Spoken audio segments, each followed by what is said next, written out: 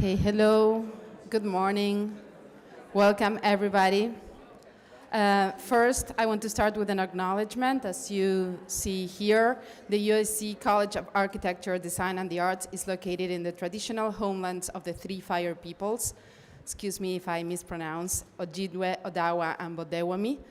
Illinois is now home for more than 75,000 tribal members, and the Chicago area includes one of the most diverse urban native communities in the US. This is a crucial moment to talk about land, and we cannot start a summit about housing without mentioning the terrible crisis in the Middle East right now, and showing empathy for all civilians who are suffering from this.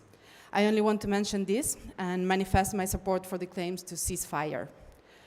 I hope these 2 days of discussing such an urgent matter in the world as housing show how a diverse group of voices can work together and think together and offer new perspectives to common problems. Thank you all for being here. UIC, I speak for the school, and we are super proud to host this amazing line of speakers. And I want to specifically congratulate Alexander Heisenschmidt, who is escaping there, for the hard work and commitment he has put into this conference. Also Natalie, for sure, who's there, and Igo, that have been working a lot. Again, I really look forward for these conversations. I look forward to getting to know all of you more. Also super happy to see some familiar faces. And well, I want to pass the mic to Alexander, who's going to make an introduction. Thank you. Thank you, Florencia. Just gonna plug this in here.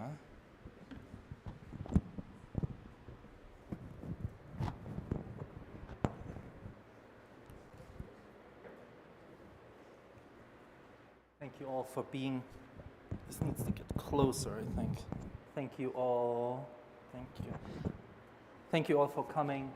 Florencia, thanks for the warm introduction and for all the support throughout this endeavor, and of course to the entire team at UIC, Igor, Yasmin, probably in the office, and yes, there, and Natalie West, that at least all the presenters know, because she is really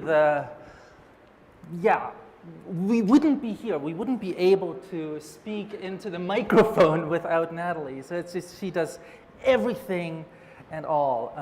Big thanks. Thanks also to all the speakers and respondents who have assembled here from all around the world. And thanks, of course, to the long list of supporters without whom this event would not have been possible.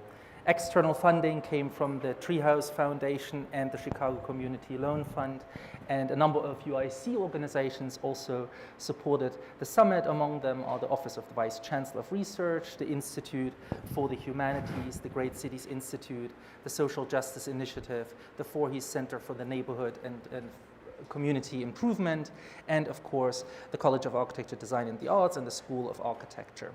AIA Chicago also supported the event and made it eligible for continuing education credits, and you can sign up for those outside on that table with the different forms. I want to use the next 10 minutes to outline some of the thoughts that went into organizing this gathering, what are its ambitions, and how it will be structured throughout these 2 days.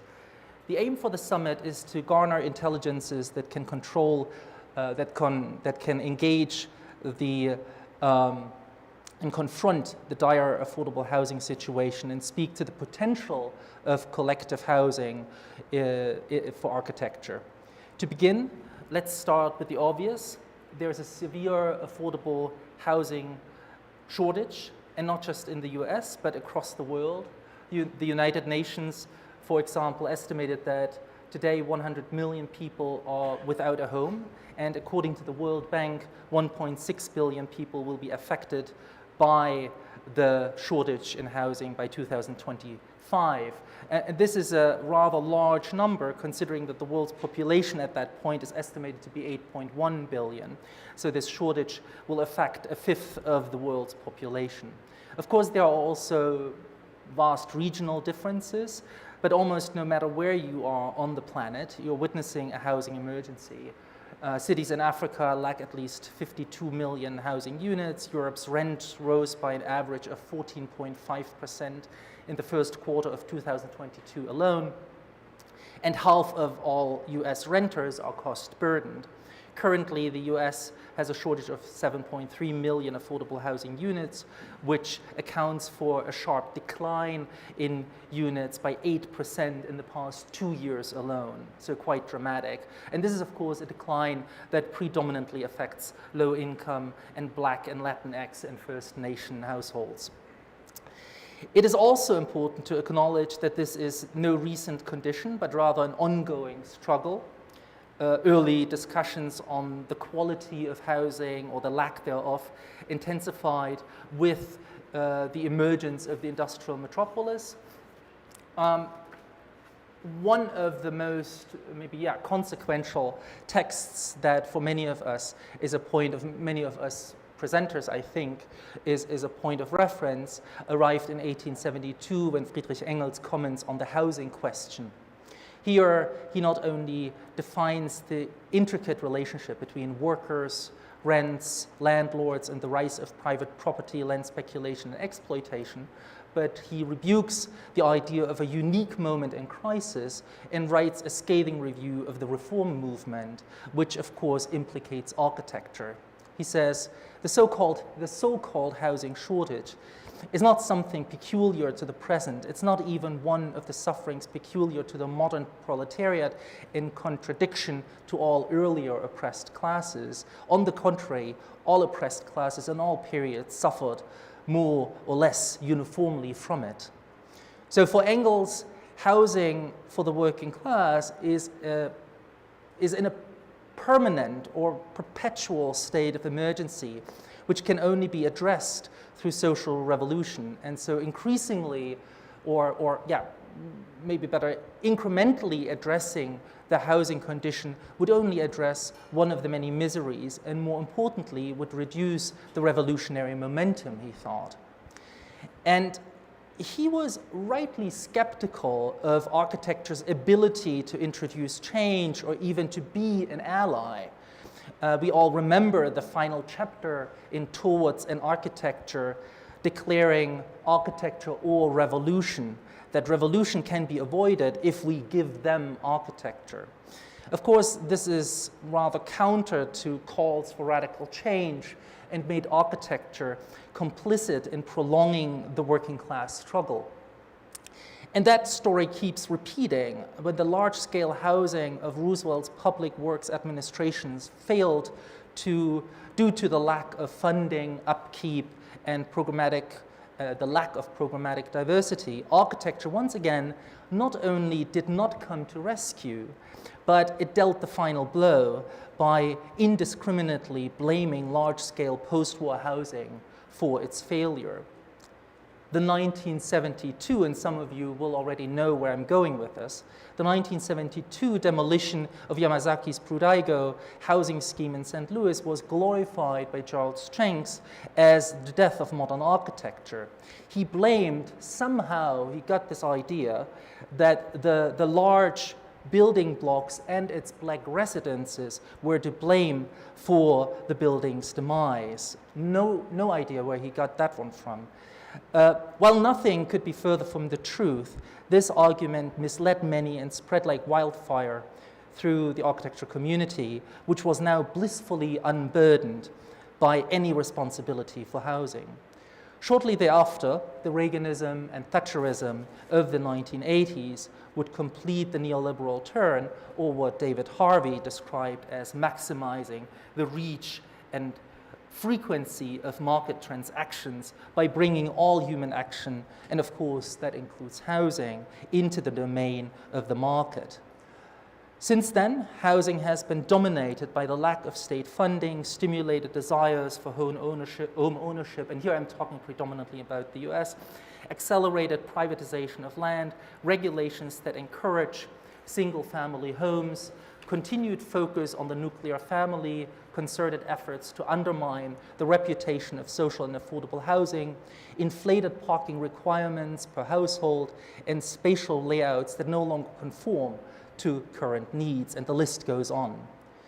With a few exceptions, and the exceptions we have assembled here in the room, architecture and planning practices have largely ceased to question established forms of living and the politics and economies that surround it. Indeed, escaping the pervasive model of profit-based home ownership seems increasingly difficult when dominated by neoliberal market values that have the unique ability to swallow and monetize everything in its wake. And yet, simply leaving affordable housing to global market forces also seems not just wrong, but it's also a real missed opportunity. A missed opportunity for architecture and for the politics of architecture. Not unlike the way Walter Benjamin envisioned to construct an apparatus that can turn consumers into producers, that is, readers or spectators into collaborators, I wonder if certain types of housing could be conceived as an apparatus that motivates action and therefore holds the potential to turn passive onlookers into spatial actors, consumers into collaborators, and witnesses into producers. In turn, the summit posits a radical shift from house to housing and from the single to the collective. The reintroduction of the term collective here fulfills multiple functions, at least for me. On the one hand, it's intended to signal a contemporary social subject that is more special or specific, maybe, than the masses and more inclusive than the working class. It can comprise the previously unaccounted groups such as the unhoused, the domestic laborer, the single mom, the previously incarcerated, the immigrant, the asylum seeker would all be encompassed by what I described, the collective. It's a term that takes reference to some extent from Hart-Negri's definition of the multitude and Massimo de Angelis's elaborations on the commons. Both definitions are helpful for us, I believe.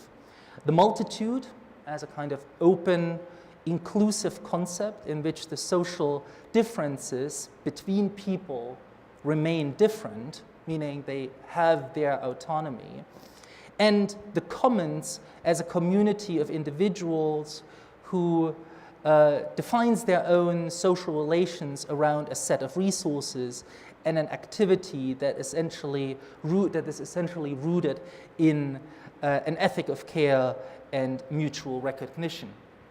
But of course, the challenge for the multitude is communication and coordinated action between all the different members. And for the commons, I think the problem is how to involve very different individuals from outside a given community. Some of you might have read Ostrom's groundbreaking work, and it's predominantly sheep herders in Switzerland that can come together because they speak the same language and they understand the land and have an intimate knowledge of the land, and therefore can collaborate. And so how does one go across boundaries is, I guess, a question for the commons. The collective, on the other hand, could make communication one of its driving forces and sharing one of its primary pursuits. Here, the collective is envisioned as a mechanism to refocus housing as a community building, solidarity building, and city building activity. The architects, theorists, historians, activists who we will hear from today and tomorrow may or may not agree with my definition that I've given you today, but they certainly have begun to effectively rethink housing and the systems of inequality that surrounds it. They are the most important, I believe, practitioners and thinkers on the housing question today. They come from around the world. After all, housing is as much driven by local constraints, right, so sociocultural and material resources, as it is conditioned by global forces. from international trade to migration movements.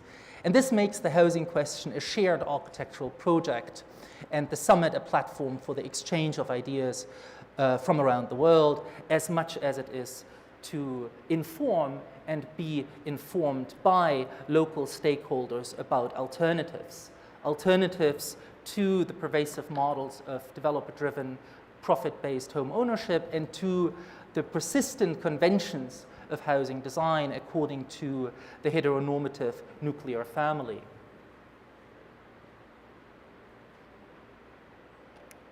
We will hear from 16 speakers. 15 speakers, sorry. I just got one email this morning, very unfortunate. We will hear from 15 speakers, 10 respondents in 5 panels where at least 2 speakers are international guests. Each panel will be joined by a Chicago-based housing advocate as well as a UIC architecture school faculty member who will respond to the lectures and then facilitate discussion. The first panel on form and urbanism understands housing as an urban project. This is an idea that was prominently discussed in the early 20th century, where urban theorists like Werner Hegemann declared that the first and last purpose of urbanism is to comprehensively satisfy housing needs. This is 1911.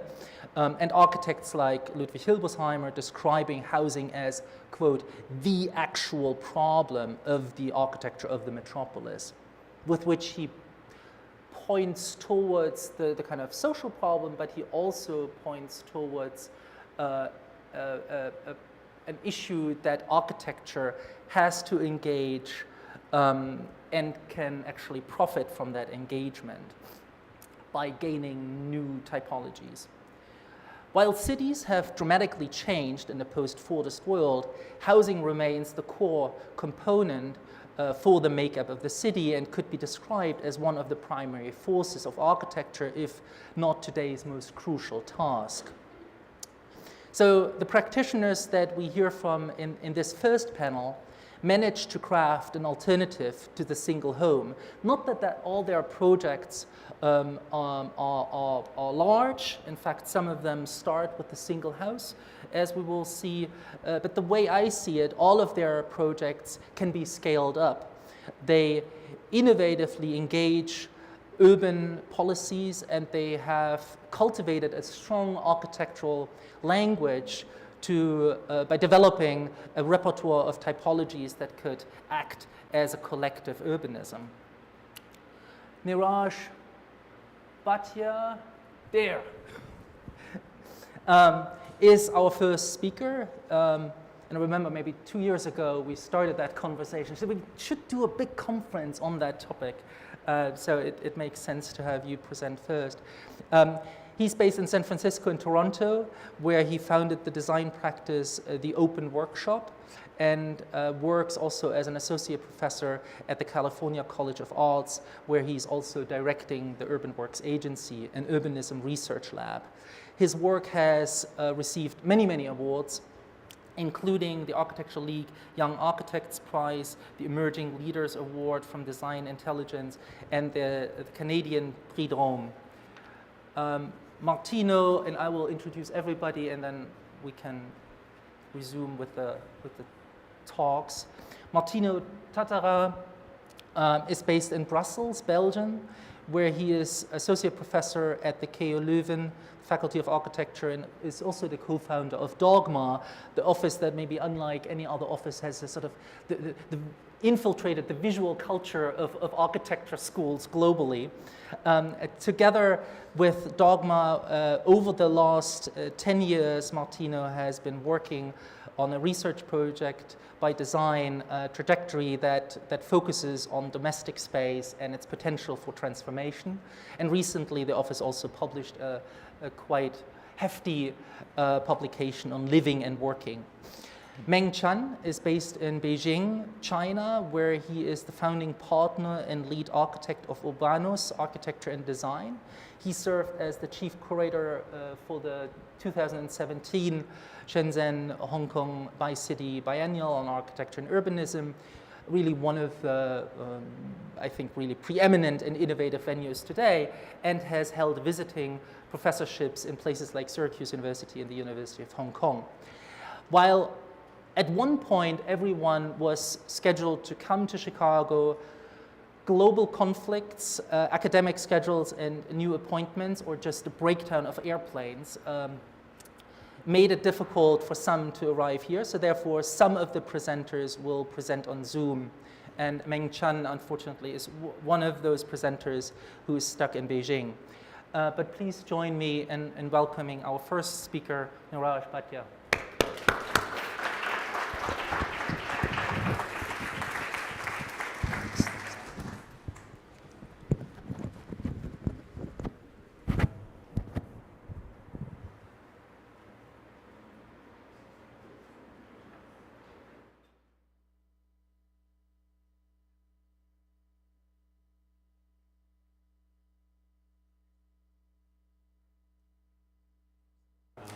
Thank you, Alexander, so much for the invitation. Can everyone hear me okay? All right. Okay. There's a timer up here. Thank you, Alexander, so much for bringing everyone together. I'm really looking forward to these presentations over the next couple of days and learning from everyone here.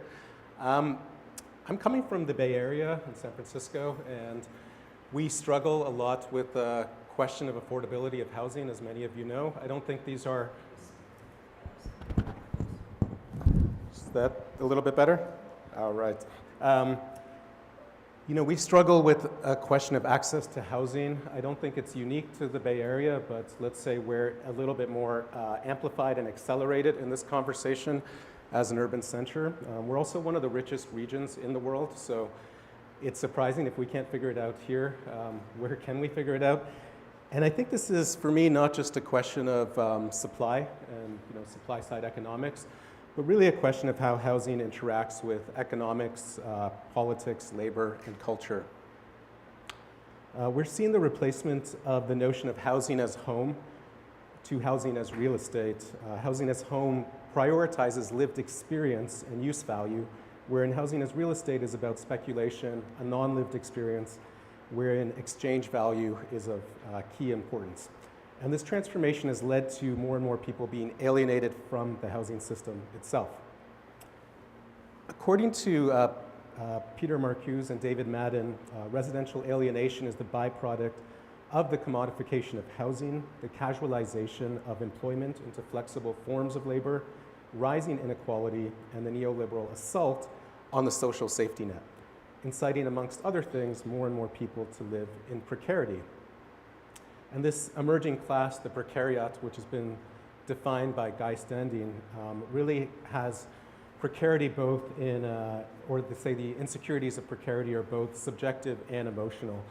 From the financialization of everyday life, the difficulty in constructing a life, and precarity has really been growing steadily across the globe right now and has affected disproportionately people that have already been systemically oppressed, so women, children, elderlies, and those of color.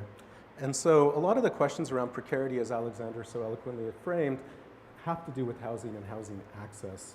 And so I've been really interested in looking back and looking to today and looking into the future in the Bay Area around questions of commoning space. And of course, in the 1960s and 70s, many of you know the Bay Area and its hinterland really saw hundreds of communes that were formed. And these were really rooted in a rejection of commercialization, ideology of shared property and labor, experimentation with alternative family types, and more equitably distributing resources. And these communities really negotiated their values and say a more expanded set of values to provide more agency on everyday life. The urban communes in San Francisco were largely in reappropriated buildings. Here, this example is of the Cauliflower Commune, where they removed some walls on the ground floor for a print shop and the upper floor for bedrooms, or a large singular bedroom that really aligned with their values. And there was really no delineation here of private space. All spaces, tasks, and labor were shared. Despite the hundreds, if not thousands, of communes in the Bay Area in the early 1970s, by the mid-1970s, most had disappeared. And there's several speculations and reasons about this, from the difficulties of living together. There was eviction issues, rental prices going up. LSD is probably a big part of this as well. There was generally a lack of interest in, say, strategic organization, because these really emerged from a countercultural ethos, so rules and governance were of less importance during this time. And presently, partly due to this access and affordability issue in housing, partly due to fatigue from structures from above, there's this resurgence in collective living in California and the Bay Area, with some numbers suggesting a similar amount to that of the 1970s. One of the differences we're seeing is a much more expanded range of collective living typologies. Still, there's many communes, but there's also co-living buildings, cooperatives, co-housing, and so forth. And so recent trends, let's say from a developer point of view, to add affordable housing into the city has really been to kind of squeeze traditional domestic program into the minimal footprint. And this interest in maintaining the autonomy of the microunit has resulted in living conditions that are increasingly isolating, inhumane, and dysfunctional. In countering this approach of microunits, contemporary communes experiment with sharing domestic resources, and by doing so can offer a larger quantity and quality of these shared amenities. And I call these luxuries without economic burden. I think these are one of the kind of trade-offs you get through sharing. So along with my colleague Antje Steinmüller at CCA, we've been really interested in how communities come together and form kind of a domestic commons. And we've tried to analyze this through looking at case studies of how people are doing this. So we've analyzed about 45 case studies to date to try to learn through how they govern, how communities govern themselves, how they create kind of social relations, and how they actually relate themselves to form, many of which are in reappropriated buildings.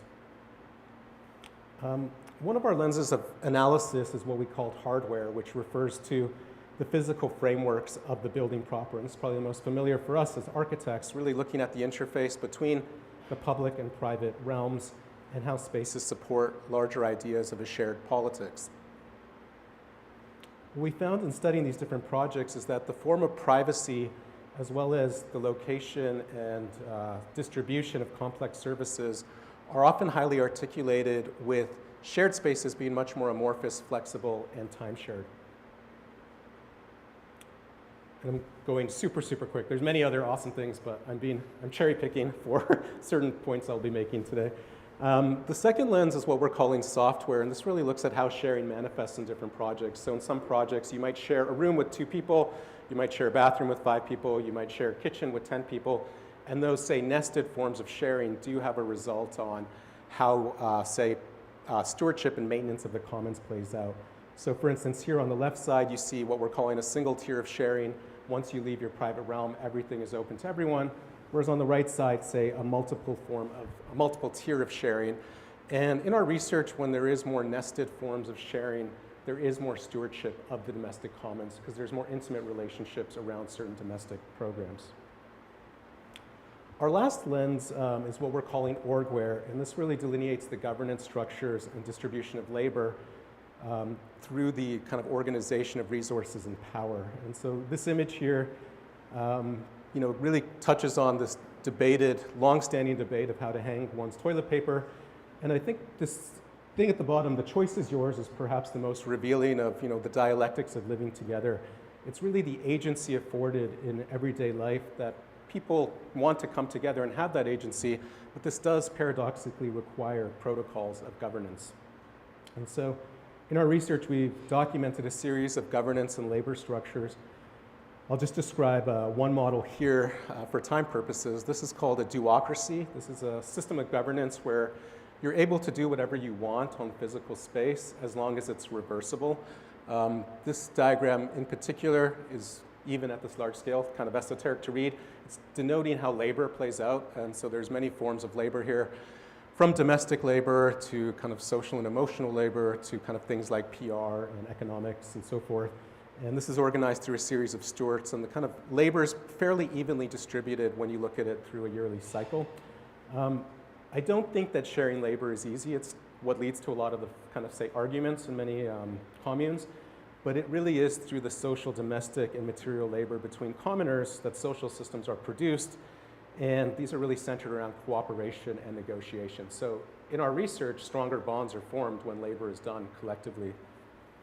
In the face of self-governments, the distribution of labor and community is one thing, and I would say community size is a very important thing because people want to live together to have more agency on their decision-making of everyday life, and that does become more difficult at larger community sizes.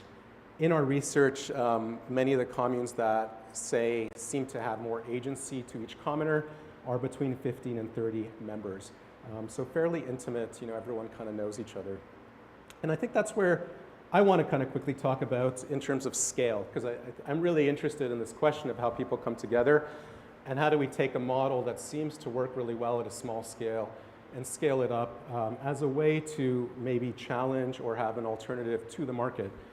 And so I'm going to present kind of three ideas here, one around questions of policy, one around networks, and one around typology. These three projects, I will say the question around policy is joint research I've done with my colleague, Antje Steinmüller.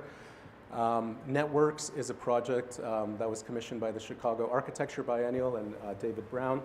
And the final project is a typological project we did in collaboration with Spiegel Akara Workshop. So the first project is looking at policy, and this isn't where a lot of this research was intending to go, but through our research we found that the way, say, co-living communes are entitled in San Francisco is through something called group housing, and the definition of group housing had a lot to do with the maximum number of people that can share a kitchen range. Seems very strange, very loose, outdated. It was a reactionary policy to SROs, let's say. And because of that loose definition, we were seeing large projects by developers, in this case a project for 400 people that only had one shared kitchen in it. And so, the reason for that was to maximize rentable or leasable space. On one hand, I want to say that to scale up a project like this, developers or people with access to capital might need to be involved. On the other hand, there's questions about how can policy be used as a way to, say, structure and point those projects to fulfill their promise of creating community. So part of our research was really to examine spatially and quantitatively how space is distributed in our case studies to understand the ratio of shared to semi-shared to private space. We also looked at qualitatively through surveys, interviews, and so forth with communities on the ground, what they like to see in their spaces. And this really produced a larger white paper report, first white paper report I've ever done, for the planning department, which was used to restructure policy. And there was a series of recommendations. The main ones we presented to the Planning Commission were to change the definition around group housing to put within the definition 1/3 of the space being shared, which comes from our research and comes from also negotiations with the city lawyers, as well as to have maximum provisions on the distribution of those spaces. So you couldn't have one kitchen that services 400 people, that there would be caps on these things as an average across a building. So you could still have bigger and smaller kitchens, but on average, you would need to have some level of distribution to ensure some maintenance of the commons. We were very fortunate to have this approved by the Board of Supervisors and signed into policy. And I think it's really these policy reforms that allow a kind of question of how we might scale up by directing development in some ways. The second kind of topic I want to look at is questions around networks, and in particular, distributed networks. So I want to go back to the 1970s, San Francisco, because there's really little trace of that original commune movement. And I would argue that it was really the tactical development of these communes that didn't scale up into a strategic vision was part of the reason this fell apart so quickly. And I don't think this is surprising because this type kind of emerged in a bottom-up way, and at a particular scale, the management and accountability of the commons becomes increasingly challenging. There were a few moments of intercommunal networks that were created in this time. One of them was the Cauliflower Commune, which set up a free newspaper that really was distributed weekly amongst 300 communes. And this allowed for a conversation to happen between communes. Another initiative that they set up was what was called the Free Fruit Conspiracy, where they pooled food stamps and had relationships with bakeries and grocery stores to get day-olds, and then distributed these to communes based on needs. In addition to Cauliflower, the Diggers, which was a radical community action group, established a series of free programs, from a free shop to a medical clinic to free meals every evening in Golden Gate Park. And I think these are really important initiatives because communes do have a tendency towards autonomy and towards being enclaves. And through these food systems and free programming, the Diggers were able to create a form of action and create a conversation, a network, and care that exceeded any individual commune. Across the bay in Oakland, the Black Panthers Party was established as an alternative institution rooted in communalism as a way to foster care for a community, care that was not being provided by institutional structures. The Panthers established a series of community survival programs that included many, many things, from free education, free healthcare, food programs, clothing programs, subsidized housing, legal aid, land banking, amongst others. Perhaps the most well-known Panthers survival program was the Free Breakfast Program, which launched in January of 1969 in St. Augustine's Church. The first day of the breakfast program served 11 children. By week's end, on Friday, it was up to 135 children. By April, 4 months later, it was servicing 1,200 children across 5 cities in America.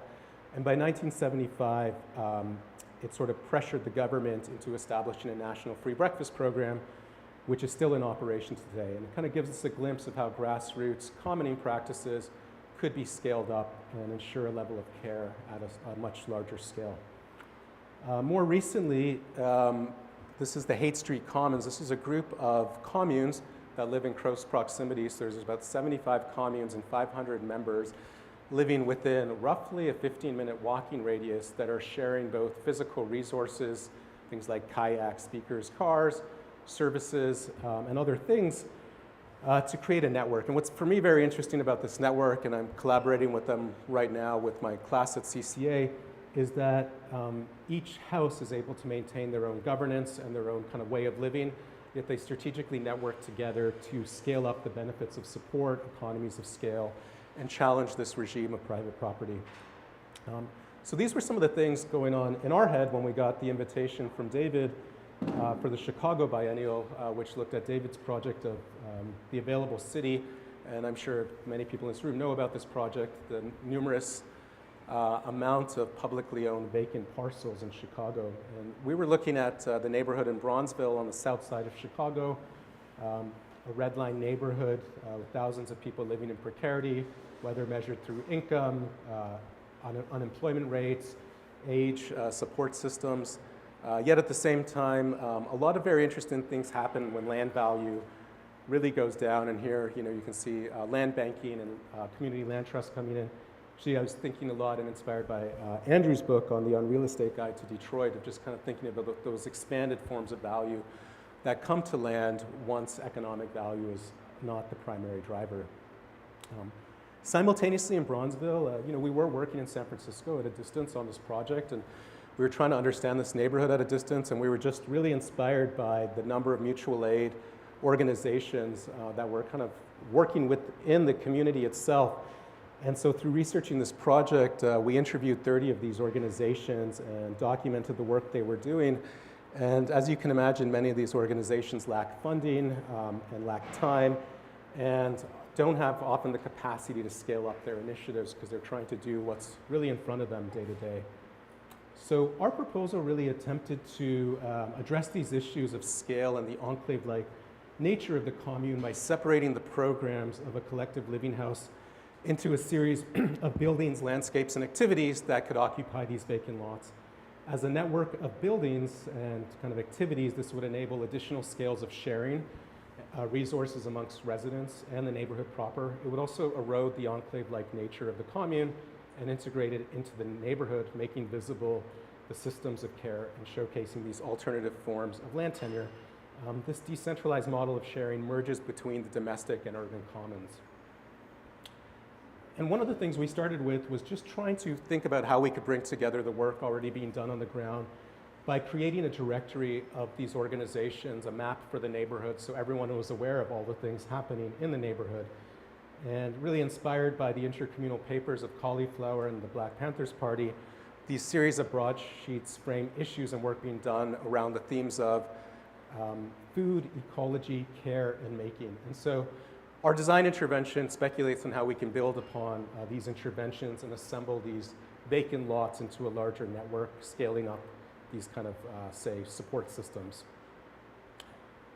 This network leverages these 4 resources to provide this framework for local grassroots activities. Here you can see this kind of relationship of these lots. This is obviously a much more compressed version of it, but it really, by bringing these things together, it tables many questions about alternative forms of exchange and value. And we call this framework the Bronzeville Action Coalition. And so the system, these are the actual vacant lots. We organized it through a series of circuits related to these programmings, which did seem to kind of cluster in certain regions around the neighborhood. And really, I think what's important about this project is that it's trying to think about how the goals and how to realize goals that exceed the capacity of any individual or group. The grounds of the Anthony Overton Elementary School, or what was once the Anthony Overton Elementary School, oh no, okay. I'll be very quick, contains one of our interventions. This is a domestic living room scaled to the kind of width of a typical property. And I would say that this site is kind of working as a microcosm of our proposal through the amazing work of Borderless Studio, bringing together a series of community-based initiatives. And our room was really set up as a kind of malleable framework to think about different forms of interaction and gathering. So very quickly, the last project kind of gets much more into typology, let's say. And I think the things that I was trying to think about in this project was about typological flexibility and how typology can be anticipatory to how to change the grain of a city. So what you're seeing on the left here is the typical lot in San Francisco, which was based on the Spanish Barra, 25 feet in width. And because of that width, it sets up particular typological arrangements, which typically puts services on one edge of the property line and an array of rooms on the other. And so this platting of lots into private lots had the effect of casually coercing all of these services along the party wall and really reifying, materializing these kind of private ownership models. And we were trying to think how to develop a typology that could be flexible to connecting between lots. So we began by looking at the complex services of a building and the structure of a building and consolidating these into a series of prefabricated cores that could increase the quality of the project, of the fabrication, and make them cheaper by recognizing the benefits of scale. We oriented these cores transversely across the plot, and I should say they're quite porous, so it does allow for a through connection across the lot as well. And what this allows for is emancipating the party wall from its services and structure to connect across lots and time, as well as across the grain of the city. So this is the typical plan of the housing unit, a series of simple kind of sliding and easily kind of constructible and dismountable partitions are able to give a flexibility to room arrangements to acknowledge the more complex range of family forms that we're seeing in San Francisco. Here's a view through a unit of 2 levels that are connected together for between 12 and 16 residents. The project is built from cross-laminated timber that spans between these cores, so the party walls don't have any structural component to them anymore. And so this is 2 adjacent lots that are connected again together, joined laterally around a single large courtyard. And if joined front to back, you get this generous kind of access way that cuts through the lot and provides other mechanisms of cutting through what once was this kind of territory of private property. Here's a view of 2 lots joined together around that central courtyard. And as an overall building, we stay within the zoning height, which is very low. It's only 40 feet in the Bay Area, but we really have densified, say, that typical lot condition. What once used to have a single family home now can be home to between 24 and 32 inhabitants. Ideally, a community land trust would be implemented to establish the kind of foundations for a project like this, but I think we also want to recognize that shifts in culture, economics, and zoning are gradual, and thereby this kind of typology could be set up as a freehold, it could be set up as a cooperative, or on communally owned land, and it could be subdivided internally to think about different, say, land tenure and building tenure occupations simultaneously.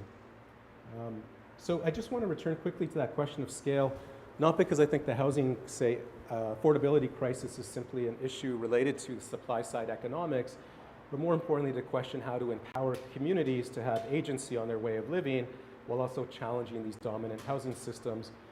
Ultimately, when people come and act and speak together, they can produce power, and I think this is the power that communities, collective living communities, are looking for, and in the end, the power that can challenge the status quo. So thank you very much.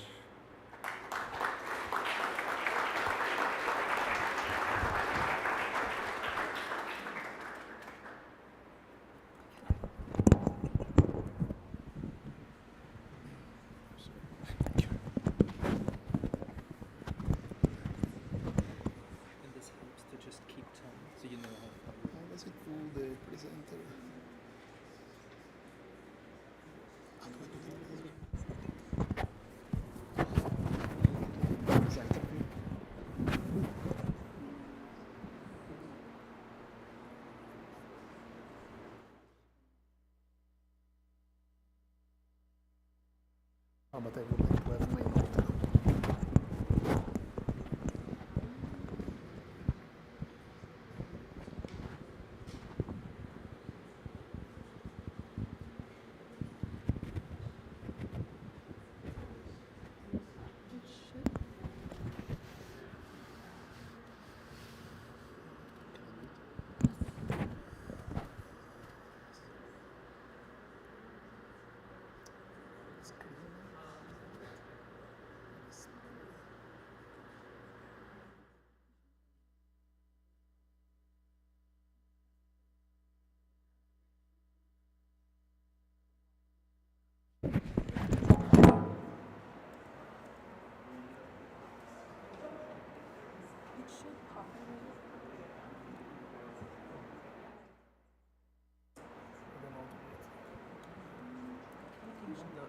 Try clicking on the one behind. Sorry? Try to click on the one behind. Doesn't work. I don't know how to make this is the new one. Does anyone? Anybody in the audience knows how to go back to the last screen? Use as? Yeah. Where do you see use as? Oh, there it is. I see. So the drop down. Yeah, so if you go like it says mirror for HDMI, Yeah. is there an alternative? Stop mirroring? If we stop mirroring, then the live stream will be down. So we have Okay, to mirror. you have to mirror. Oh. That was the idea. That was the idea. Yes, great. Perfect. Yes, perfect. Yes, great. Okay. Thank you very much. Is it okay, the microphone? Thank you also from my side to Alexander, to the School of Architecture of the University of Illinois for the invitation and for all the arrangement to bring me and us here. It's a great pleasure to having been given the opportunity, the chance to participate in what I believe is a very timely event.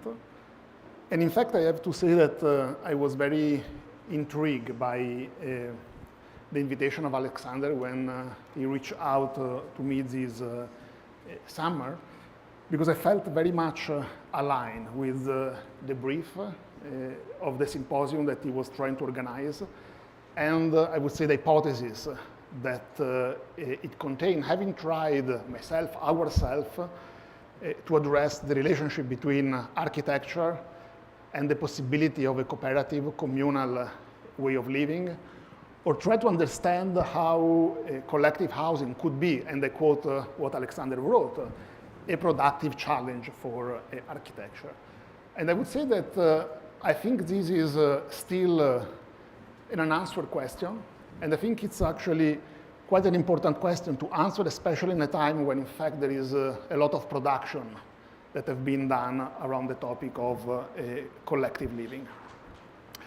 There are several aspects in which the idea of collective housing can have an impact of the work of designers that engage themselves with the topic of housing. And the first one is the issue of property.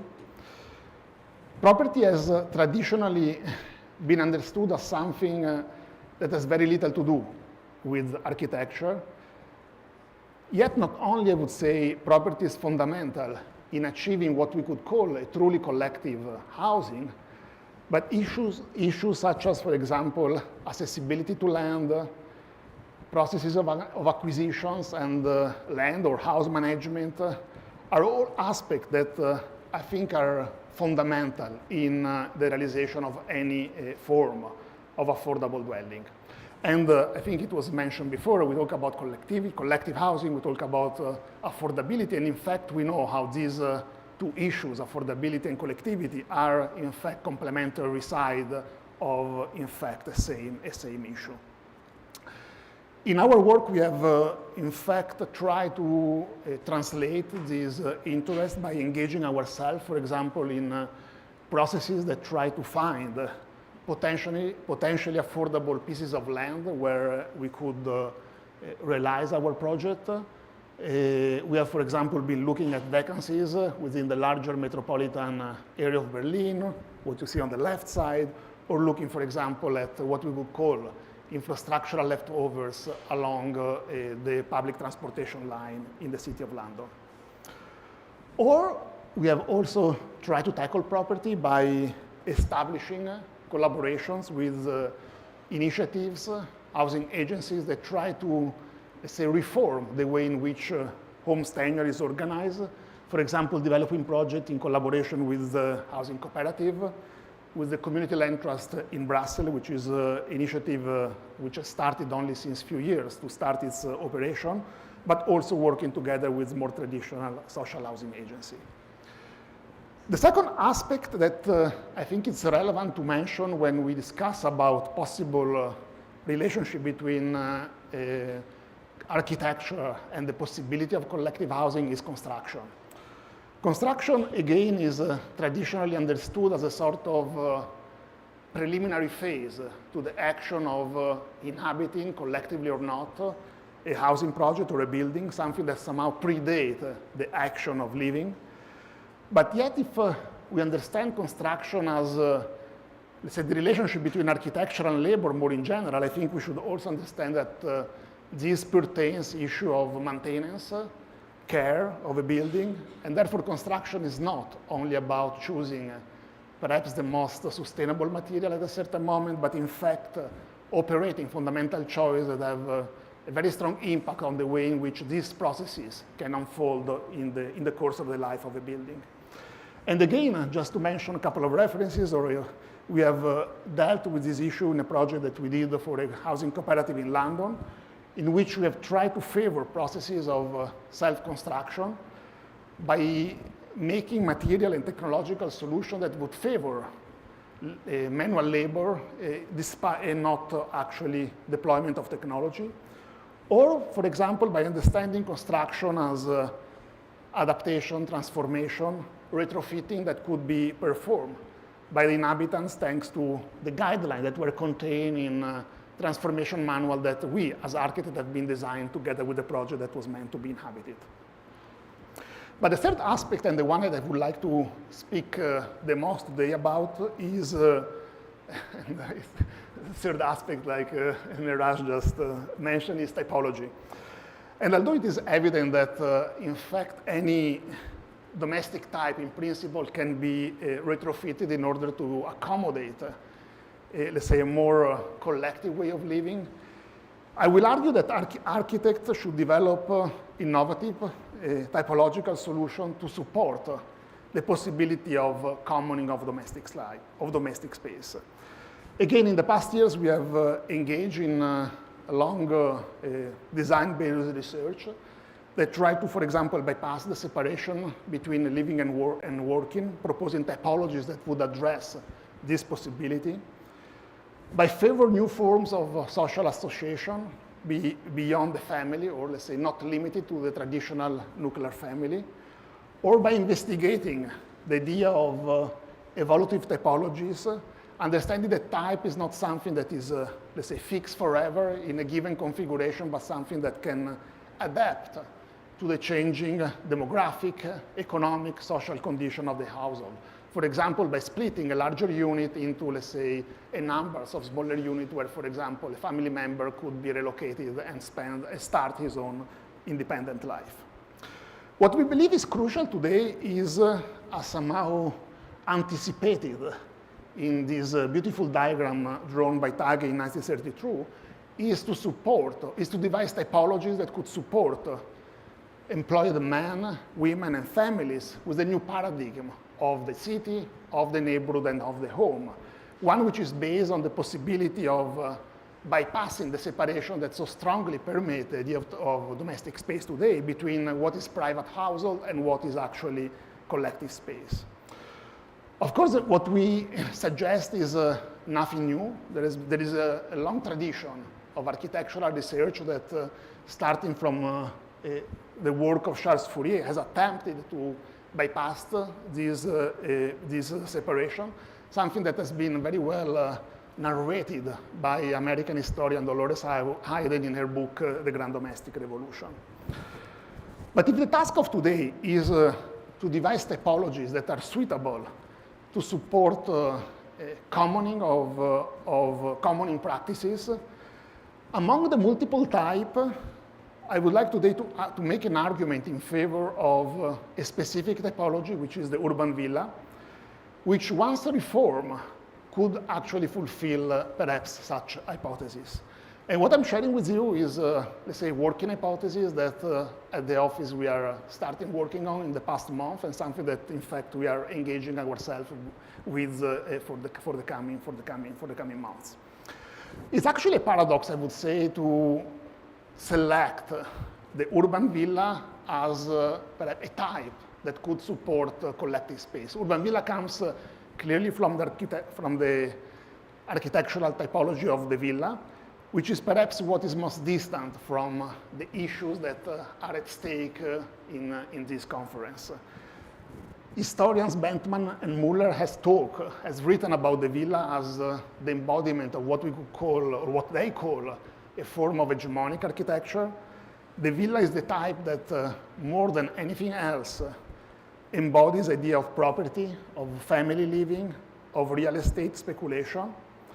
And the urban villa, which derives from the villa, is in fact something that is neither a villa, neither actually a block. It's what we could say perhaps a bastard offspring between the two. It's neither high hand nor low hand. It's neither beautiful nor ugly. There is nothing actually progressive or utopian in the urban villa, but yet we would argue that its scale and typological organization are appropriate in order to support a way of living in which residents might or will share their abode. The history of the urban villa will not be possible to be traced in the, let's say, the short time available, but let's just recall this important project by Schinkel for a small pavilion in the Charlottenburg Castle outside Berlin, which in fact synthesizes in a way the shift between the villa and the rise of the typology of the urban villa. It's a sort of hybrid between the lodge and the Palladian villa, and its features are the one that we would identify very easily with, in a way, what the urban villa has become to be known. It's a sort of square plan, a square box, detached on all sides.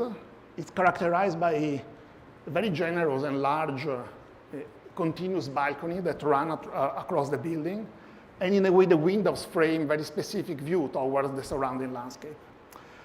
It's a type that has been already incredibly successful in cities. It has been especially successful because it has allowed to build quite high densities without actually renouncing to the idea of, let's say, living in the countryside. An entire city in Europe has been completely colonized by this typology, such as Rome, where the urban villa is called palazzina, where entire neighborhoods have been built by the repetition of this typology. But many cities in Germany and Switzerland have been, in fact, built, actually, through the deployment of this very specific type. And although it is a type that historically has been especially embraced by speculative forces, there are also, let's say, different examples, such as, for example, the cooperative housing initiative in New York, of the Donnelly Garden at Jackson Heights in Queens. There is one architect that has been particularly interested in this typology, and who is Olvas Matthias Ungers, who in 1977 has actually produced the publication of which I'm showing the cover. And the interest of Ungers was motivated by the fact that he recognized that urban villas have the capacity to improve what he called life in cities, because they would be able to preserve the density and qualities of urban centers, but at the same time provide a form of dwelling that, in fact, is comparable in terms of the quality that is able to produce to suburban houses. Flexibility, the possibility of bringing several households within actually not very large volumes, multiplicity of functions, such as workspaces, childcare facilities, commercial facilities at the ground floor, a variety of plan arrangement facilitated by a quite generic building structure, are all actually characters that were recognized as features of, in a way, this typology. But at the same time, Ungers also, quite interesting, underlines in his book that, in a way, the urban villa has the potential to become a collective typology, thanks to his capacity to adapt to different urban conditions, the diversification of the plan layout, and the introduction of potentially shared facilities. And while these aspects are all aspects that, in fact, have also made the urban villa the champion of real estate speculation, we would say that if built on pieces of land, the tenure of which could be organized through alternative forms of tenure, if, in fact, it could be built through deployment of affordable and durable structural system, if based on sort of elementary design that would facilitate the capacity of inhabitants to appropriate and transform or engage with their own living space, in fact, the urban villa then could become, why not, actually a type that could support a collective form of living. So having said that, I would like to very briefly present two projects that, in fact, were tested, where some of these ideas were, let's say, put in practice, while actually we have just recently started a research on, in a way, sort of more typological investigation into the history of this type that hopefully will be, let's say, presented in the future. The first project is a study or a proposal that we developed in occasion of an exhibition titled The Wohnungsfrage, the book of Engels that was just recalled in the introduction today, in which we have been asked to develop a building where a group of artists that were then actually 50 artists could in fact live and work together. And indeed the title of the project, Communal Villa, is clearly a quote of, in a way, the history of this typology, which was very relevant for the city of Berlin, for which actually this project was developed. But also, in fact, it announced how this typology has been somehow appropriated and distorted in its deepest meaning, because it has been transformed for, let's say, a paradigm of private living into, let's say, a type that would accommodate forms of communal living. The project is based on three important conditions. The first is that it has been developed within the framework of what in Germany is called Miethauser Syndicate of Tenants, which is actually, let's say, an organization that through which, in fact, buildings are removed from the real estate market and guarantees against the possibility of speculation and hostile takeovers forever, in perpetuity. We have been indeed been searching throughout Berlin of potential sites where such project could be built. And we have actually discovered that indeed Berlin, because of its very specific history, is a city which is quite rich of a vacant lot that we believe could have been or could be leased by organizations such as the syndicate and made available for, in a way, this type of project. It is quite interesting that, in fact, if we look at this site, somehow these are also sites that, in a quite paradoxical way, evoke, in a way, the setting of traditional villas in the city. But there are also sites that, although dispersed in actually a quite large geographical area, they're all characterized by good proximity to public transportation, exactly because many of them are, in fact, what we could call infrastructural leftover. And the third condition is the attempt to devise a building or to make a building as affordable as possible, to conceive a housing building as this would be an industrial building, which means that we try to get rid of finishing, but especially of the impact that finishing have on domestic space, and to get rid as much as possible of furniture in order to provide actually to the inhabitants something that is already furnished and does not force people having to buy, let's say, a new set of furniture all the time they move in a city. Well, I have to be quicker. So the plan is actually very simple, is characterized by a very simple spatial principle, which is to maximize collective space and minimize individual space, which is actually a set of room distributed around the perimeter of the house. And the only fixed partition of the entire plan is, in a way, the element that you see here, which is what we have called an inhabitable wall, which is an element that separates the private space of the room from the public space located at the center of the building, but also something that in a way blurs the distinction between what is architecture and what is furniture. And we could even say that perhaps this is a building which is, in fact, is quite generic, is just a steel structure box, and in a way this element is perhaps the only architectural element that really defines this piece of architecture. It has actually an element that, of course, has two faces. One face is oriented towards the private space, which is actually the elevation that we see in this line. It contains a wardrobe, a bathroom, and a sleeping space, while the opposite elevation or facade looks towards the center of the villa and becomes a large storage space where each inhabitant could keep his own belonging or his or her own piece of art. These are actually a few images of this inhabitable wall with a sliding panel, so which in fact can be closed, and in a way reveal how our attempt to, in a way, devise an architecture which in fact does not identify for whom actually this architecture is built. It's something extremely simple, deprived of style, stylistic connotation, architectural language, in order to, in a way, be more collective as possible, something that could be inhabited by a man or a woman, by children or an adult. Everybody is given the same amount of space. Everybody is given the same amount of space in terms of private space on the right side or in terms of public space on the left side. Very quickly I show the plan. I think perhaps now you probably already are able to understand. You see actually the central space, which is the space of collective production, and the perimeter, which is the space of individual living. And in fact, the central space is something that, in a way, is a space that can be readjusted by the inhabitant themselves, something that does not separate rigidly what is work, what is actually living, what is production, what is reproduction.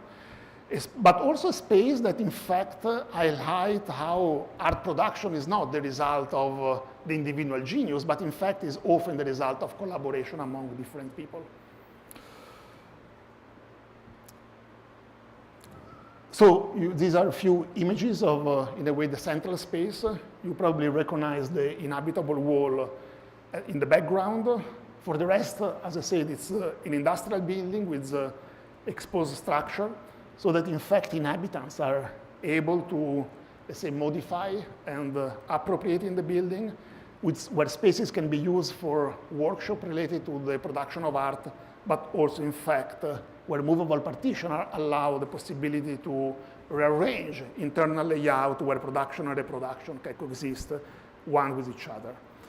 Where the central space, indeed, can be used as a space of work, but can also be used as a space where the care of the self can, in a way, take place, and where, in a way, spatial and structural legibility are, in a way, conditioned for allowing the possibility of, in a way, being together and take possession of the building. It's a building that, in fact, was meant to, let's say, be located in any of the sites that we've been identified. In a way, it's a building that does not change according to the site for which it has, where it is meant to be, let's say, built. But in fact, although it's, we can say, quite indifferent to the condition for which it is, of the place where it will be located, at the same time, we can say that it's certainly not indifferent to the socioeconomic condition of the city for which it has been produced.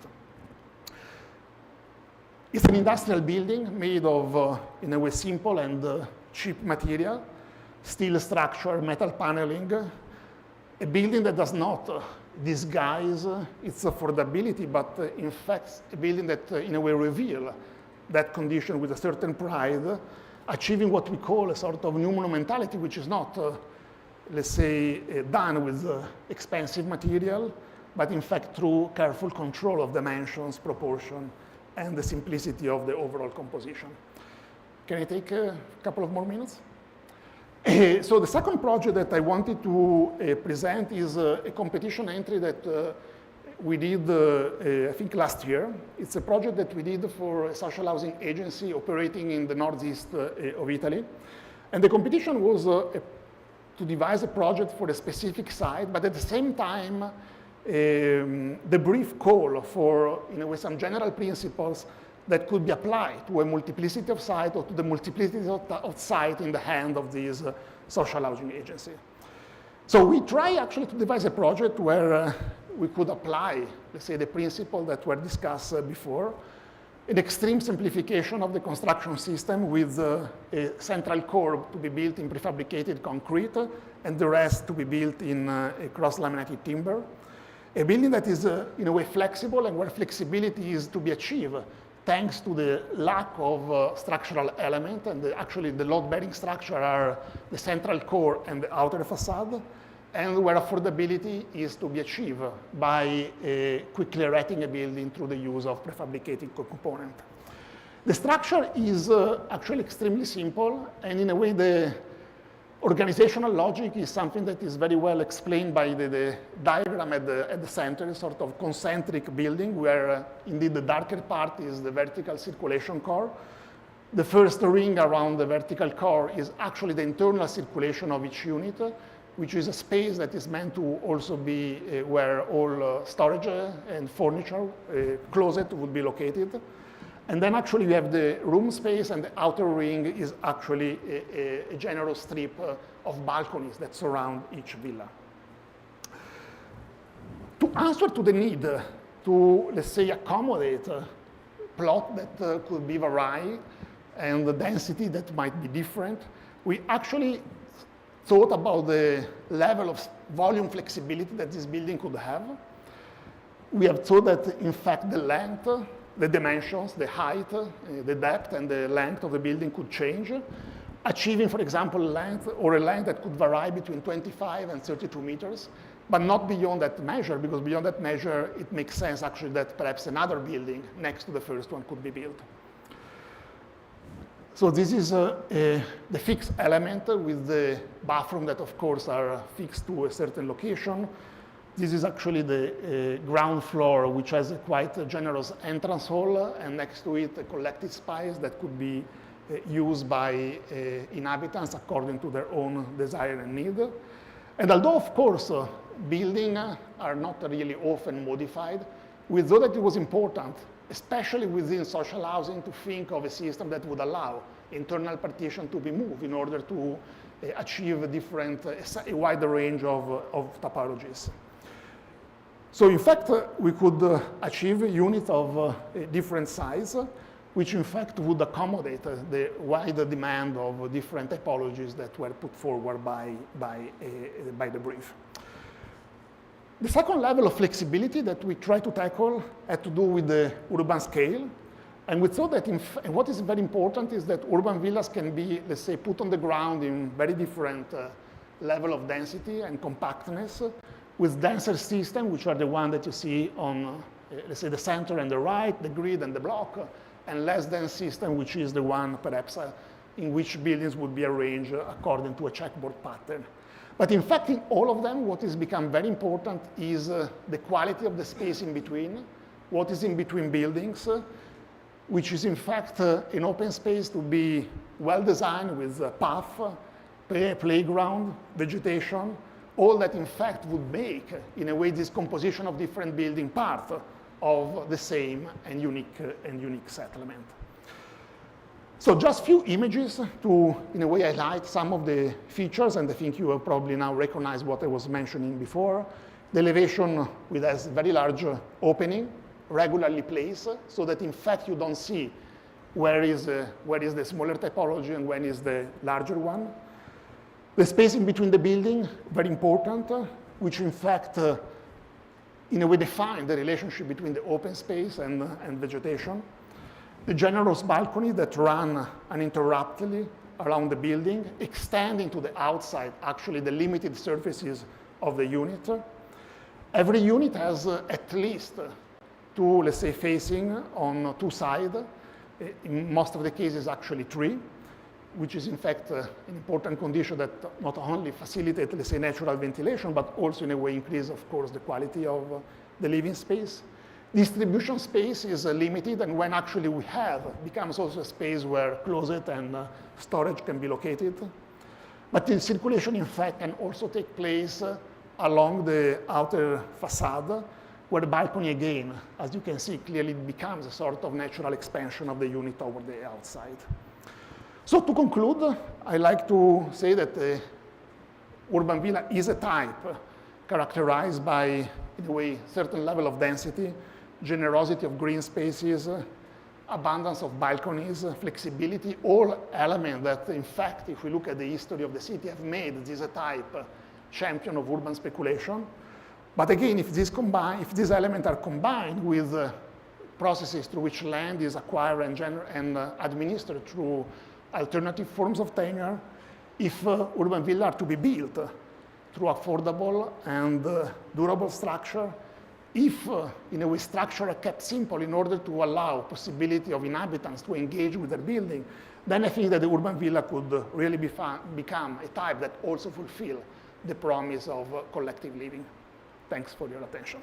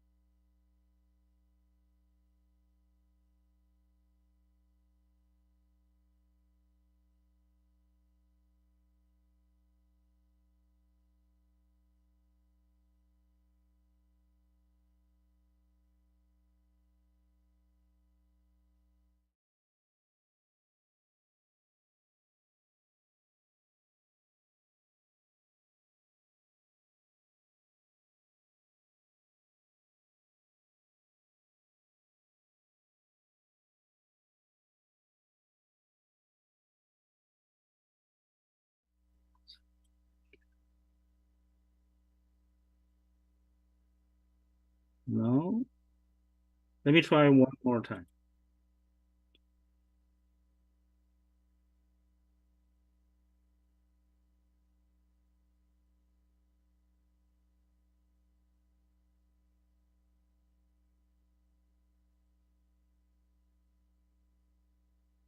Okay. This is good.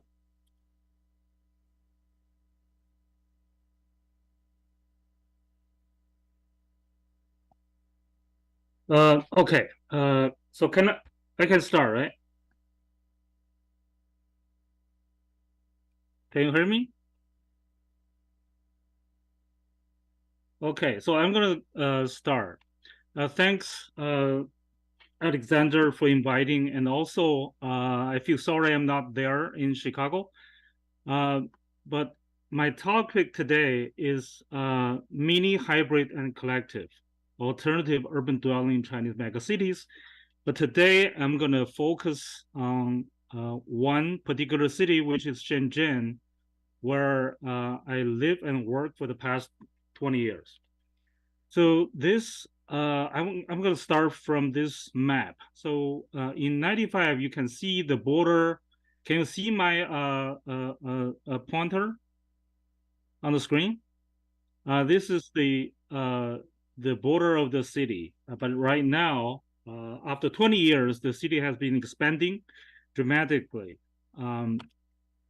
So today, the Chinese cities are facing fundamental crisis of spatial, cultural, and social disintegration, segregation, and as the consequence, diminishing the very tissue that holds the city together. So this presentation is highly graphical and self-explanatory. So it's because I'm not there, so it's easier for you guys to see what's actually going on. When we talk about the collective housing, you know, China in the last century, in the 50s, 60s, even 80s, is a collective kind of a country. It's the housing market has been highly influenced by the Soviet Union kind of imported modernist ideology. And also it combined with the so-called socialist kind of ideal. So what you see here from Beijing to Shenzhen before the 80s and even in the early 80s, you see this kind of a walled or slab building, collective housing typology. So the standard for living at the time is firmly aligned with the mode of production on efficiency, equality, and with the progress of modernism. So you can see the different variations. They are all start from Le Corbusier's building, the slab building. You can see over here, for example, these are the remaining communism building, which you have shared kitchen and shared bathroom. And you can also see variations in Shenzhen, where these long slabs with single loaded corridor. And also the latest, this is our building, I'm going to talk about later. So you see a line of these kind of typology of single loaded corridor with smaller units and with large sort of residential compounds. But in the 80s and 90s, these typology prevail. The point axis, which is the kind of a tower and podium typology. So the neighbors never know each other anymore. So the gated residential compounds encroach the more integrated, blurred, and dynamic urban fabric in the old city core, and at the same time creates isolated islands in new developed zones. So the kind of prevailing tower plus podium typology for urban housing further discourages the communicative and hyperactive metropolitan lifestyle. So all the Chinese cities of the past 40 years has been the same in the end. So what can we learn from the existing conditions? For example, these kind of urban villages, this highly density, high density kind of urban condition. If there are a new type of collectiveness that we can learn. And also, we need alternative strategies to fulfill the diverse and complex needs of different type of people with different economic and social status. So these are all the kind of complex issues that we're facing. So the first part of my presentation, I will give 3 examples showing how the kind of a typological transfer occurs. These are all these projects, the 3 projects, we based on the very simple kind of a traditional dormitory typology, how that typology is transferred into different types. The first one is a very old project. We did it 15 years ago. It's a affordable social housing experiment. Is the design started in 2005. This is when the Chinese building market escalated. So from that point on, the average citizen with a certain income will never afford a kind of commercial real estate development housing. So what about these lower class people? So it's a big lack of housing at the time for the middle and lower middle class. So what happens at the time, one leading Chinese developer, Wanqi, they look at this type of Hakka compounds in Fujian province as a prototype, possibly for urban low-income housing typology. So they asked us to do a study. So this was not a real project at the very beginning. It was a research. How this kind of a dormitory typology can be adapted and transformed in an urban condition. So we did a series of these researches, study the density and also the size, how many people. So we did all these kind of clay models and plans, and we studied different types. For example, this one, we try to incorporate the kind of a too low housing with a shopping mall with other kind of conditions. We also tested this type to increase the density in the middle and try to work with other kindergarten and other facilities. And also at the time, we come up with a series of strategies for the developer to work with the city to find kind of a vacant and abandoned places to build things like this. And for example, this one, we have the Hong Kong Shenzhen border. So we build a Hong Kong too low and a Shenzhen too low, and they can connect it. Some are really radical. For example, like this one in the middle of the traffic center. But some are more feasible. At the too low could be anywhere. It could be adapted to different urban conditions, could somehow colonize the city even. But interesting enough, in the end, this becomes reality. The developer was so interested to test how this type can work in reality, so they decided to build one. So the building was finished in 2008. 13,000 square meter roughly, with 280 units. So if you look at the massing, you have a circular kind of a wall around and with a square in the middle. So it is not really the original too low, but we modified it, we densified it to accommodate the kind of a new situation. And then you can see from the left, the building is right next to the existing kind of a middle class compound, and is close to the highway. So it's on the kind of a border condition. So this is from above. You can see this building is enclosed, but at the very corner it opens. So it's not really a castle. It opens on one end. So you enter from one end, you enter to the outer courtyards, and from there you enter into the central courtyard, which is a nicer and very quiet space in the middle. So you can go above because the space is limited. So the roof becomes a playground and for all the other kind of activities. So these are the documents that we did. It's really beyond architecture, it becomes a social experiment to see how people react to the space and how people live in this type of condition. And the building is also a hybrid complex. It contains the majority are rooms like very small, like 30 square meter rooms, but also have dormitories.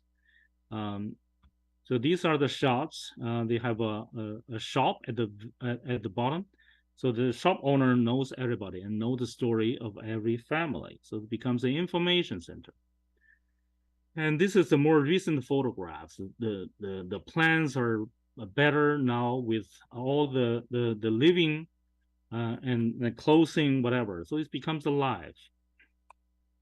And we participated in the first Lisbon triennial in 2004, and also the second Shenzhen Hong Kong Bi-City Biennale of Urbanism and Architecture in 2017, and also in the Cooper Hewitt Design Museum in 2008. This is the solo show. It's interesting that we built actually a one-to-one scale room within the existing museum to show how tight the space is, and all the furniture has to be flexible and adaptable to different use.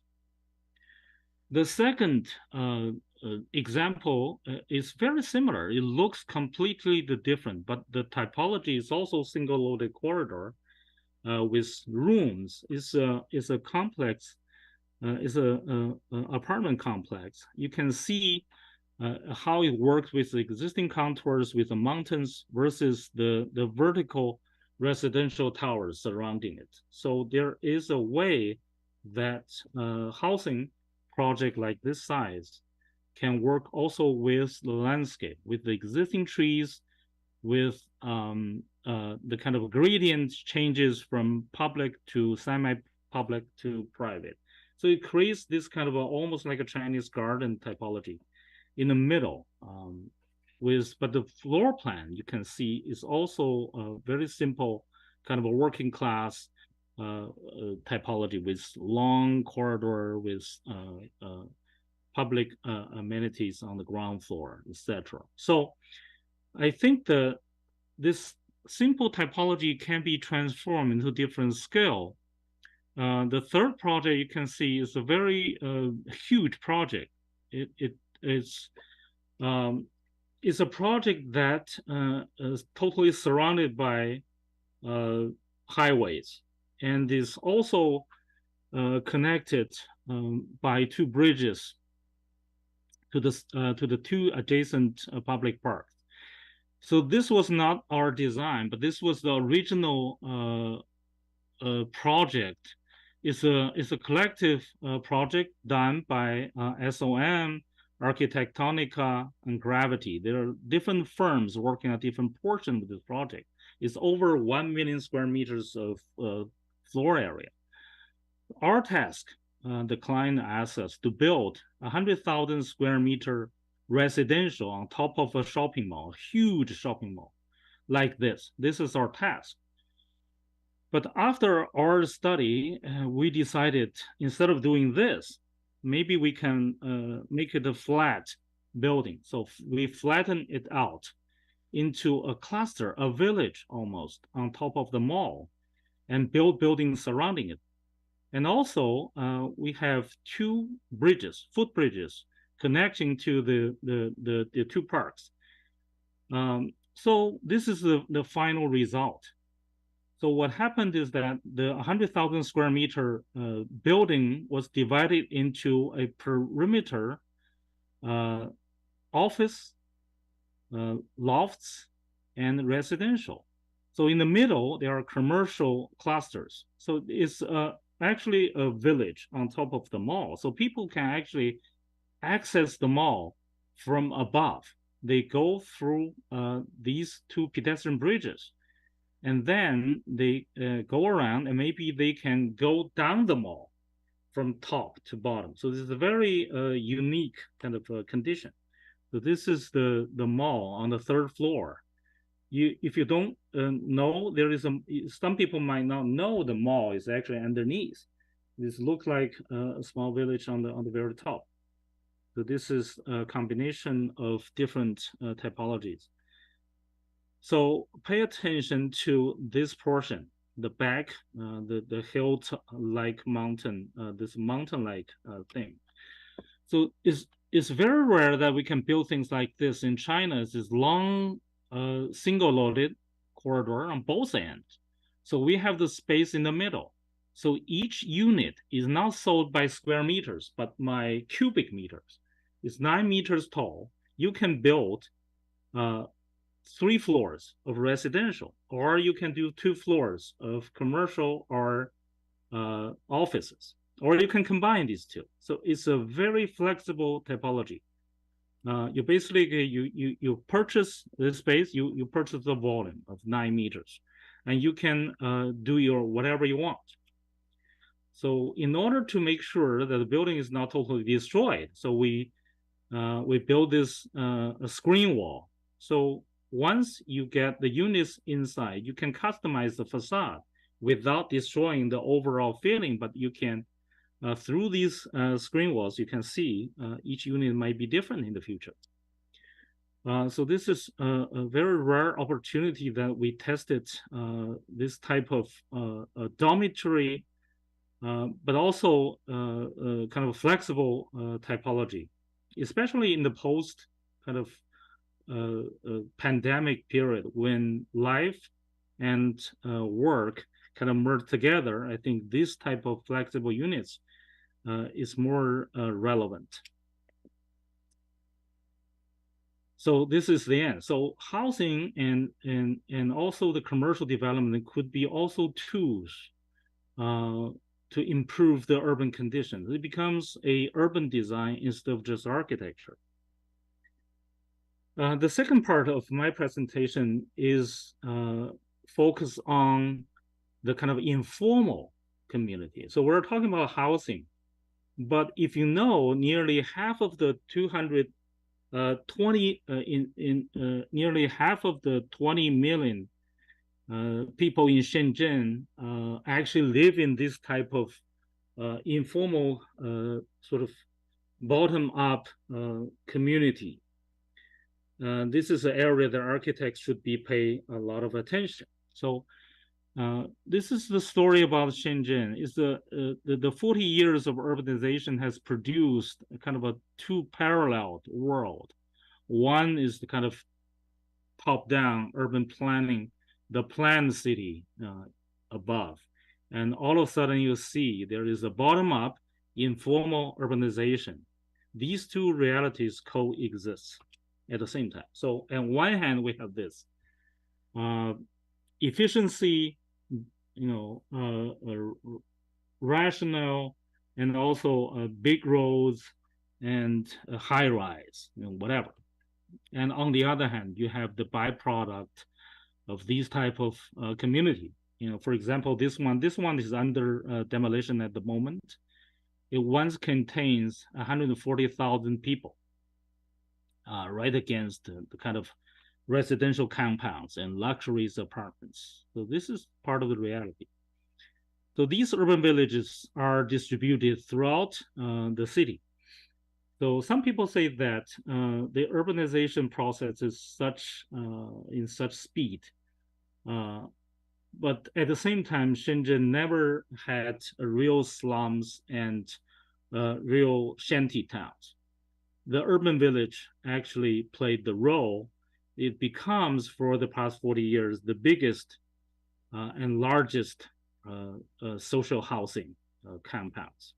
So if you look at closely, you see the life in these narrow alleys is vibrant and lively. So we did study, we studied these urban villages starting 2004. So about almost like 20 years. So we published the book in 2006. But in reality, a lot of these villages are under demolition. So it's all gone. So in 2016, we started this particular village. It's called Nantou. It's very small historical town. It's a historical town combined with the urban village. So if you look closely, you don't see a lot of historical buildings, but a very dense kind of urban village layout. But look closely, it's very vibrant and lively. But after our study, we found that historical town is still exists, somehow is hidden within the kind of dense situation. So you see this kind of a Ming Dynasty 500-year-old city gate still existing, the family shrine, the kind of historical buildings here and there hidden. And also you see buildings built in the 50s and 60s and 70s. So it's very different from the rest of the city of Shenzhen. Shenzhen is supposed to only have 40 years of history, but this is not true.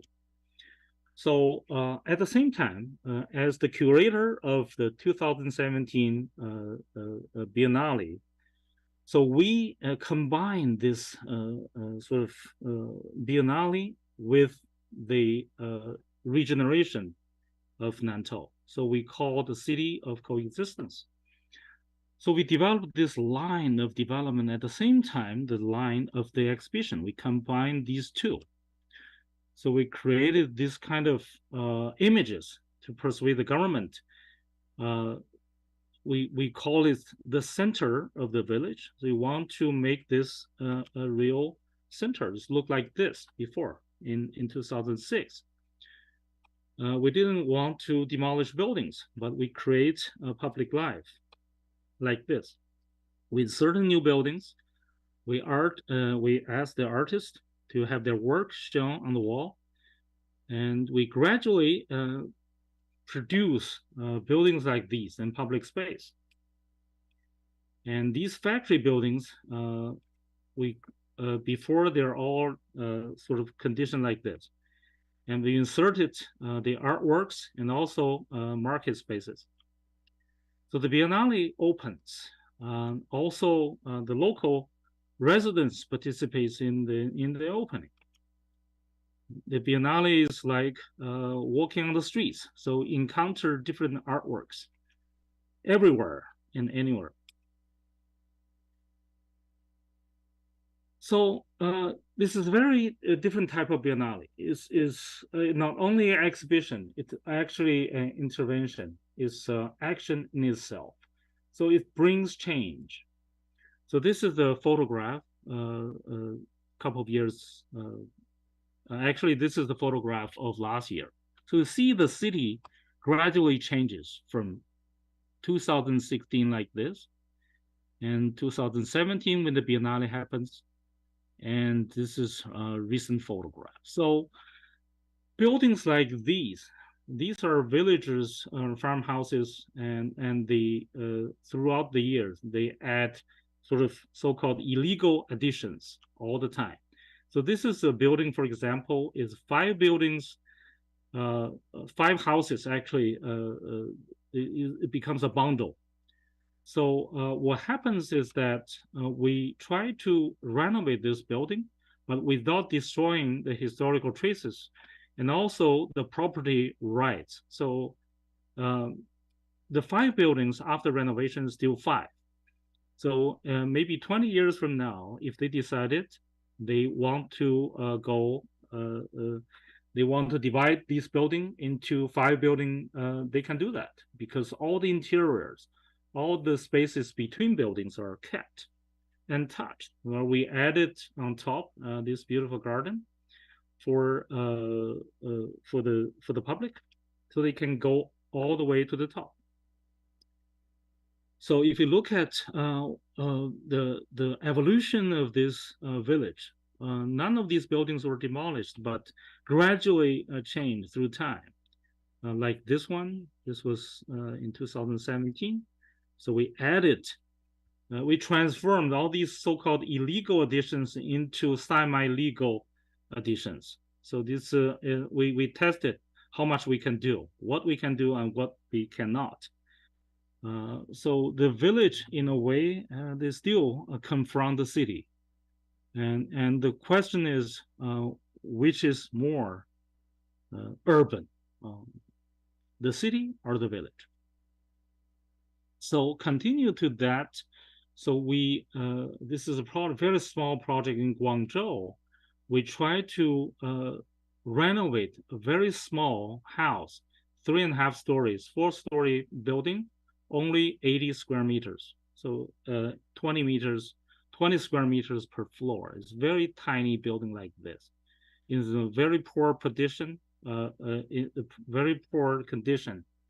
And also before the renovation, is only had this 80 centimeter alley to get access to the main gate, and also the building is extremely dark. So this is the kind of the worst condition we can find in these type of condition. It's super dark. So what we did is to try to find ways to bring light in this kind of condition. So we have this device. This very simple device. We project it out a little bit. So we bring light to the bottom. And on different floors, we have this device. And also we change the stair and we bring new gate. So each floor is opened. We get rid of a lot of the tiny little space, but creates kind of a condition like this. It's more open and flexible. Every single space has to be used, including the stair. So you have drawers and closets in every single step. So you have to make a small building like this. After the renovation, the light can come from different directions.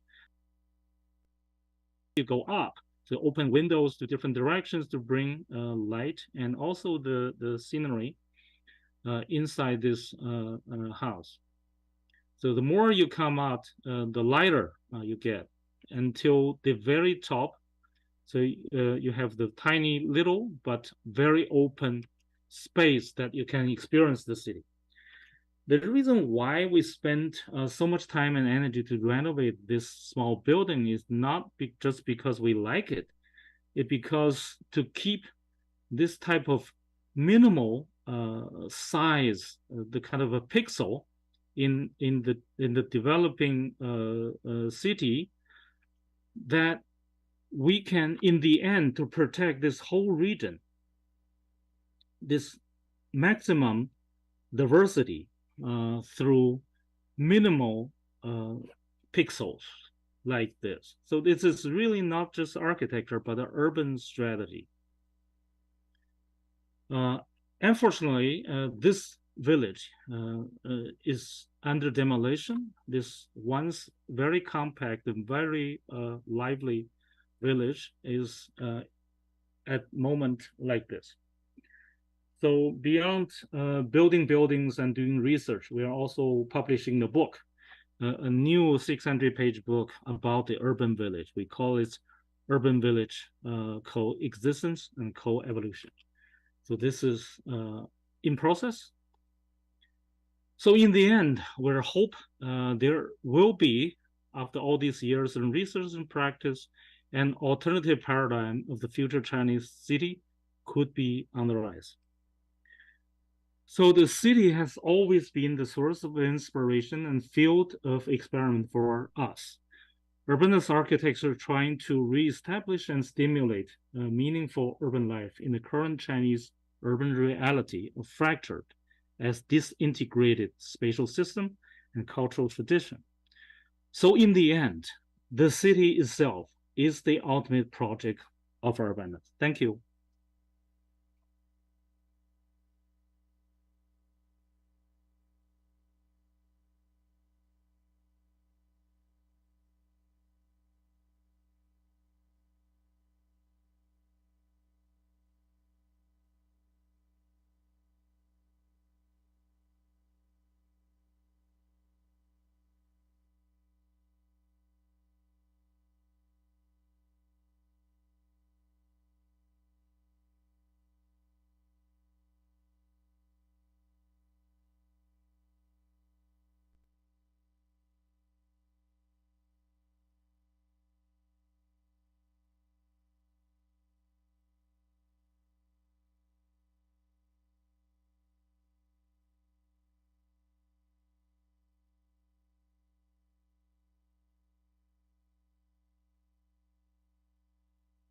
Testing. Do we have to switch?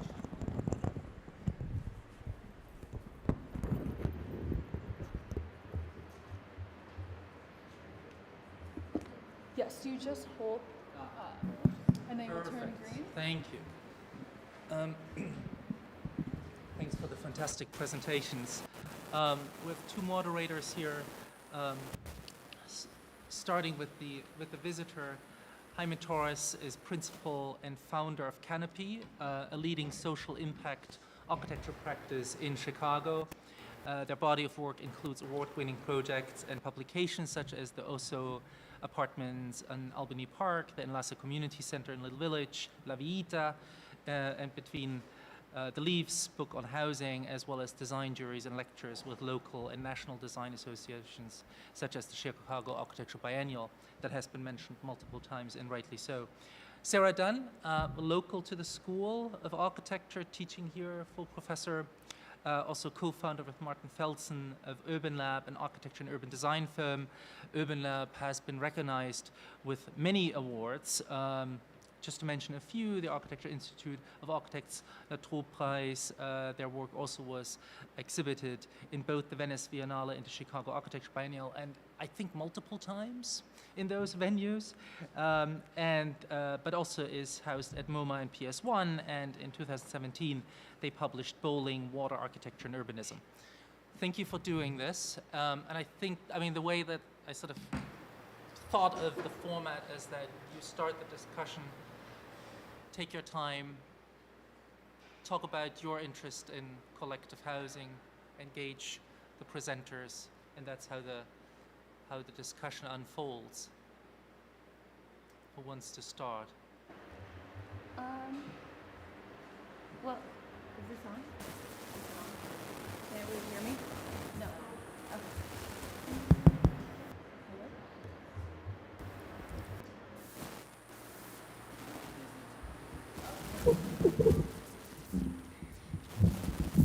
Hello. I'll speak loudly. Oh, thank you. I wanted to just thank Alexander for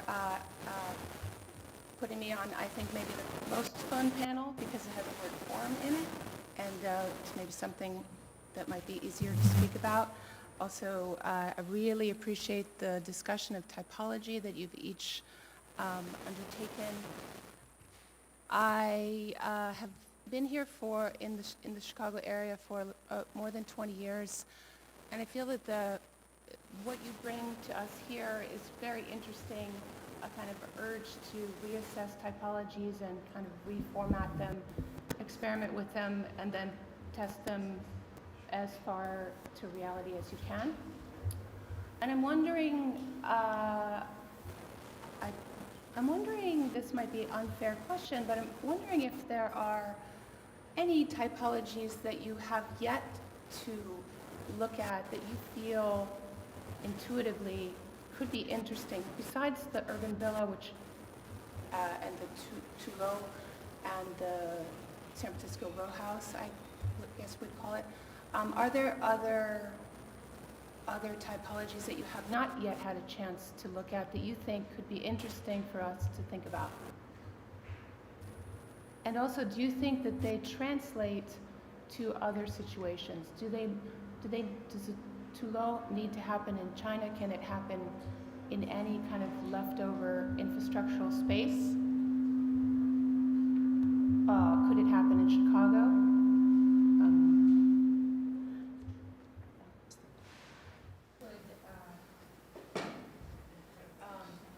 No, it doesn't work at all.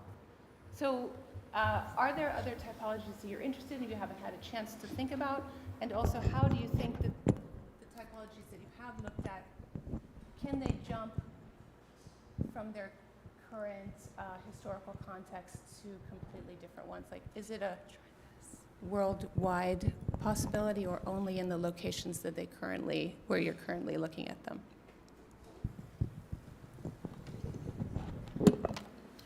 Maybe just, can you guys hear me? Okay. Ooh, right. And good afternoon, everybody. Maybe just to introduce introduce myself here. I'm Jaime Torres Carmona, principal and founder of Canopy. Before we break into the discussion of typology and all that, just wanted to also thank Professor Eisenschmidt and UIC in their efforts to organize a symposium like this and a summit. It's been a while. As a practitioner in Chicago, this is very unprecedented the past 5+ years, so I want to simply commend the Architecture School for this effort. And also thanking both the faculty and students for being here. As has already been described by multiple people, this is a very opportune moment, not only in the context of Chicago, but really the greater planet to think about equity and dignity in housing. And for us as a studio, I see Tom at the back end of the room there, not to put you on the spot. But yeah, just simply, it's a great honor to be here with some of the greats in housing globally. I would compare this with this is our own version. This is like the Lollapalooza of housing, progressive provocatives. So as a Chicagoan, maybe I'm Chance the Rapper and like the Billie Eilishes of the world here. So it's so good to be here next to you all. But yeah, simply just to talk a little bit about the ethos of our work as a studio, and in light of the projects that we're talking about here today, really the thought of building meaningful architecture through response to both climate and social impact is how we've shaped our work in this city. And some of the projects that Alex has been highlighting, both also apartments and Enlace in Chicago, are projects that really try to build a new narrative of thinking about both semi-modularity, thinking about really that intersection between how spaces meet and really policies, and how policies can really influence and that dialogue with the design community. So yeah, to kind of piggyback on Sarah and the question about typology, yeah, maybe if we can kind of revisit that, and just to hear a little bit more about, from each of your geographies, what is it that, that untapped territory that Sarah was asking about? Really curious.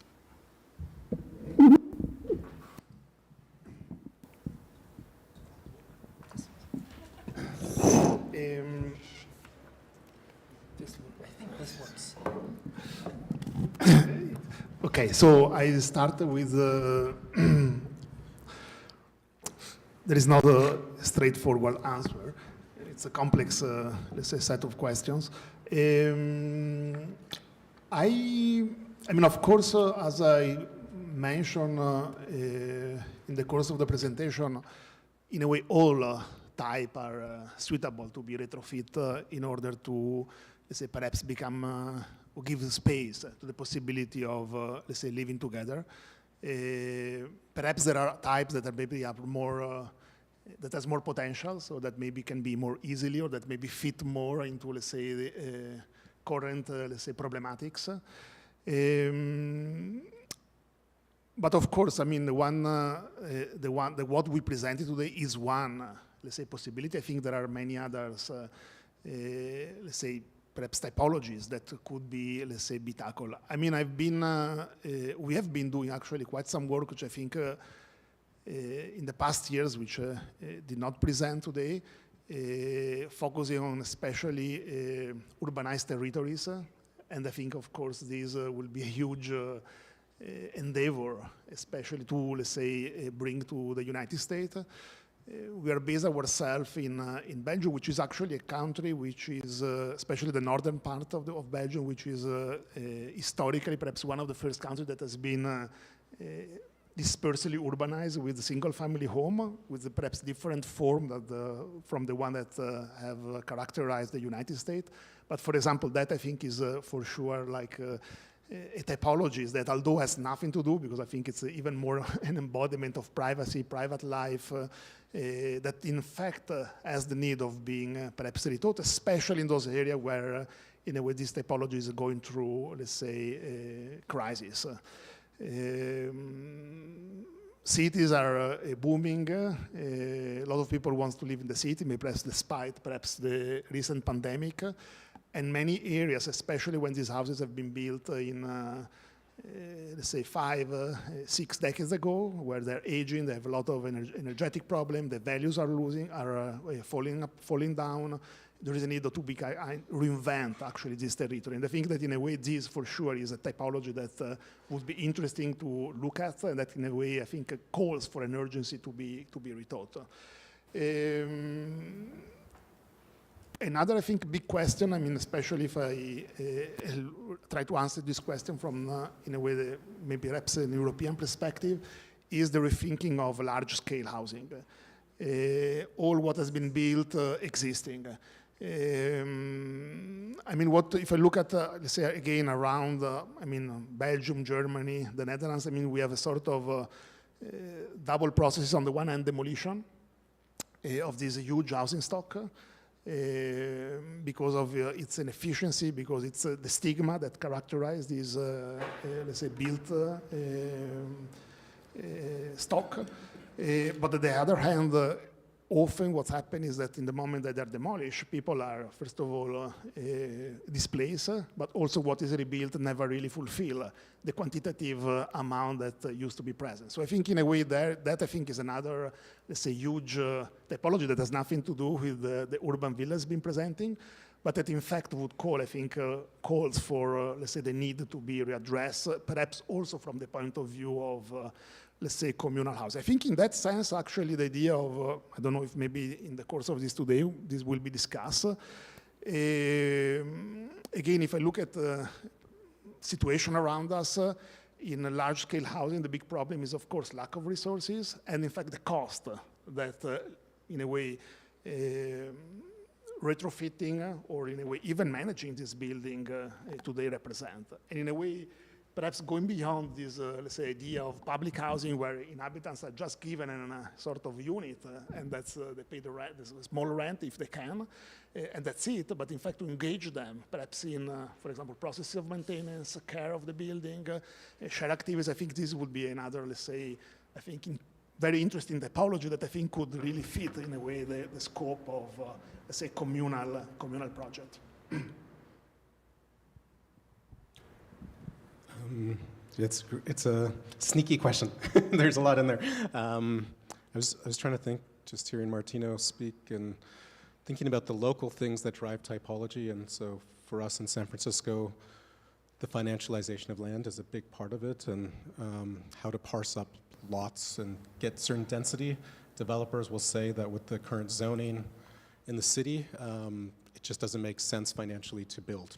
Like, they need to go much higher to even, break even, let's say. And so we don't see too many, say, single-loaded corridors on multi-unit housing because of the kind of ratio of rentable or sellable space to non-sellable space.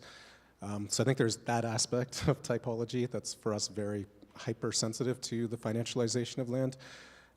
There's obviously code and policy, and we also exist in probably some of the most stringent codes in America. You have to do an extra architecture exam in California to get licensed, because there's just a whole other series of codes that we look at that some of which are coming from a great place, some of which have the legacy of NIMBYism, entitled within them, and racism and so forth, which drives a lot of typological work, and then finally kind of culture, right, and how that kind of overlays these things. And those are hyperlocal things. I think one of the things I've been trying to think about in our work, typological work in particular, is, within the commons, there's always a question of who are the commoners and how do those systems remain open for new commoners to come in and define their way of life. So the commons is never inherently stable. It's always, in some ways, a volatile negotiation of new values that are coming in. And it does set up a architectural challenge, because the more that you prescribe or delineate or articulate space, the more you might be limiting those forms of negotiation. And I think you see maybe some shared elements between all three presentations, between, say, consolidation of services, more, say, informal ways to, whether sliding partitions or, in our case, just areas for 2x4, stud walls that can be quickly put up and taken down, that don't have any pressure of like services within them. as a way to produce a type that can catalyze the commons but not define the commons. And I have an earthquake test, sorry, going off on my phone. There's an amazing app that'll warn you about 4 seconds before an earthquake's gonna hit, so just enough to freak you out. And so I think, in some ways that has put us in a place of trying to think through more generic elements that can be reappropriated within these types. I think in terms of types that we haven't gotten a chance to work on that I'd be very interested in is probably the evolution of like a hacker house, which were like co-living typologies in the Bay Area that started through people in the tech industry living together and setting up kind of social networks and educational networks within that. And how that typology now serves as a precedent for just any collective housing project because people are working more and more from home, and how to now negotiate that kind of domestic space, hitting kind of moments of work life, which I think, Dogma just put out an amazing book on this kind of topic. But I think that's something that, we're increasingly looking at as a real condition happening in the Bay Area.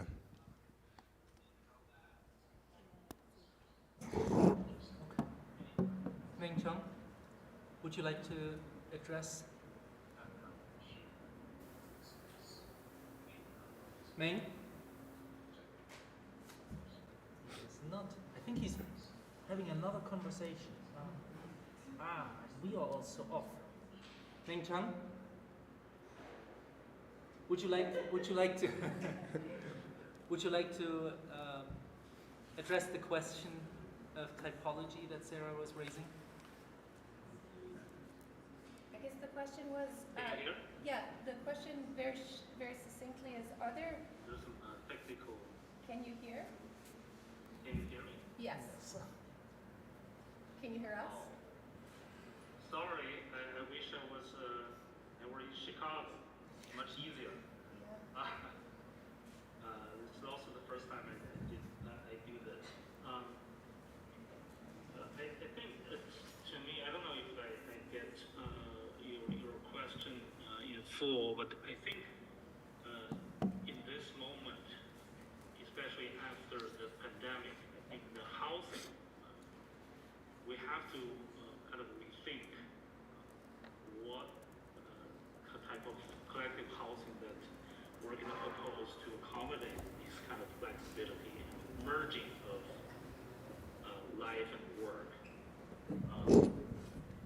So I think, well, of course, the Too Low project is an old project, and also is very, in a way, I wouldn't say it's not site specific. I think that's the kind of interesting part. It's not originally is very site and kind of a local device to bring people together to protect people, but in the end it could be adapt to different conditions. This type of building typology. For example, in Copenhagen, in a lot of the places, you see similar round building. It's kind of a collective, either as a dormitory or as other functions. But I think how to bring people together, how to share the public space, I think is the key. It doesn't have to be round. It could be other shapes or other forms, but the idea to bring people together, they have a very strong feeling of being together in the contemporary kind of urban condition. This is something I'm extremely interested.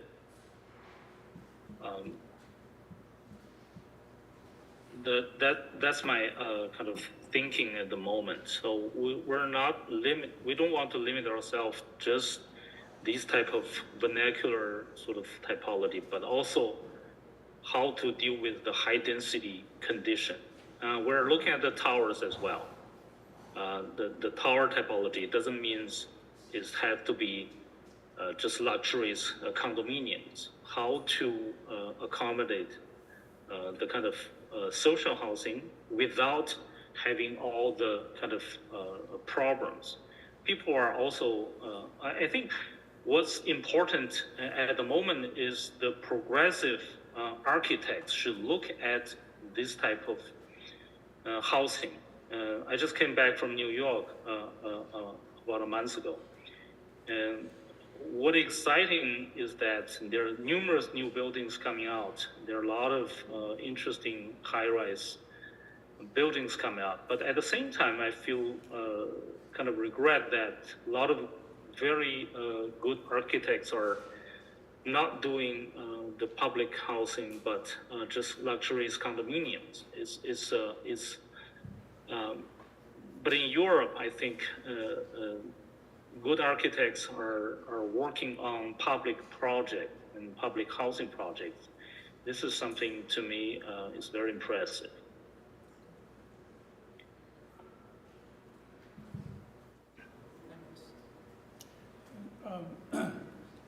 To dovetail with some of the conversations about the what I find most provocative about a lot of, or really the overlap between a lot of the different work that we've seen today is really that that duality between both the design opportunity and the notion of policy making and policy and code, really. Like some of the projects both in China and overseas in Brussels.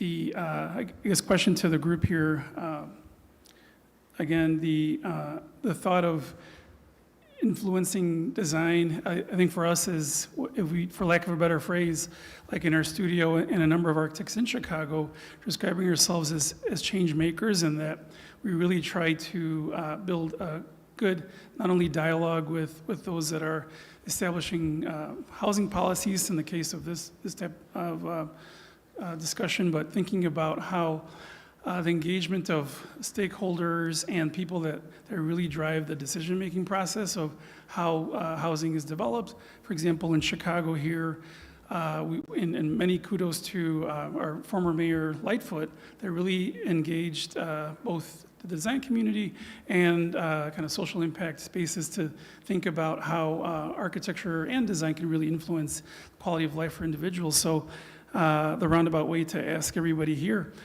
if you could provide words of wisdom in terms of how each of the cities that you're working in to help us really more so in Chicago with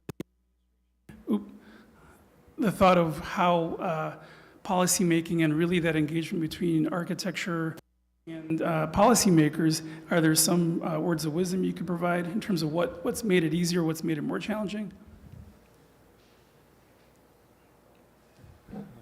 Sure, I'll try to jump in. I think, we started documenting these case studies in like 2016, 2017, and by 2018 it became apparent that the same typology could be used for good and bad. And when we saw the large-scale developments by developers providing under adequate kind of public space, not just in amount, but also in the kind of, say, quality. So many times they put these shared amenity spaces even below ground with no access to light. And we just saw the vulnerability in that type. And so we went to the planning department and said, you're probably going to get a lot more proposals for this because it's a great way to pack people in on a site and actually to densify rentable space from a developer standpoint. Do you have guidelines and policies? And they said, we have this really outdated policy about group housing, and it has to do with a range and the number of people that share one. And we're all just scratching our head going, this just seems completely out of date to what's going on. And the planning department actually on the first visit just said, we don't see too many applications for group housing right now. Let's just be in touch. And then 6 months later, kind of pinged them again. Said, we've got a couple trickles. Let's chat again. 6 months later, they called us and said, we're getting a storm of these applications, and we're very nervous about the quality of kind of spaces that are being produced, but we don't have anything within our repertoire right now to decline a permitting for them. Like they're technically squeezing through the current policies. And so a lot of what we talked about with the planning department was just a new way to think through policy that comes from the community and lived experience as the kind of, say, ways to learn from and inform policy. And so those case studies and relationships with communities were extremely impactful. And I think for us, we really saw our role as architects being able to visualize things to reach a broader audience within these policy discussions, but also to mediate conversations with communities and policymakers. And just to give you a sense, like, group housing has come up for discussion in San Francisco policymaking before, but it typically meant a series of planning commissioners who had never lived in a group housing project having biases about what that typology is and say, no, they need to have big kitchens, or no, they should have this, with no consultation, from communities themselves. And I think that's the thing with housing, is that we all have biases about housing in particular compared to other building types, and trying to find ways to see how community and lived experience can inform policy, I think is a way forward to get us out of those conundrums of assumptions, let's say. Difficult to give concrete, let's say, suggestion, but one thing for sure that I can say also based on, let's say, our work is that the work of design of housing is not only, let's say, the work that is that can be done or should be done as a sort of answer to, let's say, specific brief of a client, but in a way we have been involved in, let's say, many projects that are concrete, but that in fact have more, let's say, an advocacy function. Some of this experience, I don't know, maybe in few years we will, someone will be able to judge whether this is all useless work that will end up on a shelf, or whether it had an impact. But for sure, in some of this experience, we have realize how, in fact, design might not end up in a construction, but might end up in changing certain crucial regulations. I didn't show it today, but or maybe you might have seen a few images of a project that we did, for example, with this new initiative, which is, at least in Belgium, the Community Land Trust. And with them especially, we were asked to think, for example, about the possibility of subdividing, let's say, houses, which is something that is completely impossible today according to regulation. The moment that a house is 100 square meters, you cannot subdivide it in two and have two addresses in a house that have one address. And in a way, in that case, the project became a sort of trigger for them to argue with local municipalities and authorities in order to reform regulation that, in fact, today make it completely impossible to tackle one of the very important issues. I think this is for sure, I think, something that could be important to, in a way, initiate project that perhaps will not have a very short-term return of having something that will be built tomorrow, but something that perhaps might be able to influence way in which we think about housing. And I think that in that sense also perhaps, because in fact I think that the idea in which we live and what domestic space is something that is very much, for some reason, ingrained in people's imagination, and in a way to perhaps visualize or promote different idea of living is something that in fact might need time in order to, let's say, convince of, let's say, the necessity of doing something else. If I look again also at perhaps some past experience, I would say that perhaps rather than collectivity, which is always perhaps something that architect or maybe architect in this room might find very interesting, but maybe people outside might be a little bit skeptical. I think that in a way when this is, let's say, tangibly explain in terms of affordability, but affordability not just in terms of, let's say, cost per square meter, but affordability in terms of possibility of living a life which is different from the one in which house is taking place, is something that I think have a lot of return. We have seen that in experiences, in project, some other European countries, that in fact this has a huge actually interest, and in fact many housing agencies that are traditionally concerned with production, for example, of very traditional public housing developed according to strict regulation of what units are in fact very much interested in thinking, let's say, out of the box of ways that in fact could indeed foster this idea of affordability of living. really fantastic. I told Martino before that I'm a terrible timekeeper because I'm too much interested in the conversation and I just let it go on. So we're running a little bit late. I have a number of questions, but we can also discuss that over lunch or dinner. And so I wanted to open the floor to the audience to see if there are questions, and we can sort of do a lightning round, or maybe two. And you can already tell I'm already, lunch, yeah, well, but. Thank you. Okay, I'd like to return to a question that Sarah asked at the beginning of the discussion, although I'm going to reframe it in a rather different way. And the question was, how can this work be globalized? And it's a question that's primarily addressed to Niraj and Martino, although I think it could also be addressed to Meng as well.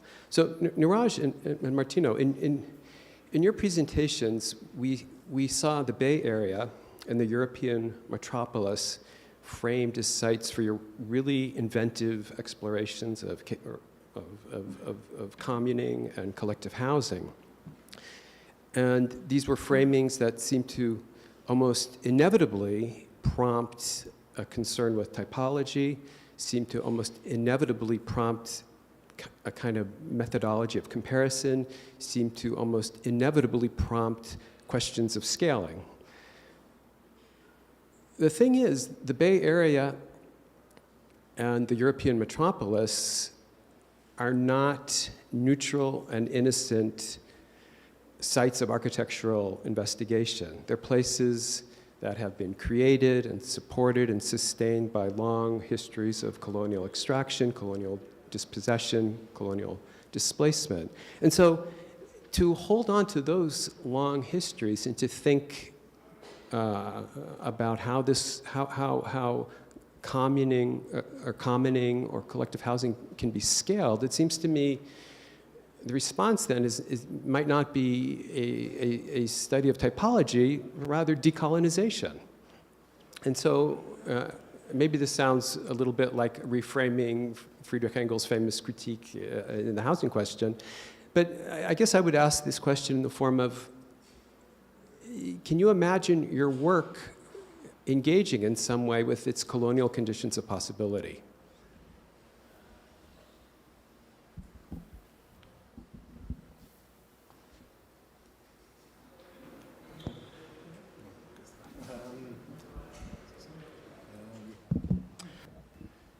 Well, that's a great question, Andrew. Of course, that's the goal of where we want to go. I think what I struggle with a lot as a designer and someone that wants to maybe see some transformation within my lifetime in the city is the kind of pace that cities change and evolve, and the kind of slowness of culture and kind of people getting, like in the Bay Area, for instance, like we don't call this work communes because there's a stigma to communes. And if you look at developers, they don't refer to that terminology. They always say co-living, right? To rebrand this idea of collectivity, to kind of shed, say, the stigma of something. And so there's always this kind of question of how to make people comfortable living together again. And so in our case studies, they're not all communes. In fact, we have a lot of co-living projects. We have some co-housing projects, some cooperatives. We've tried to embrace the range of collective living, recognizing that there's going to be different comfort levels of different people that want to, and many people you talk to that live collectively will say how there was a type of project that they started with, and then they got more comfortable and moved to another and maybe gradually embraced more collectivized ways of living. And so I think I've seen our work as always kind of questioning, how do you create that range for an entrance into that system? How to deal with the kind of colonial legacy is going to be a big project, and one that includes architecture amongst other many allied disciplines. I don't know if we're, I think it starts in education, like we were talking about, in how we educate our students, how we review our students, the kind of power protocols of labor in architecture. I think there's many systemic issues on the table right now. I think while this is obviously of interest as a larger project, I think like we're like in the baby steps kind of moving in that direction. I don't see us starting at that question and working backwards. We're trying to kind of start at a question of saying how can typology make more like familiar things that seem not familiar or a little bit scary for people to live more collectively. I think it's a very good question. I don't know if my answer will be what you would like to hear. But I think that indeed, in a way, the way we live today and the way in which what home is so much, let's say, accepted and widespread is exactly because, in a way, this has been the result of colonization process.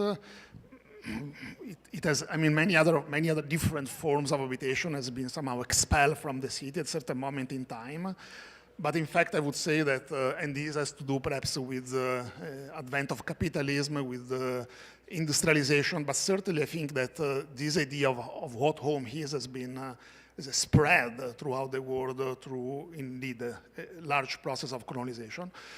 In fact, if we look at, let's say, pre-modern idea of habitation throughout the world, we are actually, we have completed, but we are now actually completing a work that try to look, for example, at one type, which is the longhouse, which is a sort of very interesting pre-modern typology which exists actually globally. It's a type that you find a lot in East Asia, Indonesia, Malaysia, Vietnam. You find it, of course, in North America, especially in these territories where we find ourselves now. You find it in the west of the United States. You find it in Latin America, Amazonian region of Brazil. A lot of civilization were in fact living within longhouses. You find it actually in prehistorical Europe. There are a lot of traces. Some have been transformed, reconstructed, and transformed into museums. And longhouses are interesting because, in fact, they challenge many of the tropes of what domestic space is. They are collective collective forms of habitations. A community used to live together in one house.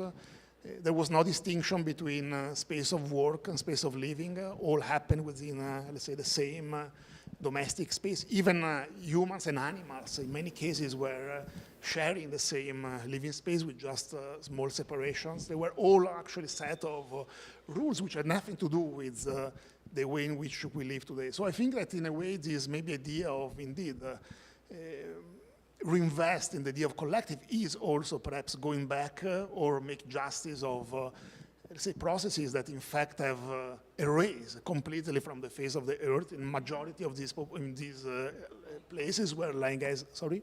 Exactly, by colonization. By colonization, and in fact go back to something that in fact was much more actually present and established until, well, in certain cases, even still today, in Malaysia and Indonesia, there are still actually a lot of civilization that lives their life in collective longhouses, while in fact North America, for example, they've been completely erased from the possibility of habitation. So I think it's interesting to see this idea of going back to idea of commoning and collectivity as a way to reflect also on let's say the processes that have raised these forms of habitation from, in a way, our society. Maybe we can have one more question from the audience. Niraj. Oh, it's a very quick question from Niraj about the reason. What was the reason that a lot of applications for group housing was submitted to the municipality? Yeah, very quickly. It's you can get away with smaller unit types, so you can pack more people into a given site. And group housing fell under a particular designation in the planning code that allowed for a density bonus for developers. They could build a few extra stories on their building past the kind of zoning cap because it was considered affordable housing.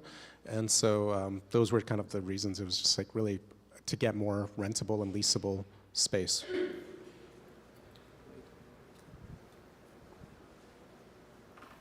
Did you want to? Thank you. Since we have a long schedule ahead, we have to sort of cut it short here, but please use the time in between to also stalk our presenters and ask them questions. Aspects that were just asked will come up again, like the architect as advocate or demolition of existing housing projects will become an issue in the afternoon. So stick around, prepare your questions. We will try to be faster in the second and third panel, but remain with the thoughtfulness and empathy that we have carried out the first panel. Thank you, and see you at 1:30.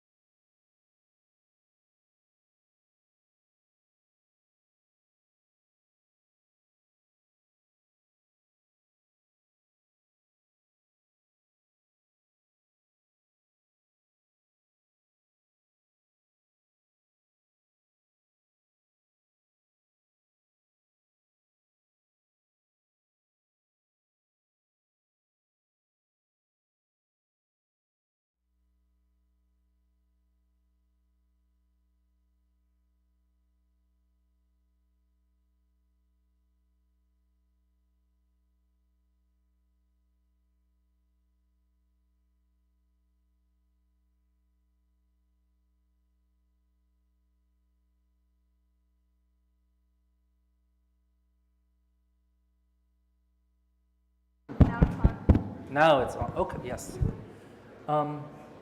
We will shift scales and look at the realm of the shelter of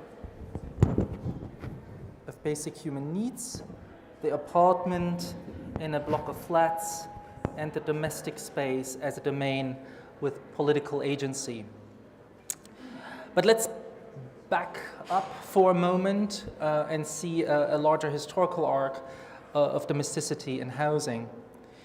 With the divisions of labor and the industrialization of production came also the separation of work from home and the crystallization of the domestic realm as a refuge from both the turmoil of the city and the intensities of work.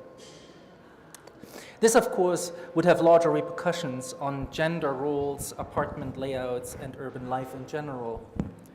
For the working class, it meant the isolation of the home from the world outside, and therefore also the relocation of struggle and hardship from the city to the interior, as well as the individualization and seclusion of the domesticated nuclear family. While previously the household tasks such as childcare or laundry were often accomplished through practices of sharing and commoning, the privatization of domestic labor made these tasks invisible to the public eye and added to the growing list of responsibilities for the unmonetized duties of so-called labor of love. This condition is further complicated by acts of displacement and the lack of even the most basic shelter. And so the three speakers that we will hear from next, in my mind, productively confront this condition by dramatically expanding our understanding of the interior in its political dimensions and ramifications, as well as in terms of the possibility of it having some sort of agency. Sandy Hillel is based in Bethlehem, Palestine, and is also the Liesl Meitner Visiting Professor at Lund University's Department of Architecture and Built Environment. She's the co-founder of Campus in Campus and co-director of DAR, Decolonizing Architecture Art Research, which in 2023 was honored with the Golden Lion at the 18th International Architecture Biennale in Venice. Golnar Abbasi is from Tehran, Iran, and is currently based in Rotterdam, where she's working as an architect/artist, researcher, curator, and publisher whose research focuses on politics of domesticity, anti-colonial space, practices of resistance, and historical narratives. She is a PhD candidate at the Faculty of Architecture at TU Delft, co-founder and editor of Work Not, and an educator at the Piet Zwart Institute and Academy in Rotterdam. And you hear the sanding of models from the first year studios. This is what it is in architecture school. There's always work around, and this is what we love about this building. And the final speaker is Andrew Herscher, who is based in Ann Arbor, Michigan, where he's also co-founding member of a series of militant research collaboratives, including Detroit Resist, the Settler Colonial City Project, and the We the People of Detroit Community Research Collective. And we're gonna start with Andrew. Please welcome Andrew to the stage.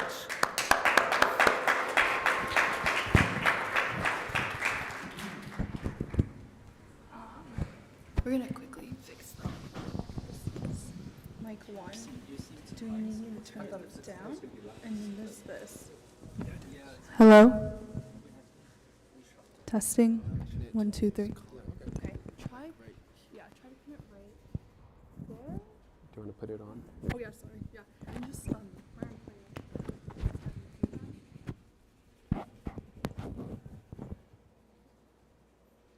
Testing. You need a little bit closer. Can you hear me? Excuse me.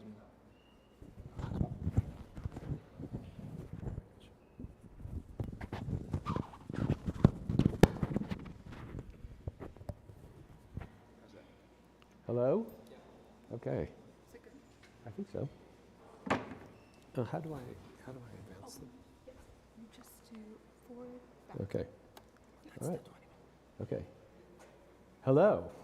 It's really nice to be here. It's particularly nice to be on this panel with Sandy, whose work I esteem and have learned from for many years, and Golnar, whose work I'm looking forward to encounter for the first time. Maybe I should also say that in contrast to what we've heard so far, I have no interesting propositions to share with you. I have no promising proposals to share with you. I have no possibilities to explore to share with you. I have no suggestions to make. I have nothing really to affirm. What I have, and maybe this is already obvious to some of you, what I have is a critique. If this sounds like a disclaimer, maybe because it is, but I think at the same time that perhaps a claim could be made for critique as a means to, let's say, consider topics and issues that become very elusive in more affirmative discourses. So my contribution, or what I hope my contribution to this discussion will be, comes from research that I've been doing over the last few years on humanitarian architecture. This is research in which I've tried to explore the ways in which humanitarian architecture is implicated in the situations and conditions that it understands itself to be helpfully responding to and ameliorating. I think about and hope and intend my intervention to be an introduction of some self-reflexivity to a discipline that has evidenced a strong and growing fascination with humanitarian catastrophes and crises. And what I'd like to do today is focus on architecture's engagement with involuntary migration. Maybe it seems self-evident that the problem of involuntary migration is, to some extent, a housing problem. Maybe it seems obvious that the plight of displaced people is, to some extent, a plight of homelessness. In fact, widespread efforts to make humanitarian shelter more accessible, more dignified, more sustainable, more long-lasting, and more domestic, along with a whole host of other design ambitions, they emerge from assumptions just like these. I'm interested in these design ambitions as effects of larger processes via gestures of things like compassion or hospitality or generosity. I would argue that these are processes that have transposed the political protections of refugees and other displaced people into questions around housing. Over the last 4 decades, this transposition has yielded the provision of what I think should be called rightless relief in the form of humanitarian housing. And this rightless relief, I want to suggest, has functioned as a substitute for political protections that the humanitarian order has actually abandoned. And I believe that the consequences of this transposition have been truly dire. And in this talk, I want to suggest that the elision of refugee protection into a housing question is an evasion of the politics around displacement. And more specifically, I want to suggest that humanitarian or the kind of the humanitarian investment in housing questions constitutes a kind of sanctioned politics of evasion that valorizes rightless relief, that makes rightless relief into something that we think is a good thing to offer, along with the biopolitics that this rightless relief emerges from and advances. So what I'd like to do is just try to unfold this argument and offer a few of this argument's implications for architecture, which is, of course, a discipline that has profited in many ways from the translation of what I would call irreducible political quandaries into design challenges. This argument will proceed on the basis of the following points. Led by their political representatives, many populations in the global North's former colonial metropoles understand security in relationship to themselves when it comes to refugees and other displaced people. In other words, the security in question is security from refugees. The liberal response to attempts to securitize people from refugees is to shift attention to the security of refugees. And this is an attention that often focuses on innovations in the designs of shelters and camps and other spaces for refugees and displaced people. These innovations are offered as obvious improvements or sometimes as lesser evils to the challenging conditions that refugees and displaced people are forced to contend with. But these attempts to improve the security of refugees through the provision of housing have actually undermined their protection. And this is because they have taken the place of the recognition of political rights. In other words, the enhancement of a refugee's security, dignity, safety, privacy, self-reliance, and I could add a whole host of other conditions taken from the jargon of care. All of these have become substitutes for recognizing the rights that refugees have been endowed with in international law. The recognition of these rights is premised on a still more fundamental right, which is the right to have rights, precisely the right that is withheld from refugees. In other words, the refugee is a political figure who reveals the fiction of humanitarian rights, rights that depend on nation states for recognition. And so to recognize the refugee's right to have rights is to shift the focus of projects around refugees from compassion and generosity and hospitality to making a cosmopolitan justice. But cosmopolitan justice is not emancipatory justice. It's not a justice that calls for a different world. And so one emancipatory political response to the insecurity of refugees and other displaced people, I want to suggest, would be a response that does justice to the general insecurity of the global precariat, a population of people whose lives have been shaped by colonization, displacement, and war. And this is a population that refugees and displaced people are only the most visible members of to audiences in the global North. A recognition of the rights of the global precariat, then, is a call for new political forms and new forms of refuge for new decolonial futures. And before trying to make these points in a little bit more depth, I want to mention that some of what follows is taken from two books, Displacements, Architecture and Refugee, and the Global Shelter Imaginary, which I co-authored with Dan Monk and other assorted pieces of writing. Anti-refugee and anti-immigrant politics are perhaps one of the most prominent commonalities today between the United States and Europe, both, of course, spaces of enormous privilege that emerged and developed within long colonial histories.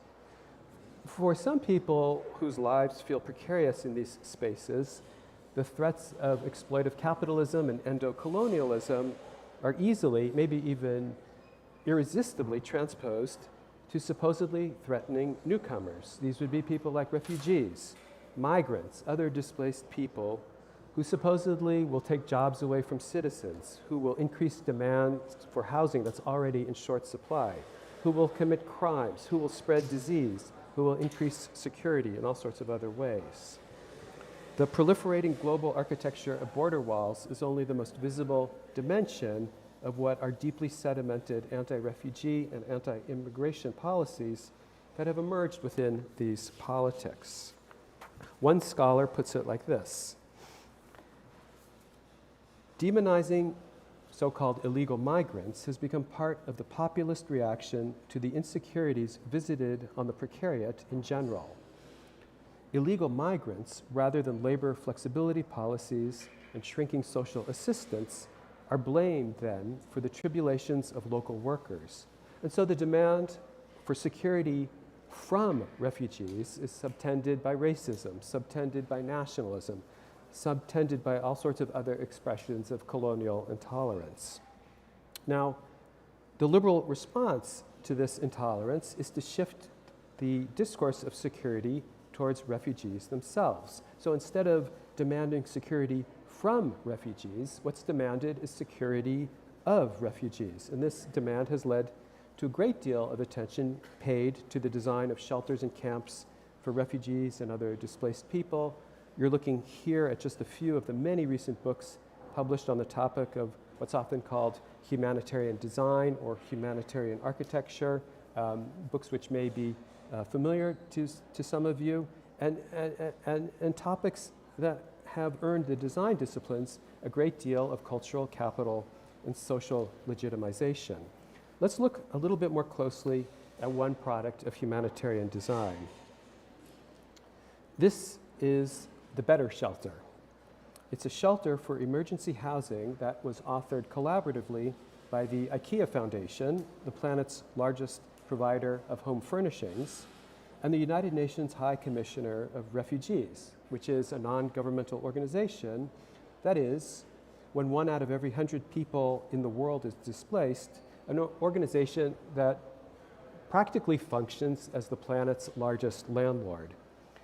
In this description of the Better Shelter that you see here, dignity, privacy, and security are mentioned as conditions that the Better Shelter is able to provide its inhabitants, conditions that other shelter options for these people do not provide. The Better Shelter does this. It provides these conditions by including such things as lockable doors, windows that can be open and closed, and walls that are firm enough to provide, it's said, a sense of enclosure.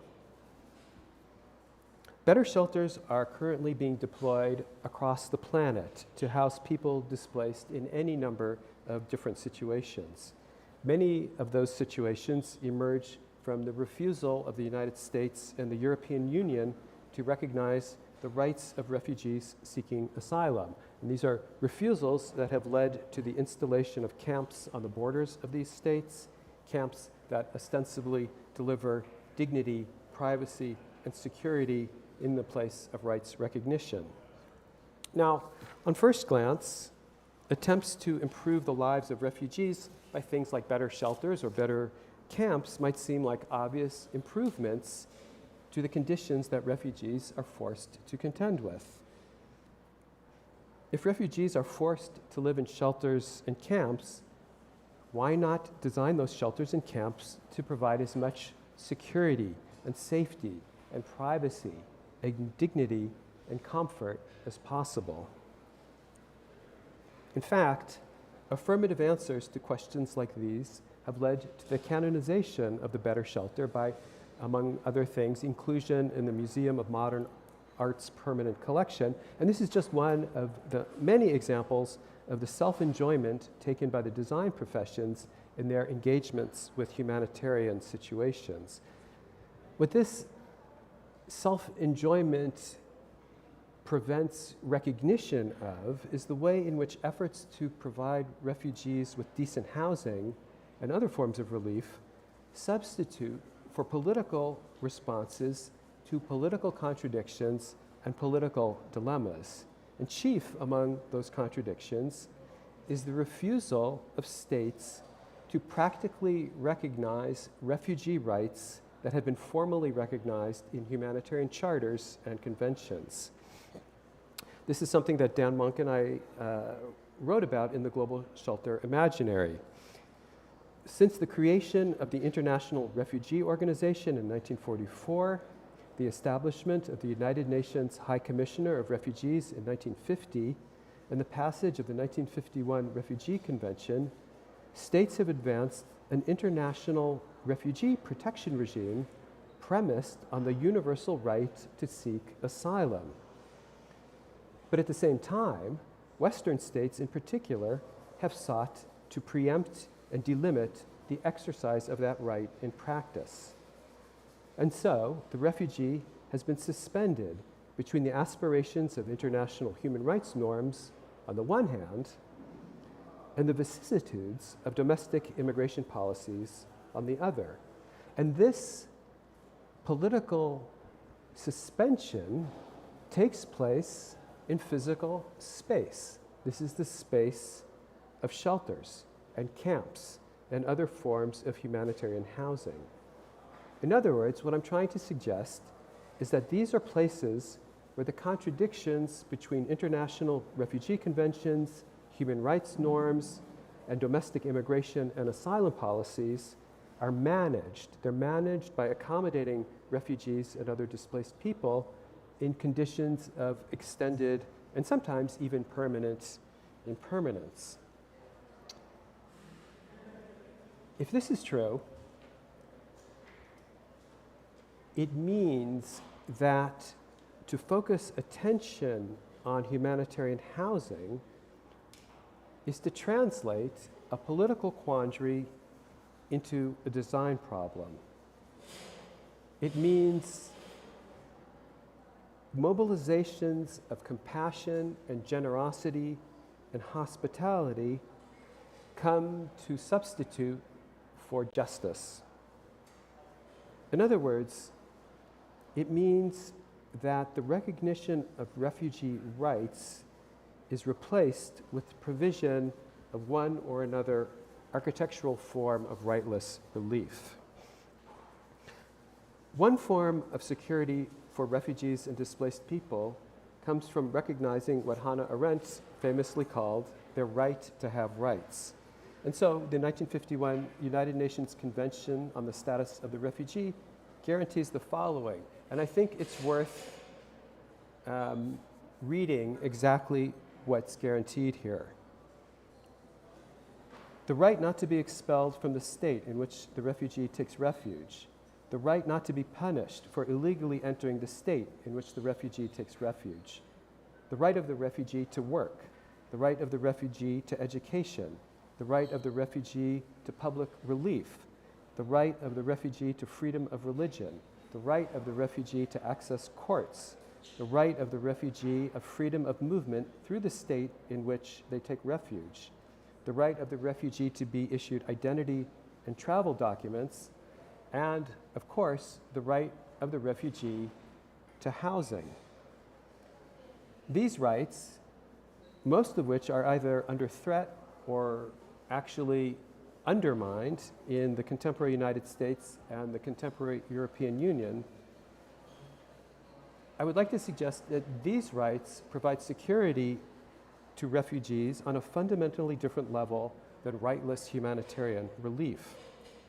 A recognition of these rights would involve coming to terms with the contradiction between state commitments to humanitarian norms and international refugee conventions on the one hand, and state commitments to state sovereignty on the other. And coming to terms with this contradiction would have to mean letting go of sovereignty in favor of a cosmopolitan world order. But coming to terms with this contradiction would not mean opening up a space for emancipatory politics. A space for emancipatory politics would come from the recognition that refugees and migrants and other displaced people are the most visible members of the global precariat. That is, the population of people around the world who, because of colonization and displacement and war and their many and complex interactions, people who live in existential and practical and pervasive insecurity. The point I want to make here is that the rights that are denied to refugees and other migrants both mirror and anticipate civil, social, economic, and political rights that are refused to other precarious populations. And these are rights, these are refusals that prevent these people from securing, sustaining, and sustainable lives. I'd like to end by suggesting that if we could approach issues around refugees and other displaced people, not in terms of security, protection, compassion, and dignity, but rather in terms of decolonization, precaritization, and transnational solidarity, maybe we might be able to formulate a new politics of care on the basis of shared precarities, and maybe we might be able to design forms of refuge that could do more than simply manage the catastrophes and disasters of displacement. Thank you.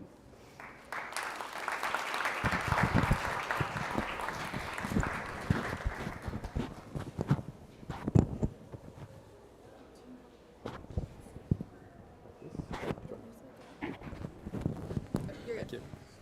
Thanks. Sorry.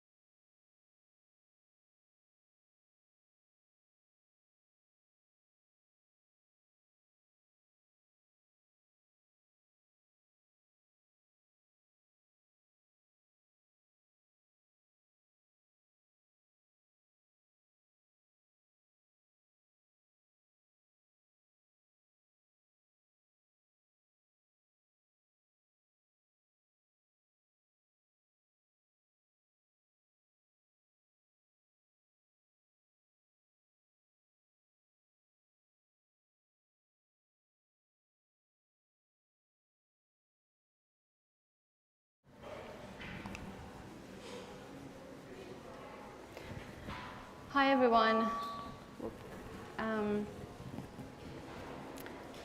Good afternoon. My name is Golnar, thank you for the introduction and for the invitation, Alexander, and thank you also to Andrew for his lecture.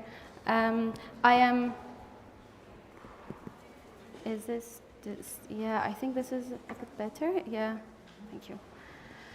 I'm incredibly honored to be here, especially in this panel alongside thinkers whose work I've been learning from so much over the years. I would like to start with naming the horrific and now even more escalated genocide that's happening in Palestine, unfolding right in front of our eyes. Thank you. And make a plea to all of you to speak against this violence. I would also like to begin by naming Jina Mahsa Amini, bearing witness to whose horrific state murder, which started a feminist revolution in Iran, I stand here right now. So I focus here on the regimes of governance of law and space and their entanglements that emerged after the 1979 revolution in Iran. Sometimes the captions would go, the fonts are different in this computer, so sometimes you might miss a little bit of the text. I'll focus on the regimes of governance of law and space and their entanglements that emerged after the 1979 revolution in Iran that persists until today. Tehran is a paradigmatic case, one with a strategic geopolitical condition, and in its colonial and extractive introduction to the context of Iran, the modern house was imagined as a safe territory of the then upper middle class nuclear family in which to practice modern behaviors with a capital M, labor division, consumer culture, gender norms, etc. But I don't focus on these broader contexts here. I specifically focus on two stories that challenge these narratives.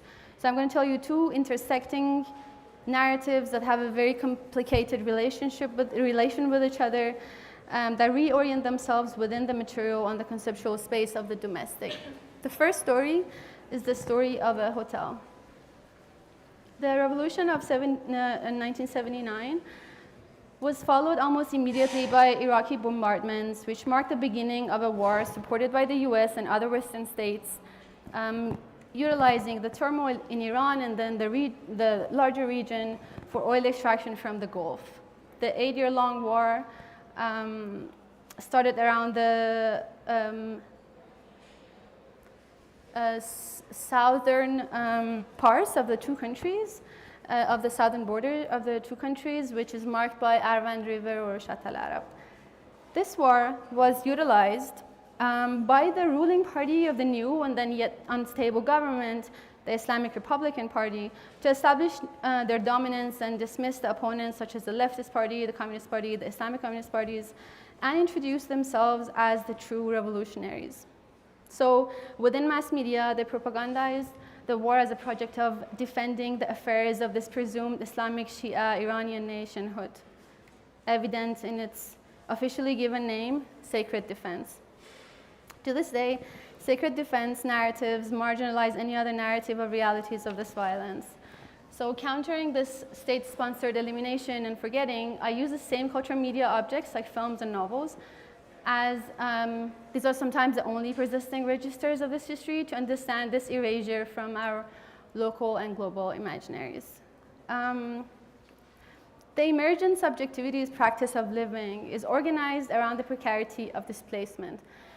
And here I don't focus on the migration between the underground shelter, the overground city, or other forms of temporary migration, but on the involuntary mass migration that moved people across the territory from war-torn cities. And just to clarify, this kind of migrant that I'm talking about is not a border crosser, but then again, so also maybe this contextualize this in the lecture that Andrew just gave, that this is a different kind of migrant, but this is also a different kind of socio-political, geopolitical context as well from the West.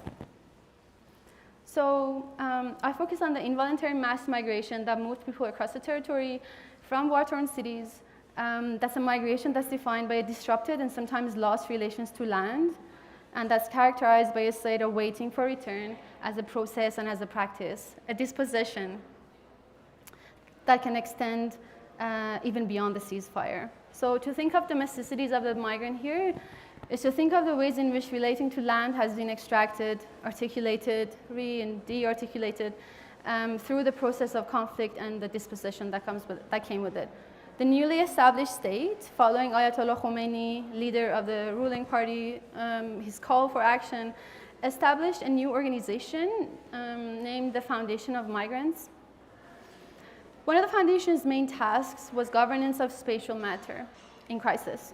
This included providing of temporary prefabricated tent or masonry shelters, also known as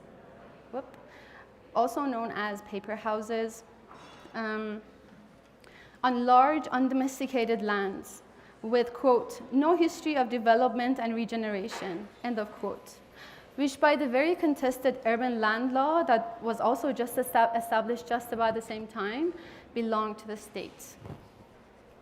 The foundation got busy extracting empty spaces from safer cities through a thorough search to identify unused and empty spaces around the country.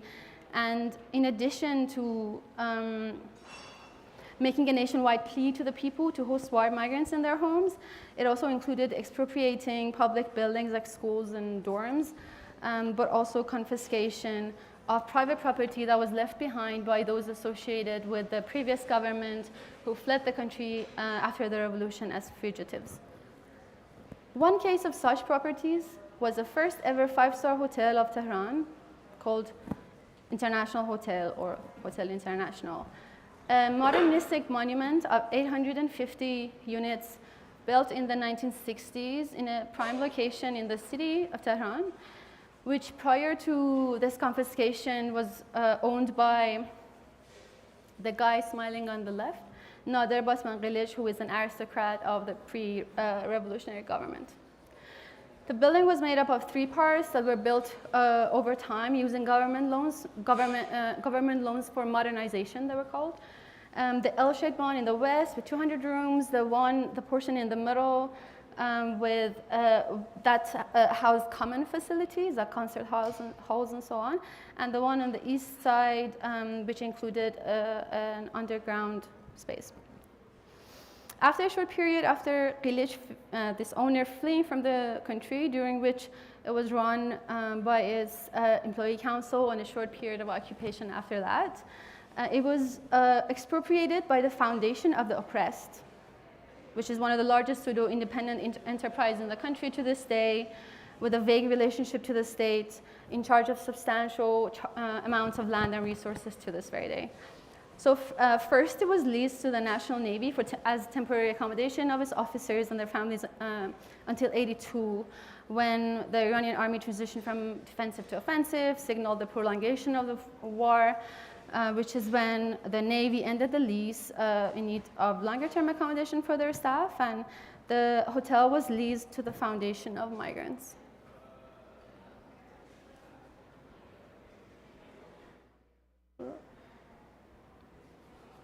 "650 families moved here.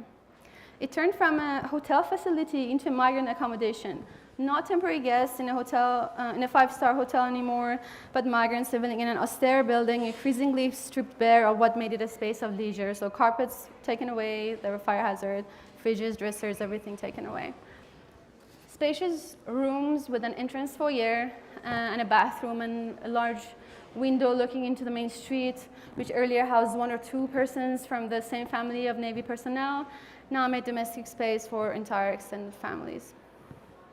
With makeshift domestic arrangements that often populated the room's periphery, leaving the middle of the room empty for everyday domestic work, like eating or sleeping. And these are just some sketches. The bathrooms turned into a congested space for cleaning and cooking labor, extending the facilities just outside of them as well. But this was not all. The scarcity of space inside the living units compelled many people to keep doors open during the day and use the hallways as an extension. Many stored extra furniture there or did their more domestic labor because of that. In a short story, Hamun Qabchi, who is a writer, writes about a middle-aged woman who moved her full-color television into the foyer of her living unit for children to watch TV, sitting across the hallway, and then she would take it back again. Many women spend time here doing domestic work, making this a space of neighborly sociality and reproduction. Also a playground for children and a space for events like funerals or weddings. The lobby featured public war announcements, so when everybody had to go run to the shelters, to the underground shelters. But also unofficial businesses open here. In the film Harim Mehvarzi, or Kindness Territory, is portrayed an old man named Jaber, who with the help of other men from the building is shown moving a damaged boat through the hallways to his living unit. This is a symbolic dramatization in the film, but it alludes to the shared embodied experience of alienation in addition to displacement and waiting that conditions the social spatial constitution of migrant domesticity in here, away from the sea-dependent labor as they were used to in the south where they come from. Jaber repairs the boat for when he can return. His and his wife's unit consists of a bed, a fridge, and a boat decorated with fishing nets hanging from the ceiling, which he knits in a city with no sea. The hotel building in the writings of Hamun Qabchi is compared to a city in and of itself. The building had changed a lot completely, and residents had to self-organize maintenance and other affairs of the building. The space diverged from conventional forms of neighboring and organizing, not only because of the forms of life that inhabited it, but also because of the absence of conceptual and legal arrangements of property regime that would govern them as such. I'll leave the story here, and I come back to it in a bit. And now I would like to tell you the story of what happened after the ceasefire. Second story is the story of the common apartment. The architecture of the state policy after the ceasefire in '89, which articulated specific forms of relation to land and to the house, were ones of recovery and reconstruction.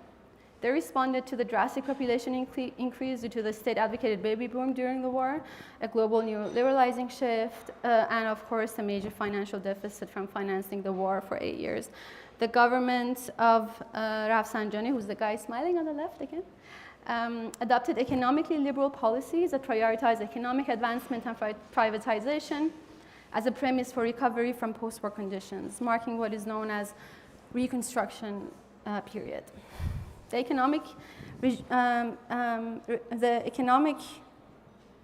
new economic regime distributed the execution work to the people, and the state resorted to control through administrative and regulatory procedures. Housing was core to these re-regulations. One of the premises that constituted a major shift was density sale, which monetized the execution of the comprehensive plan of Tehran and made it accessible to private investors and funded the municipalities in turn.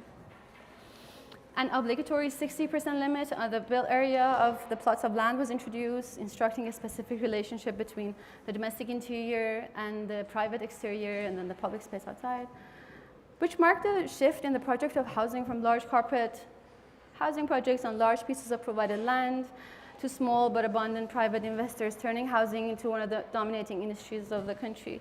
So 1 or 2 story row housing buildings, which is what you see on the left, were replaced with average 5-story apartment building complexes, which is what you see on the right side. Another principle was regulating the shared spaces, or the commonly owned spaces of these apartments, such as patios, elevators, rooftops, yards, staircases, and so on.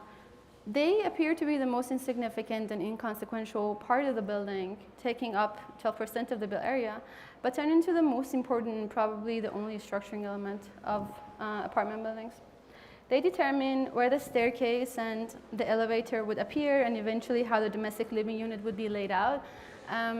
The bedrooms would have to be on one side and the services would have to be on the other side, as they usually do. This established a distinctly simple system of construction, detaching the structural elements from the general frame. The structural elements and the general frame, from the partitions and divisions and anything that would go inside of it. The interior is what mainly remains to be modified, if at all, and one of the main fields for architects to get any commissions again, if any at all, to make new arrangements for the same trendy materials, deliver new styles, or design facades alone for already existing frames. This unified regime of house production marginalizes spatial design knowledge as it becomes common knowledge, mastered by everybody.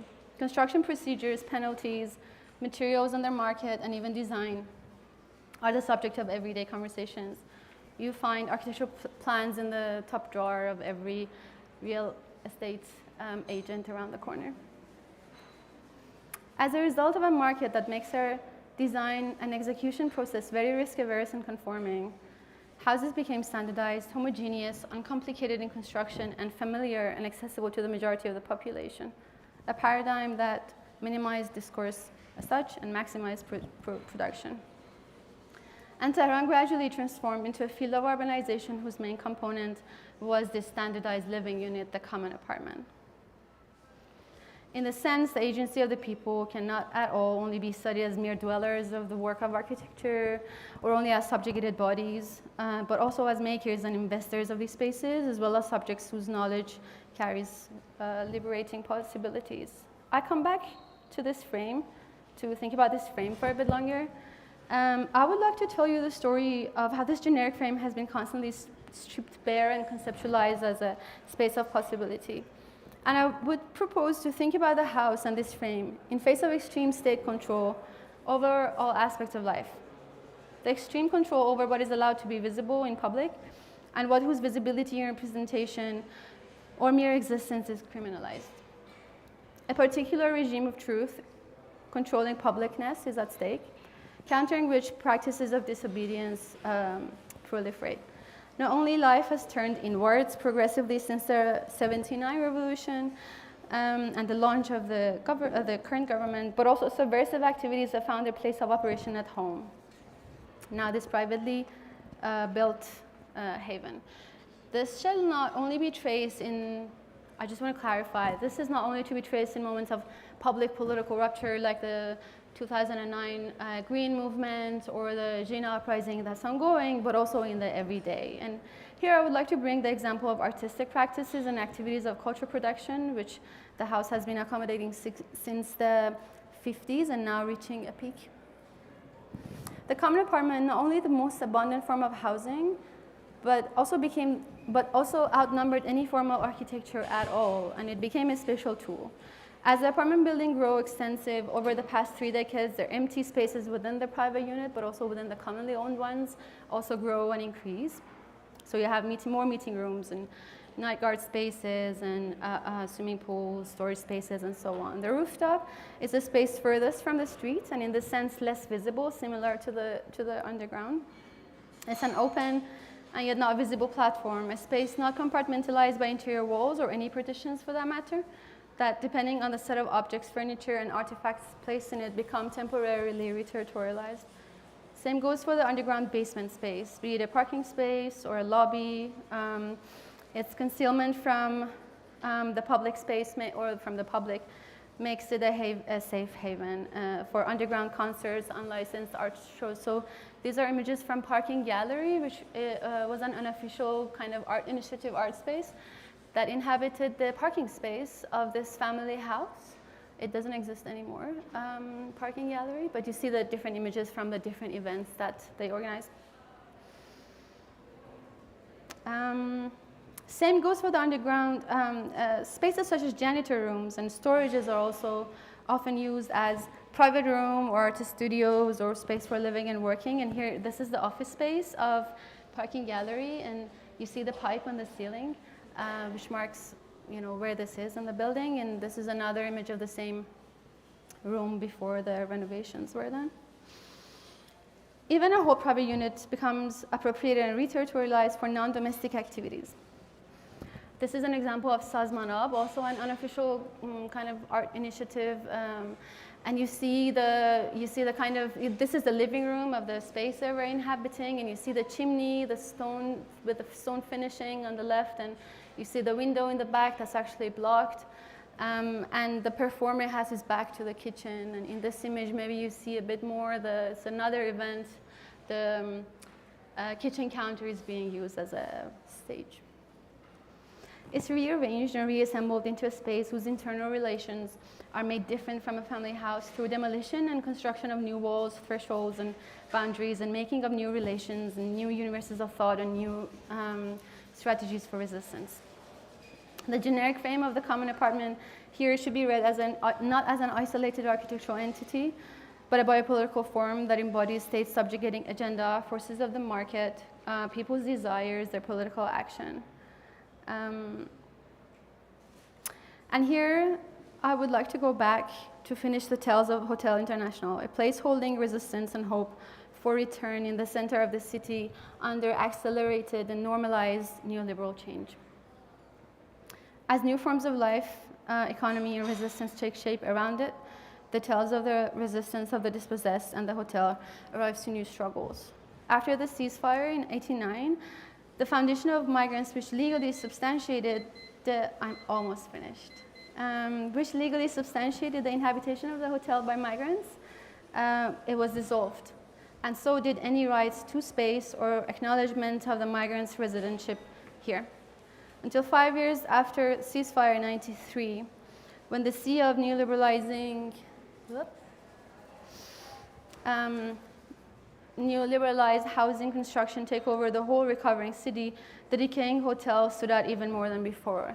The foundation of the oppressed, which owned the building, wanted to sell it for its booming market value to the Ministry of Post, for which the residents had to be evicted.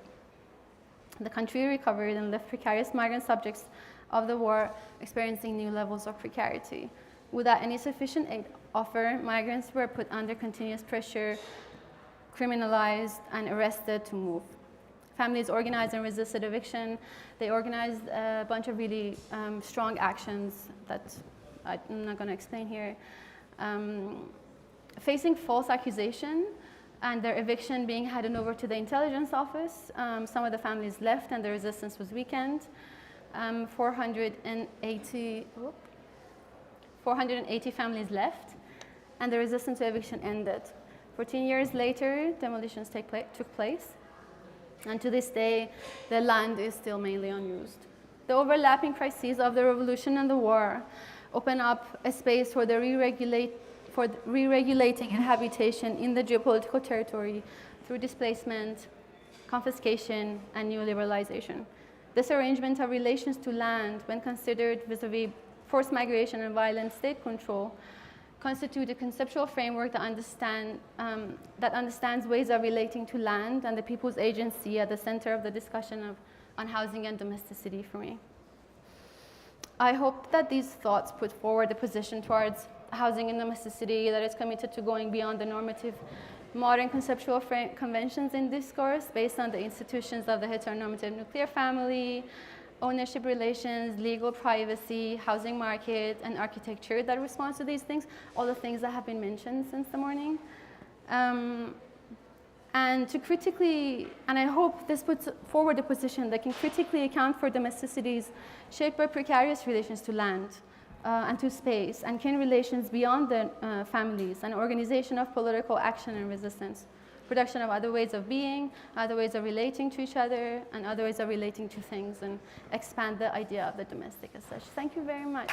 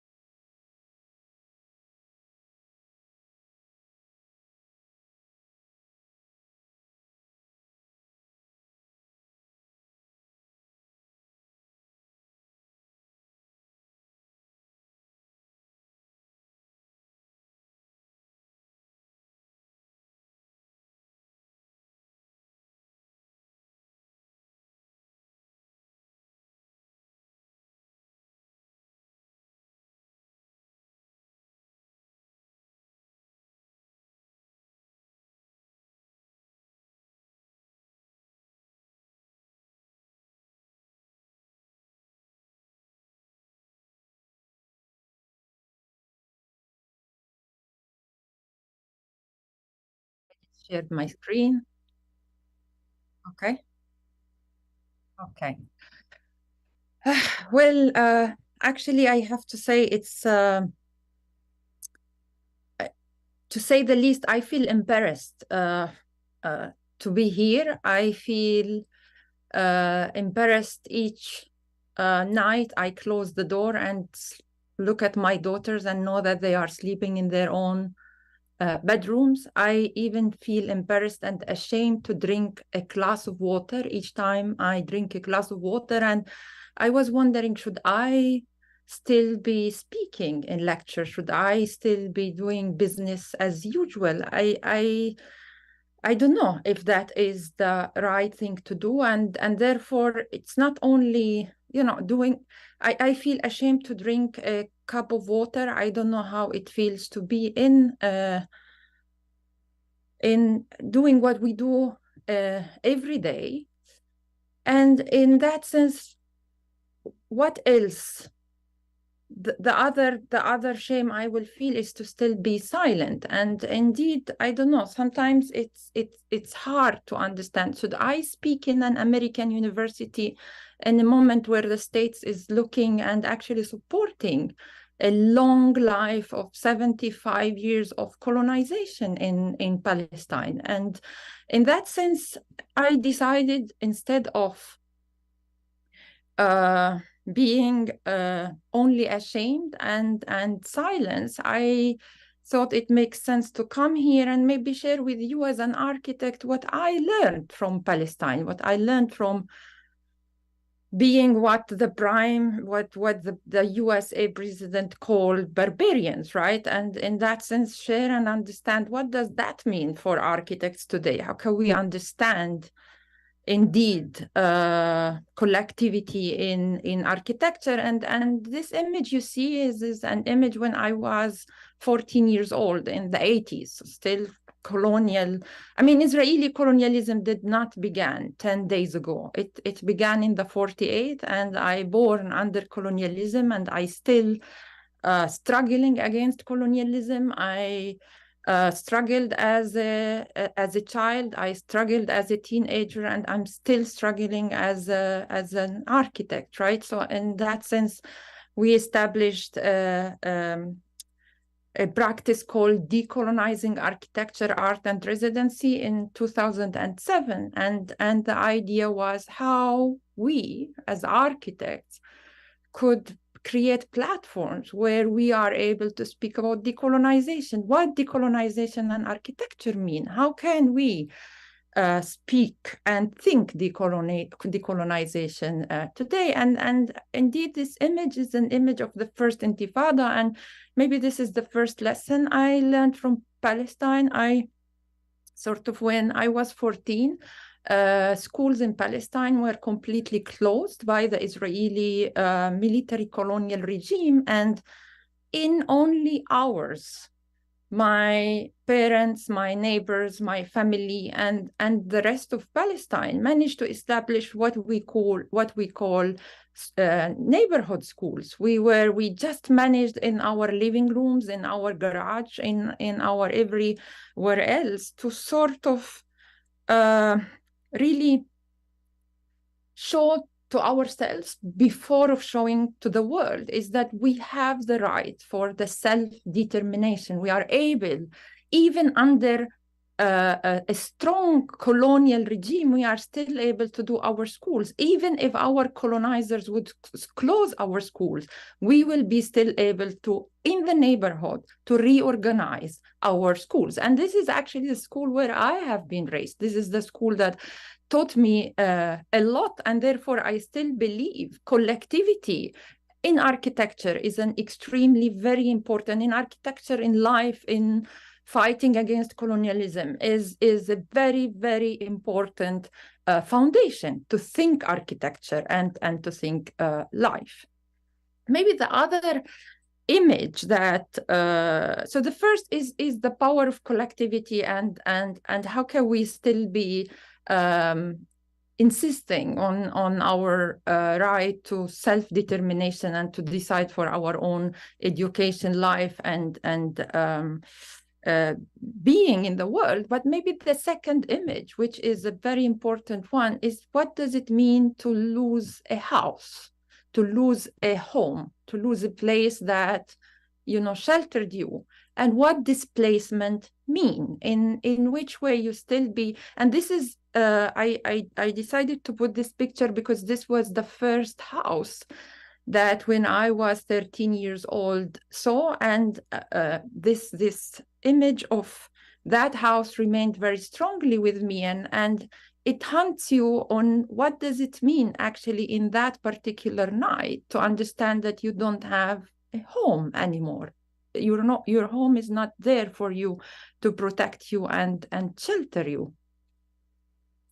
And this is actually an image from Gaza, for a photographer called Wissam Nassar.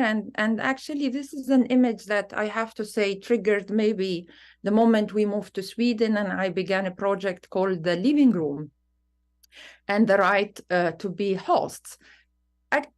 It was a moment before leaving to Sweden. We were doing a project in Gaza of the of building a destroyed neighborhood. And while walking, and it was actually a few years after the war, and I still remember these images of many sofas, like the one that you see now in this picture made very nicely by the photographer, where people were still insisting, even if under rubble, to still be coming to their neighborhoods and to still be maintaining their relations, maintaining their life. And in here, maybe I would like to use this moment to say at the end of the day, even under the rubble, our humanities would still be prevail, right? And in that sense, I guess maybe my only reaction to my powerlessness in this moment is to say, can we still be preserving some images of not only of the death? Is it possible to still be within the death, preserving some images that would, where we will leave it for the next generations, where we are offering them life rather than death? And in that sense, actually, for me, it's extremely important to understand how hospitality plays an extreme important role in places like Palestine. I mean, we are accused of not being civilized, of being barbarians, of killing others. But I think that if we will come back to basics such as hospitality, we will understand in a complete different manner displacement and refuge and losing the one's own house.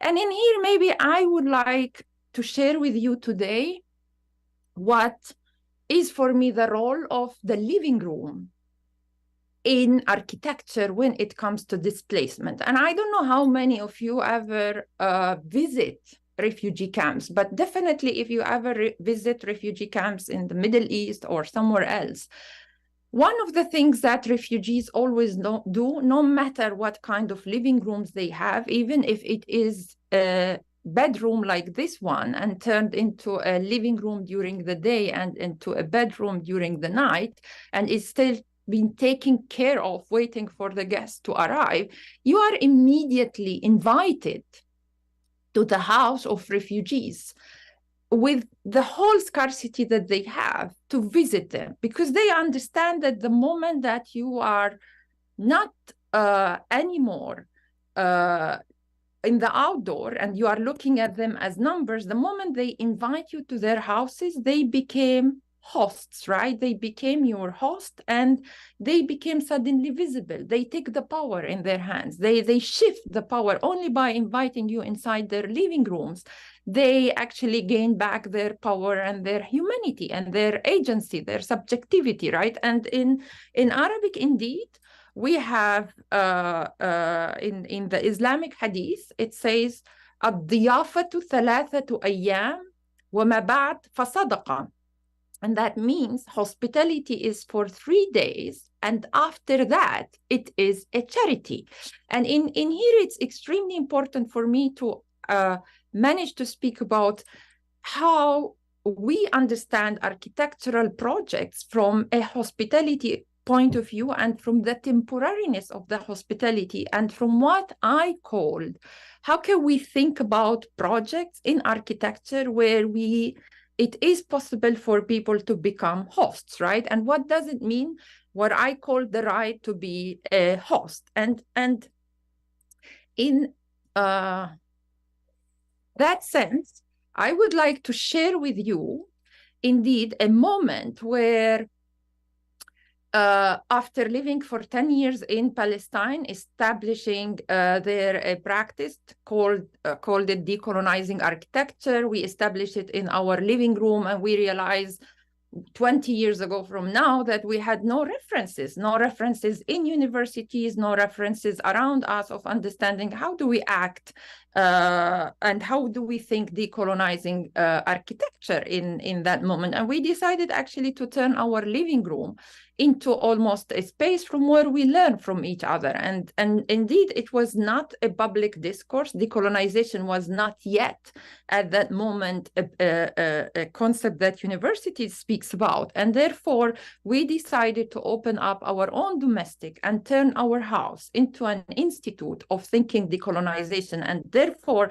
our practice, sometimes it's called decolonizing architecture, art, and research, and sometimes decolonizing architecture, art, and residency, because we opened our house into a place to co-live together with others and think decolonization. After 10 years of living in Palestine and after 10 years of learning from and together with Palestine and with many people that would come and visit us in Palestine from all over the place that are interested in thinking decolonization. I mean, my partner in work and life, Alessandro Vetti, was always on a touristic visa, 3 months visa by the Israeli military occupation, and therefore after 10 years it was impossible for us to continue, because he began then to take 2 weeks visa, 1 week visa, and even if we are married and we are a family, he never managed to obtain any papers to stay, and therefore we found ourselves in Sweden. And in Sweden, after maybe working for so many years with and together with refugees, and we did many projects. If you are interested in, you can still be going to our website and see projects that we did in Palestine, but maybe I want really to jump into this project we did in Sweden, and in somehow show you the alienation I had in leaving maybe Palestine behind and thinking, what does it mean to decolonize and to bring our bodies in Europe, and what decolonization means in Europe. And I would show you only a bit of this video to move later on.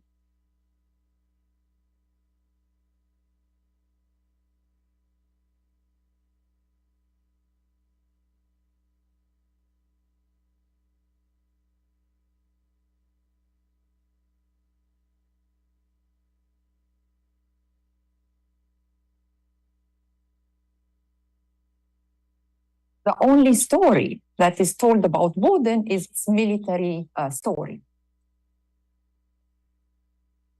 The place that meant to protect the northern border of Sweden from a potential war that would come from Russia.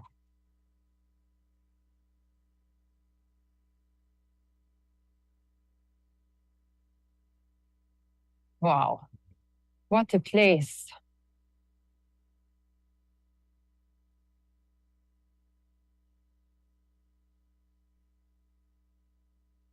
It was the place where soldiers used to live, waiting a war from Russia to arrive. The arrival of refugees in Boden is part of this war that they were waiting for.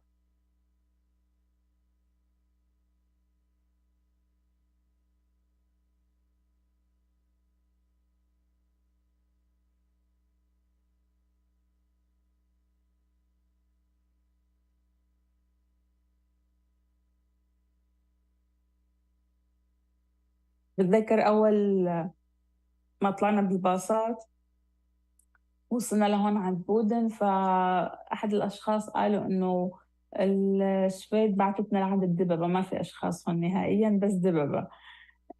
فإنه أنا هيك يعني صفنت إنه معقول إنه هو بس غابات ودببة، إنه كم رح يكون نص الغابات.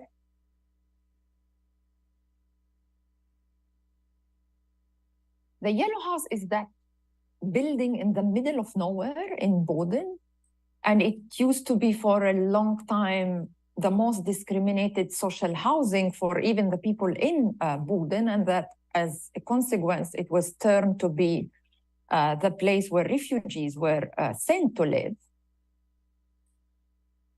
You get inside these rooms, very small one, very closed one because of the winter, because of the cold, and there is a feeling that they live completely alone in that place where they belong nowhere, and they sort of have no social life, and they seems to be waiting for that moment that they will leave that place. And you know, I feel that the depression comes out of the fact that they had a dream of arriving to Sweden, and by arriving to Boden, they were shocked that this was not the dream they were looking for.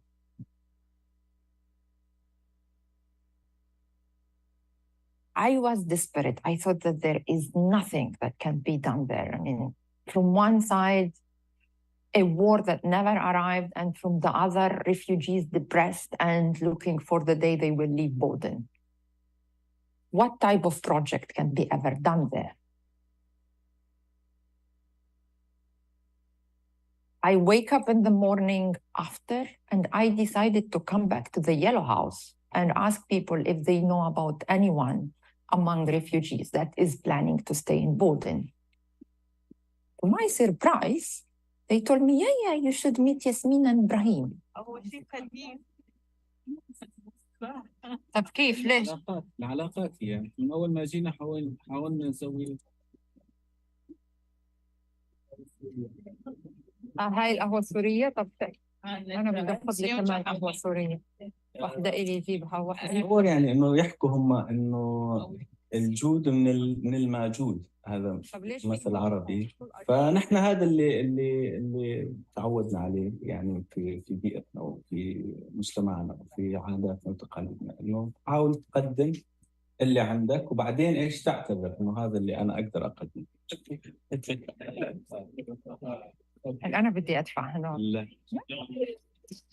أي الله. وهات كمان الله يسعدك. سنتين. لا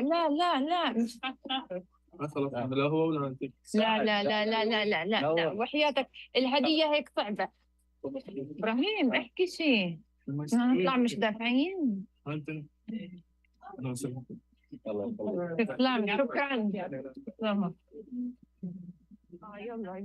When somebody arrives to a new place, he's obviously a guest.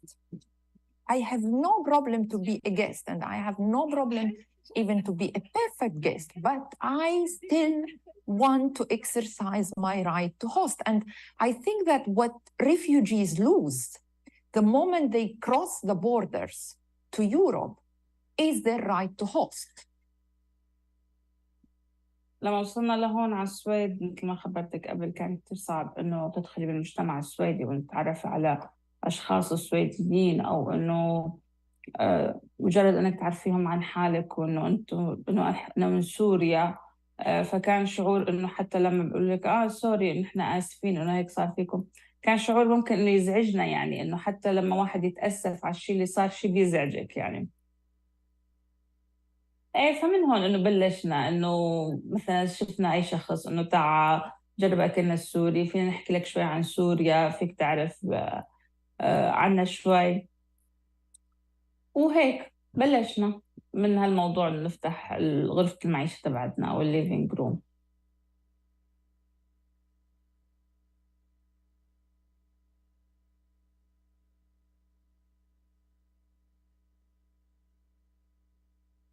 النظافة بالنسبة لمجتمعنا العربي والسوري بشكل خاص، وإذا فينا نقول محافظتنا نحن بشكل خاص الرقة، لها تاريخ قديم جدا. بتذكر أول لما كان يحكي لنا إنه والدي مثلا أو إنه أجداده إنه كان باب غرفة النظافة ما بصير يتسكر، إنه دائما بيكون مفتوح للضيف، وكان الضيف يجي 3 أيام على البيت وأنت ما تسأله حتى إنه ليش شو جاي، 3 أيام بتضيفه وبعدها ممكن إذا بدك تسأله إنه أنت ليش جاي.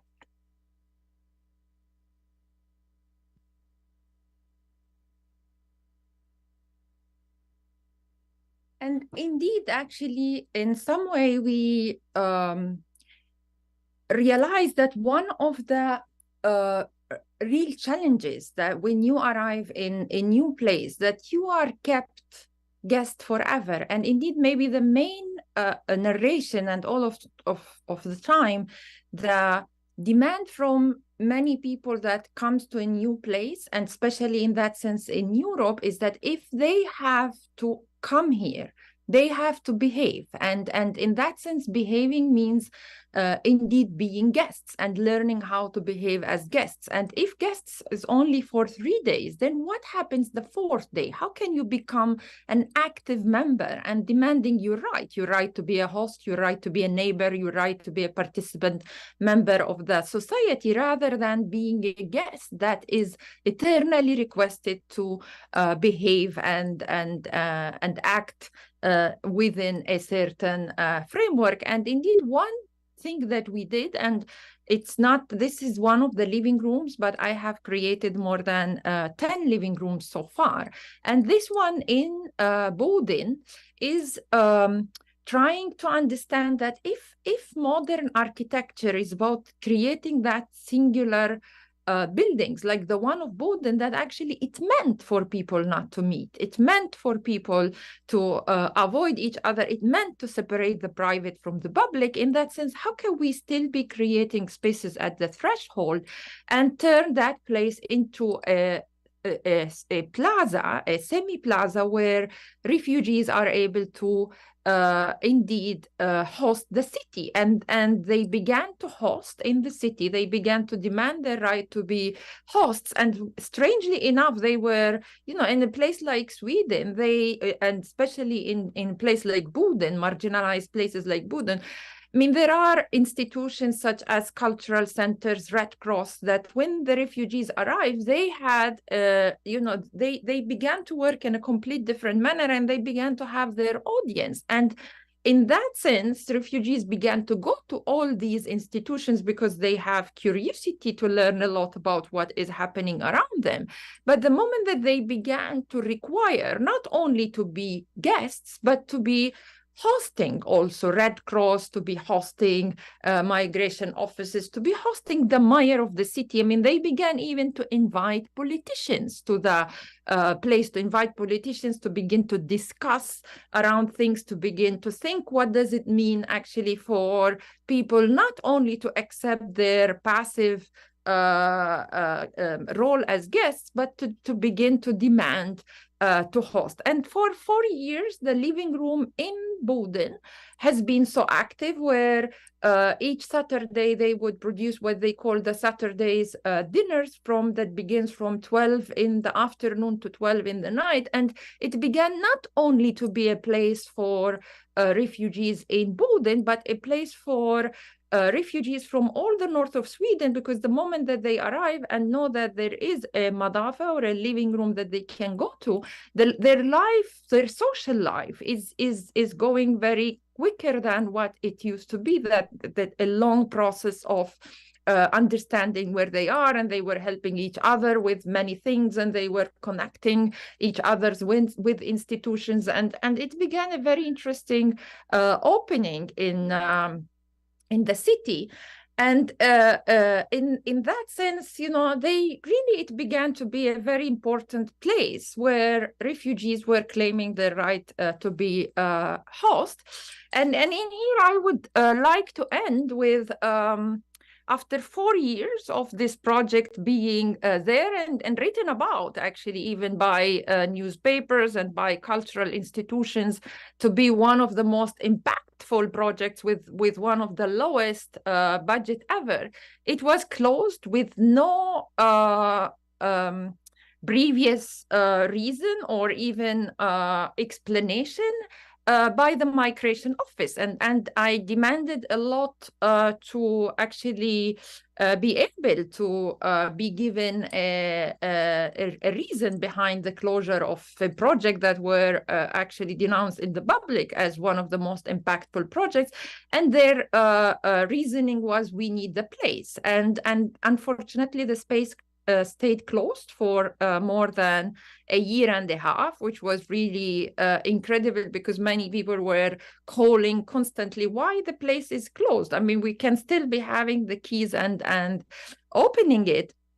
And in here, indeed, I was absolutely left without interpretation, but in that sense, my interpretation that it's not only the refugees that were trying to actually shift their relation in the city and demand their right to be a host. They were demanding migration officers to accept to be guests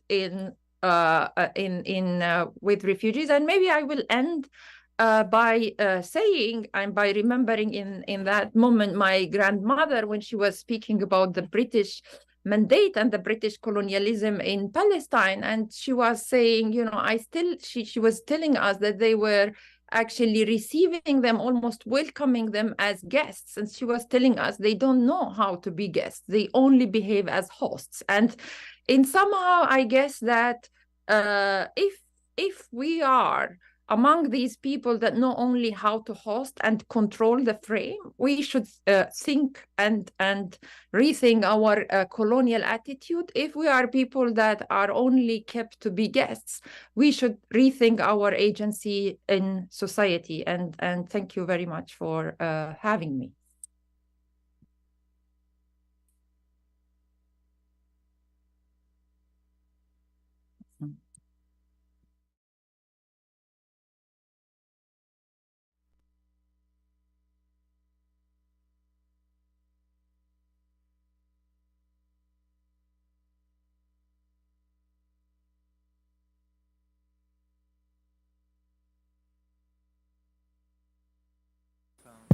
And then hold it relatively close. Discussion is run by Julie Dworkin and Claire Lister. Julie is the director and policy at the Chicago Coalition for the Homeless. Over her 27 years at the organization, she has led the policy department to address the many issues impacting homelessness, including the need for affordable housing resources, criminal justice reform, youth homelessness, education, healthcare, and systemic racism. Claire Lister is an architect and professor at the School of Architecture here. Her work sits at the intersection of architecture, landscape, and infrastructure, with emphasis on how metabolic and socio-technical systems territorialize the built environment and the implications of this for design. You can take it from here. You know, I think you have a... Close. Close. It's on. Hello, hello. Oh, there we go. Thank you so much for having me. I want to start, before I say anything else about myself or my work, with acknowledging, Sandy, how you started your talk and the struggle you experienced in deciding whether it was appropriate to be speaking at this conference, and just appreciate so much you being here and sharing your story and your work at this really painful moment. So thank you. So my name is Julie Dworkin. I'm the Director of Policy at the Chicago Coalition for the Homeless. We are an advocacy organization that has been around for 43 years, and we focus on trying to address the root causes of homelessness, including the lack of affordable housing, the lack of living wage jobs, systemic racism, the lack of access to health care and mental health care. We have a policy department and an organizing department and a law department, so we tackle the problem from a variety of different angles, including doing legislative work. We organize people who have experienced homelessness, who are the leaders in our work, the drivers of our work, identifying what the issues are that we need to address and how we should address them, as well as the leaders and spokespeople of the campaigns that we create to address those issues. We also have a law project that does individual representation as well as class action lawsuits. And because homelessness is such a complex issue, we do work on a wide range of issues, as was mentioned before, including criminal justice reform, healthcare, education, housing. And so my work, in particular, is focused on city-level housing policy, and I've most recently have been working on a campaign over the past 5 years called Bring Chicago Home, which is an effort to create a dedicated local funding stream in Chicago to create permanent housing for people experiencing homelessness. Most of the resources we have right now are going towards temporary shelter. And the other piece of my work that has been the focus is that we have a definition of homelessness in this country that does not include the way that most people experience homelessness, which is staying in the homes of others, people staying temporarily with others because they can't afford their own housing. And that is the way most people in Chicago experience homelessness, so it is historically been largely an invisible problem. You know, we have annual point in time count that says there's about 6,000 people in the country, in the city, that are homeless, but we've come up with a way to estimate how many people are living in these doubled up situations, and it's over 68,000 in the course of a year are homeless in Chicago. So that's just a little bit of context about the work that I'm doing, and in the campaign that we've been working on to try and create dedicated revenue, we have a proposal on the table to increase the city's real estate transfer tax to create about $160 million a year, and that funding would go towards providing housing for people who meet this broader definition of homelessness, which is a real victory because this has been decades of work to try and get this to be acknowledged, that this is what homelessness actually looks like. So hearing the talks today, I mean, of course, I have a very local perspective on this, but I think it's apt that at this moment in Chicago, we have new arrivals that are fleeing from serious situations in numbers that we've never seen before in the city of Chicago. I'm sure many of you who are from here have been following the news on this, but there's been over 18,500 people who have arrived in Chicago since August of 2022, so a little over a year. This is part of a political ploy by the Republican governor in Texas to push back on the Democrats' agenda to be more welcoming to people migrating to this country. And so people have been put on buses, not always because they want to come to Chicago. Sometimes, people have an interest in coming to Chicago, but other times people are just brought here. And it's created a very, very complicated situation in the city for a number of reasons. Well, one of them, of course, the first one being the whole political context of why they're coming here and the debate around immigration reform. And then second to that, we have a history in this city of completely ignoring the problem of homelessness. Since I've been doing this work for almost 30 years, and the city has never been willing to dedicate its own resources. We get these small amounts of money from the federal government or from the state, which again are dictated around this narrow definition of homelessness, and we have never committed as a city to addressing the problem. And so now we have people who are coming all at once and presenting, at police stations, airports, and as I said, the problem has been largely invisible prior to this. And so now we have a new political problem, which is there's people everywhere that people can see. And so there's been a lot of conflict and tension and racial division over, resentment about people feeling like we've never worked to address this community, this problem that has largely been seen in the Black community in Chicago.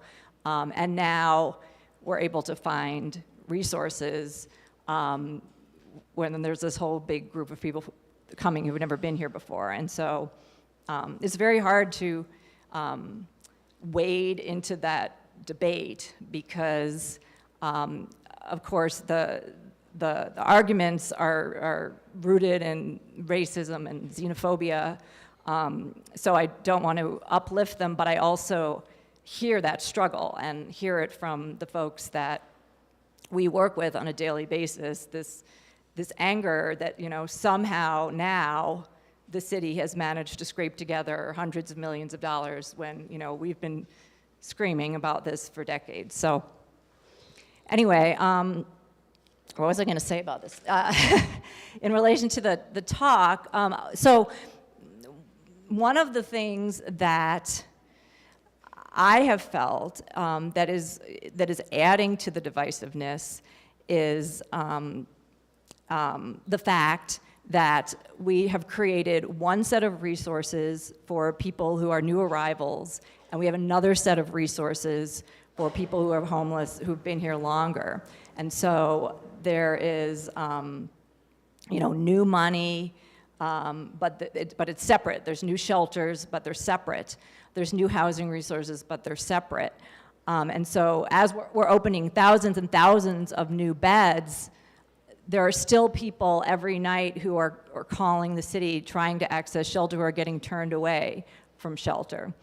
And so I have felt like the solution to this is to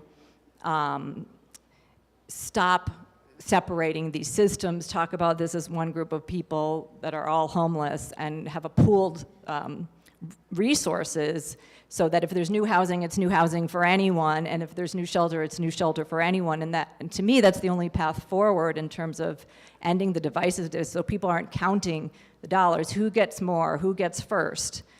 So I was interested, Andrew, in your talk about focusing on housing as like missing the problem. And recently the mayor said in his budget address, the folks who are new arrivals have a different set of needs than the folks who are homeless and have been here longer. And I questioned that statement because to a certain degree, I think that they have the same needs. Ultimately, even if we were able to grant everybody status so that they could work, they're still going to be in the same low-paying, exploitive jobs that the people that already live here are in who can't afford housing. So in some way, their plight is the same, but I also hear you saying it's very different. And so I'm interested in hearing your thoughts on that, the concept of like trying to merge the populations and address the problem holistically versus having a different set of needs. I have other things to say, but maybe I should pause there.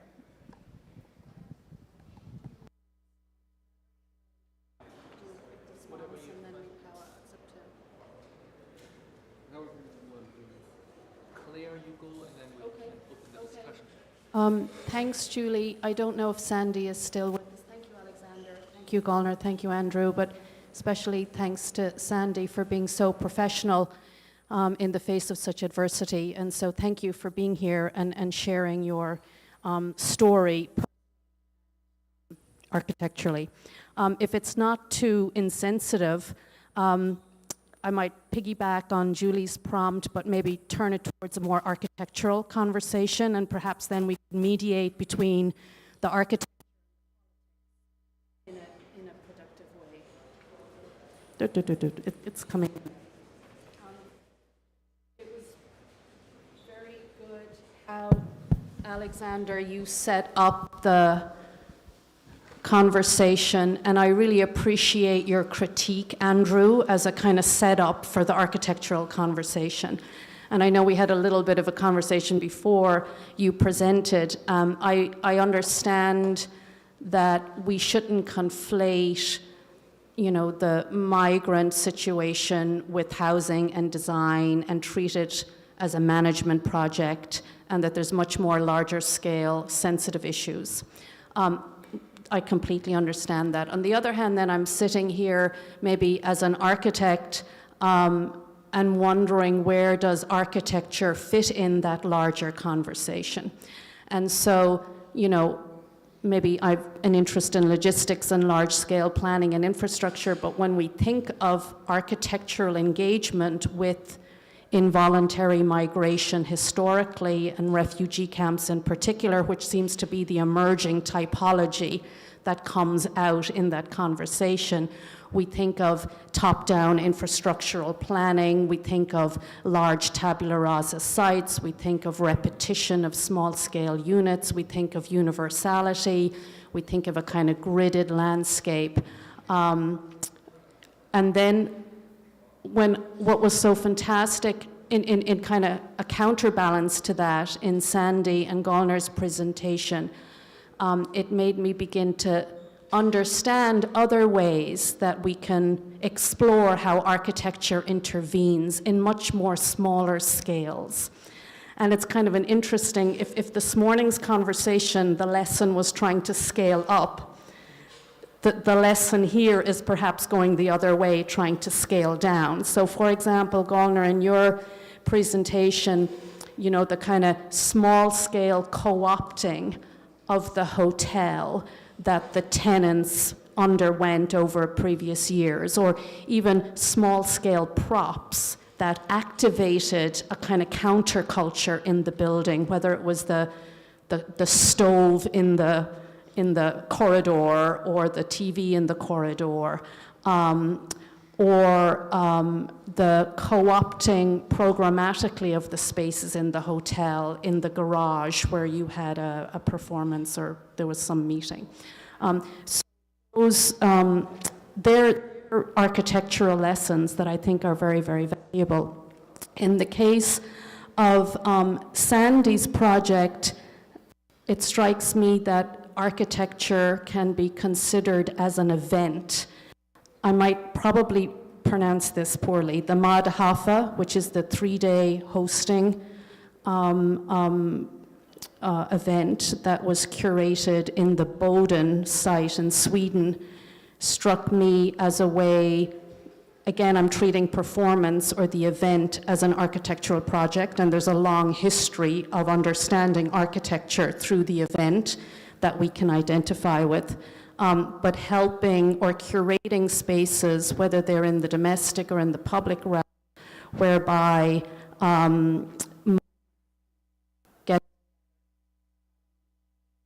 probably don't even need, where migrants can get together to have a conversation, which is really what the event is about. The other valuable lesson at the small scale from Sandy's presentation was this idea of the threshold, where you're starting to break down living room project, you're breaking down not only space physically from private to public, but also breaking down hierarchical structures seem to be a larger scale that Andrew was interested in. And so, again, can't at our own context that their small-scale interventions are really, really useful lessons, perhaps, as we deal more locally with how the design community might intervene in a productive way in the migration situation that we have.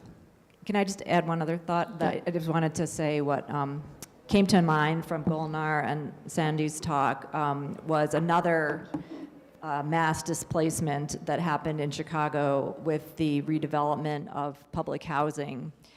In the mid-90s, there was a federal mandate that all of the large high-rises in Chicago, they had to evaluate whether they were, you know, in states of disrepair because of years of disinvestment, and they had to evaluate whether it would be cheaper to fix them up or tear them down and build new housing. And not surprisingly, they all failed the test. And so we took down these large high-rises and we replaced them with mixed income communities that were like a third public housing, a third affordable housing, and a third market rate housing. And in doing so, we destroyed communities. And people really had this deep sense of community despite the problems that existed in these buildings, the lack of security, the lack of repairs. And in these new mixed income developments, first of all, a lot of people were not able to get into the mixed income developments because of, evictions on their records or criminal backgrounds, but community was suppressed. And so this is what came to mind in your talks. I just want to read this little piece from an article by Maya Dukmasova. In writing about these mixed income developments, she writes, in some mixed income developments, the CHA renters, the Chicago Housing Authority folks, cannot have grills on their balconies while the homeowners can. They cannot use exercise facilities built in the condo buildings. They cannot have friends and family visit them freely. The property managers check their units for good upkeep. They cannot have parties. They report palpable surveillance at all times. And again, former residents of Chicago's public housing projects tell stories of the community they built there. Some narratives are recurrent, going door to door to collect ingredients for dinner during hard times, knowing one's neighbors, the process of surviving together. And so this always comes to mind, like that barbecues were banned in these new mixed income developments. And so, a question I have is about, what is so threatening about the community and these community building activities that they tried to eliminate them?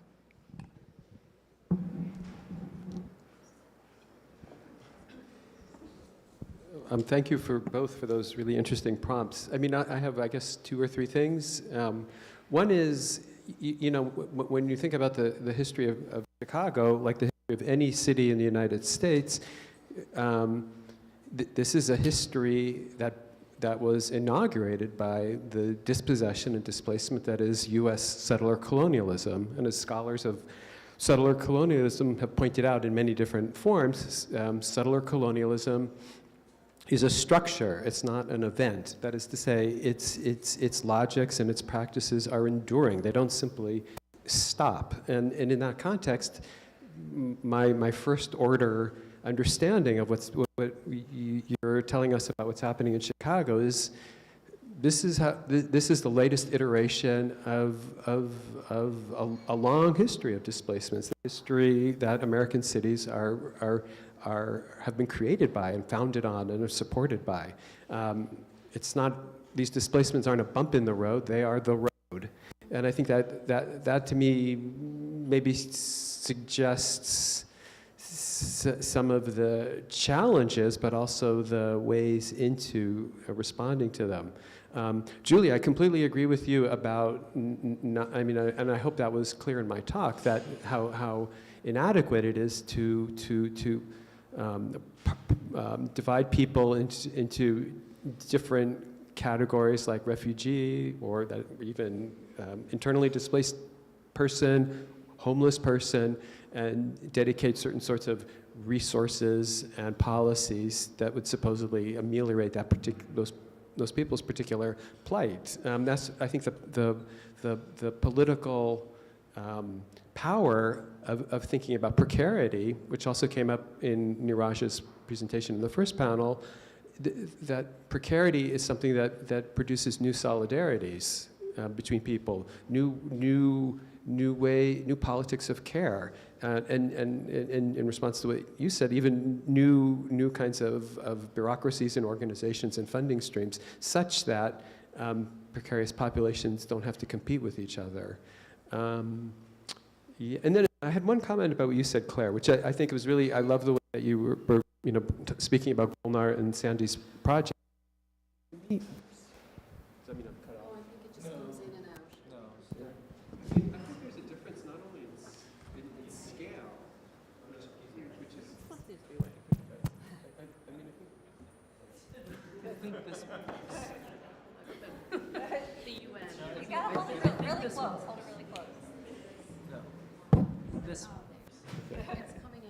Yeah, I mean, one of the things that I've always been sort of astonished by in the work of Sandy and Alessandro, and I saw also in your work, Golnar, was not just a difference in scale, just moving from large scale to small scale, but fundamentally rethinking the position of the architect. The architect is no longer a vanguardist. The architect is no longer an expert in other people's lives. The architect becomes somebody who in a way surrenders her expertise, maybe even to some degree surrenders her agency by immersing herself in the lives of other people and facilitating the kind of their agency and their capacities for self-determination, which is not only a scale. It's not only a question of scale. It's really fundamentally rethinking who and what an architect is. Thank you. I also have a few things. I think I'm more so maybe first of all, all the images that I show from the hotel, and all these different spatial strategies, they're very fascinating. Maybe for us sitting in this room, but of course there are many situations like that. You also find it in the work of many scholars that, study these spaces of crisis, or like this, what we do throughout a catastrophe. And so I kind of want to make a distinction here, that, it's maybe, it's interesting, maybe for a room full of architects, but I also want to kind of question this interestingness, which is to say that I think there is something, I think the question is, what is there really to really learn from this? Which for me is more fundamental, just like you said. I think for me is also to go back to actually, do we have the tools to recognize violence when this is happening? And do we have the tools to recognize, I think also, in what you were talking about, in this different forms of framing a problem. I come to understand this more and more from a perspective of the colonial history of land ownership. And I'm not really an expert on this. I'm trying to articulate this a little bit in this presentation, but also I generally, that this is also a question that Andrew asked from the first panel, which also you also mentioned, the settler colonial history of the US. It is the history of architecture is tied, as a discipline, is tied to these colonial histories. It is, and I would like to take this opportunity actually to mention the work of Brenna Bandar, not an architect, but she has a book called Colonial Lives of Property. Highly recommend. It was, for me, a moment to really understand the colonial history of land ownership, and then from an architectural perspective to really suddenly kind of recognize the violence that is so embedded within the ways that we think of space. And so I think there is a kind of fundamental thing for me here is to understand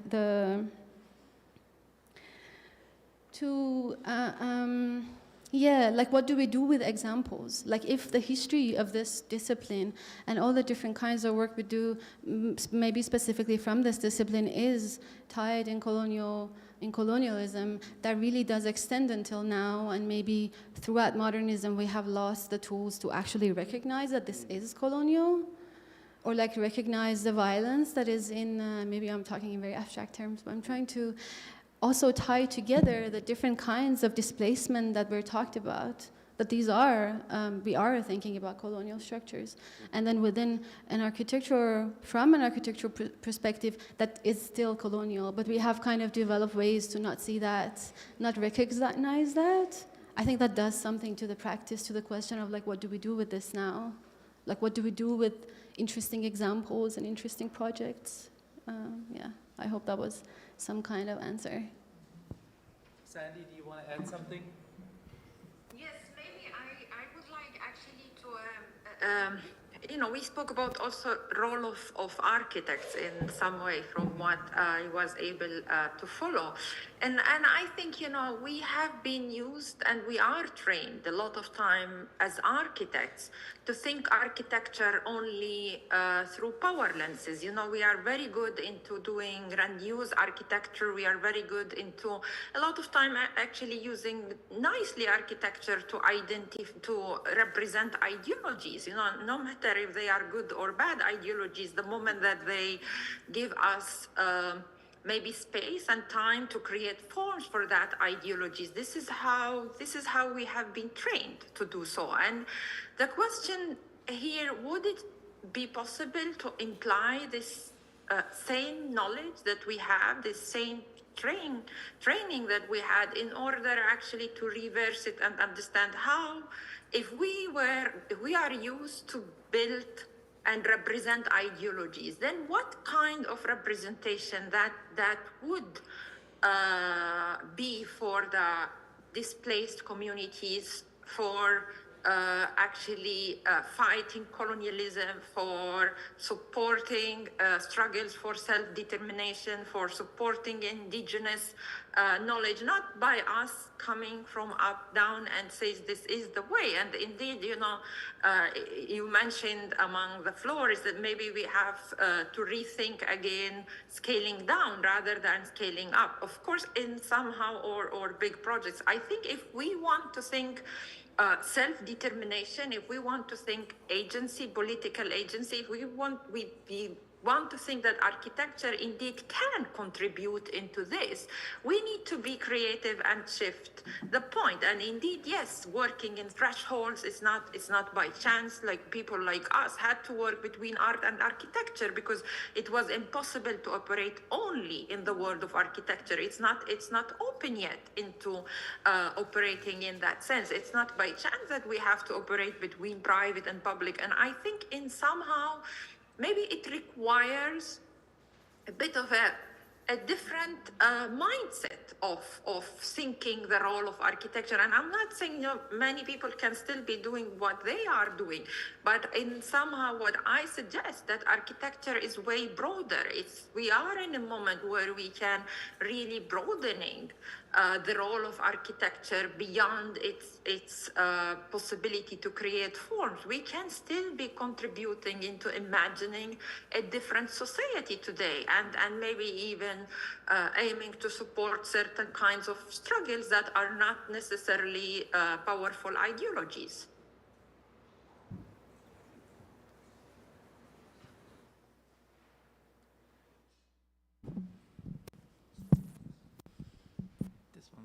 Yeah, I was also wondering if maybe Golnar, you could remind us what the story of the hotel was, because there it seems to me that if we talk about scale, that a large framework, a large hotel was opened up, was leased out to migrants, to travelers.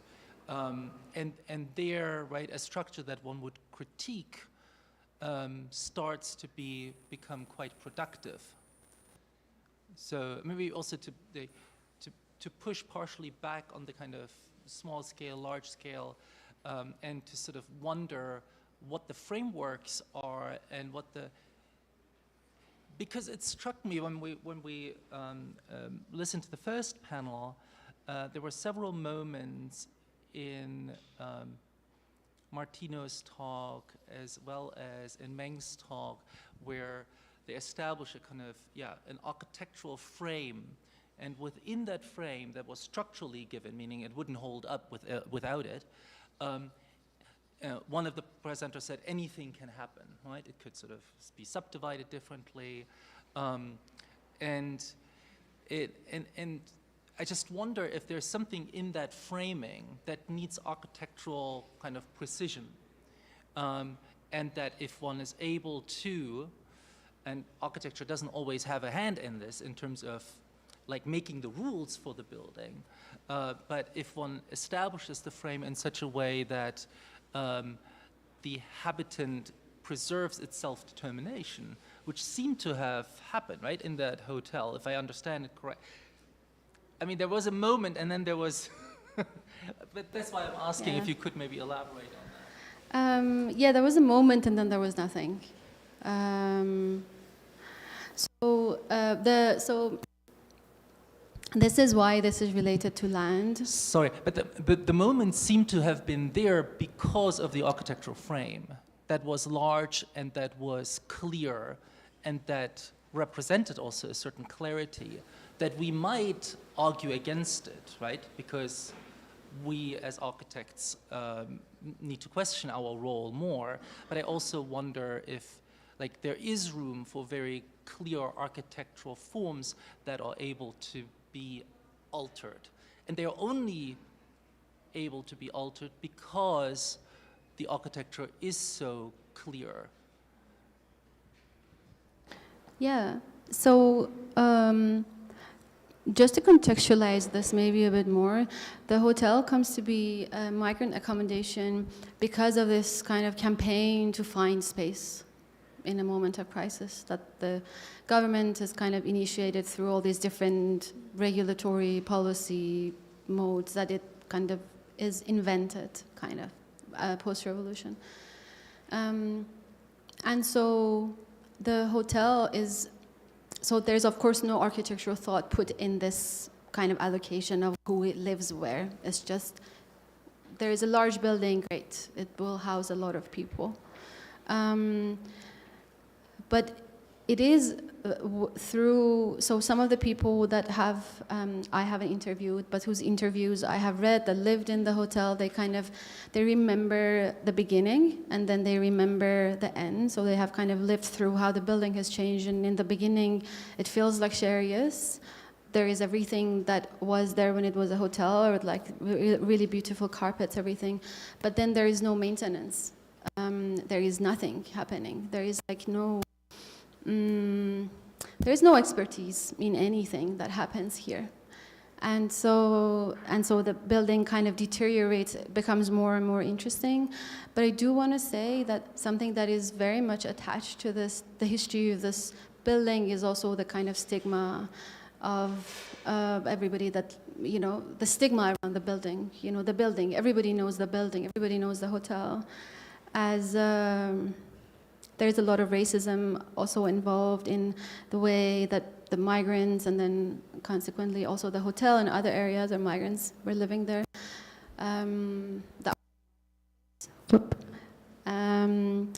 So there's a lot of these kinds of hierarchies, but the space is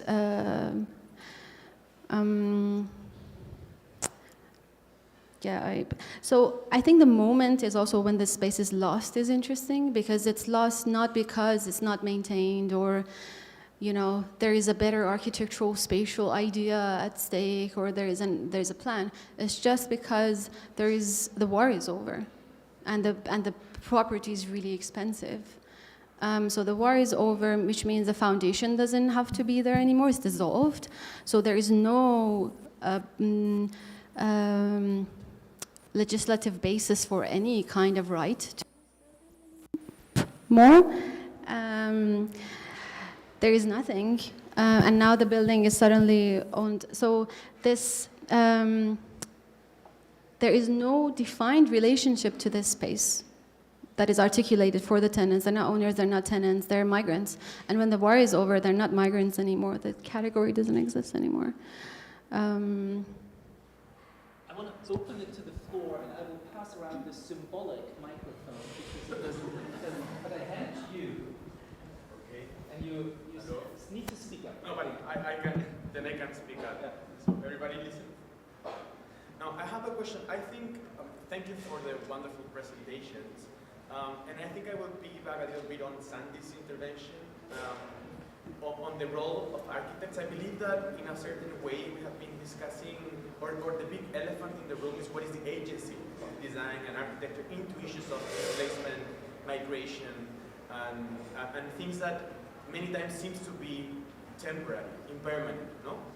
Let's think about refugee camps. So refugee camps are many times built through the lenses of public health. So we see the repetition. So we see the repetition, and I'm not sure how much of our repertoire of technical knowledge or of engagement, or when we talk about homeless, there is this dialectic between what the politician decides and then what we do with that, or then when we get into the hotel. So how are we only facilitating? So the question that I have, maybe, and it's an open question. So what really is the agency of architecture? What is that we can bring into the table that is powerful because it's going to be an increasing reality, it's going to be intensified, and and I feel that that is a space that we are giving to other disciplines, if you allow me to say it in this way. So my question is, how do we participate effectively with what we have in our toolkit?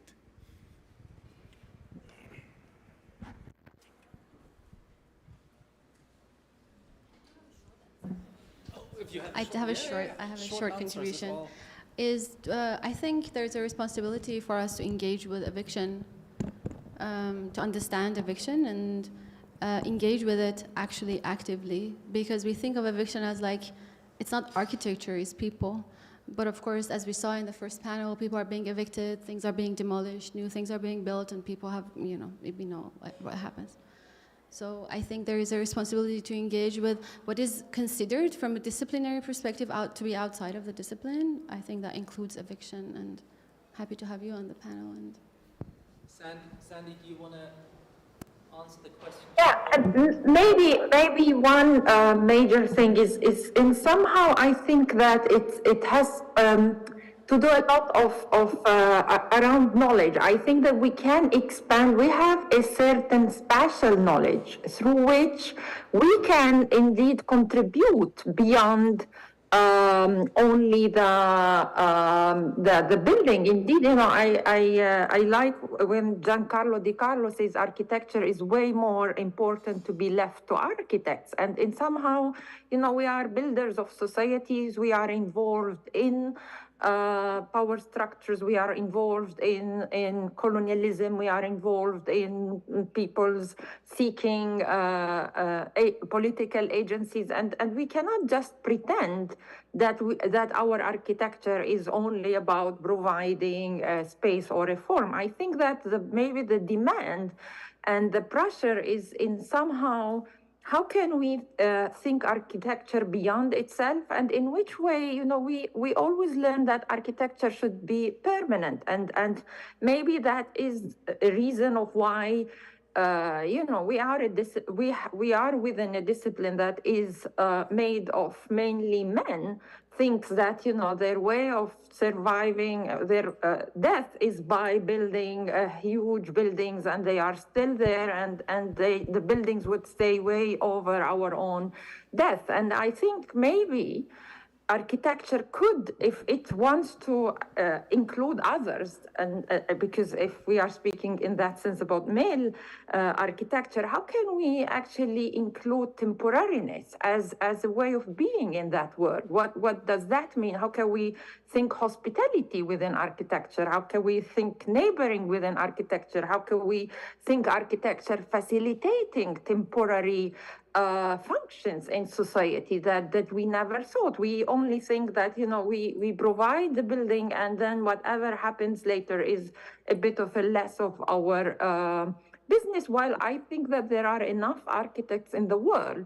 to expand the domain of architecture elsewhere, where temporariness becomes a big domain in it, and not only a small IKEA shelter to be created, but it becomes a whole way of rethinking, reimagining what does it mean today to think temporary architecture, in which way temporariness and practices such as neighboring and hosting would take over a lot of spaces in our societies. I think it's absolutely our role, and how we rethink modern architecture, because what modern architecture did is that it's really did not left any space for practices like hospitality and neighboring. And in some way, I think if we have to rethink modern architecture that's separated heavily private from the public, it is time where these thresholds become a major space for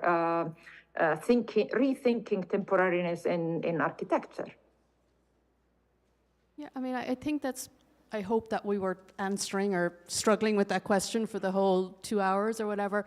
I mean, what I've learned is that on the one hand, dealing with involuntary migration, you're dealing with huge numbers of people. So it's an infrastructural project, and you lose sight of the individual because you're thinking in terms of 18,000 people or 20,000 people or 500,000 people. And so you lose sight of the individual. And I think what has been really engaging in the discussion is that at the complete other end of the scale, and I don't mean scale as in size of building, is that every one of those 20,000 is a person that has a tragic story, That is, I loved Sandy's comment that, you know, goes to a new place and realizes the dream is not what they thought it was. And so how you move between the infrastructural project and the subjective project or the project of the body, I think is also a space that we could perhaps find ourselves operating in more successfully. Yeah, Julie. Yeah, well, just one thing I wanted to add about Sandy's project. I love the concept of the living room, and the thing it made me think about was this debate that's happening right now about the terminology we use, whether we say the word homeless or we say unhoused, which, you know, I don't really feel like this is something that is emanated from people who are experiencing homelessness, so I'm not sure where I come down on this debate, but as I think about what the impetus behind it is this concept of home, which is very different than house. And like the idea of the living room where really all you need is the mats on the floor and the act of making the tea and sharing the tea, and now you've created home, you know, and that's something that you've brought into the space, and it's not the space creating it. I hate to be the one to say we have to stop here. I just also have to be mindful of people in the next panel who actually have to fly out at the moment the panel is over. So let's take, well, first, thank you for the panelists. And then 5 minutes, quick coffee, we will be back. We really have to stick to the 5 minutes, and then we go.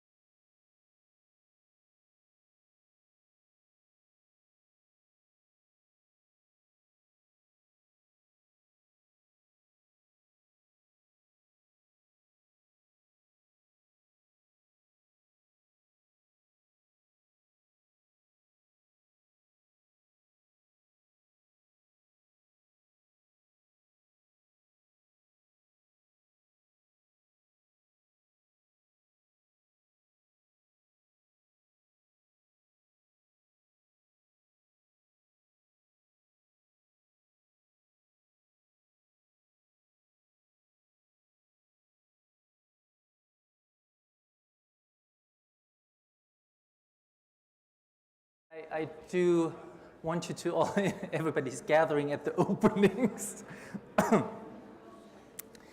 We're starting with the third panel that is assembled around the rubric of value and property.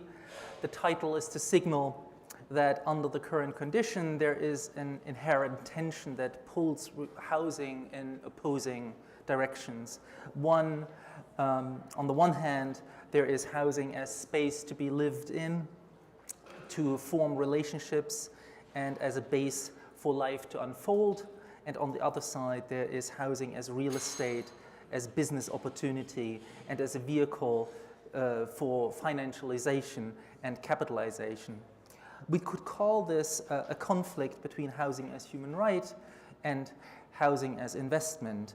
It's a contradiction that eats away at the architecture of housing at a time when there is very little public investment in that sector to begin with. So architecture, of course, is clearly implicated in the systematic commodification and monetization of housing by adding aesthetic, social, and cultural value. But if that is the case, we might also wonder if that architectural superpower could be used to other ends. And so the speakers in this panel have, I believe, aimed their attention at rethinking housing by addressing issues of land, vacancy, existing buildings, self-built settlements, and the legal parameters of property. Arno Brandelhuber and Olaf Grewert are part of B+, a collaborative architectural practice based in Berlin. They work in various formats, from buildings over time-based media to initiatives that aim for the social ecological transformation of the existing building stock. We have Felipe Vera, who is an urbanist who works as an academic as well as a senior specialist on housing and urban development at the Inter-American Development Bank in countries across Latin America, where he also leads programs to improve slums, urban revitalization, metropolitan governance, and sustainable housing and infrastructure.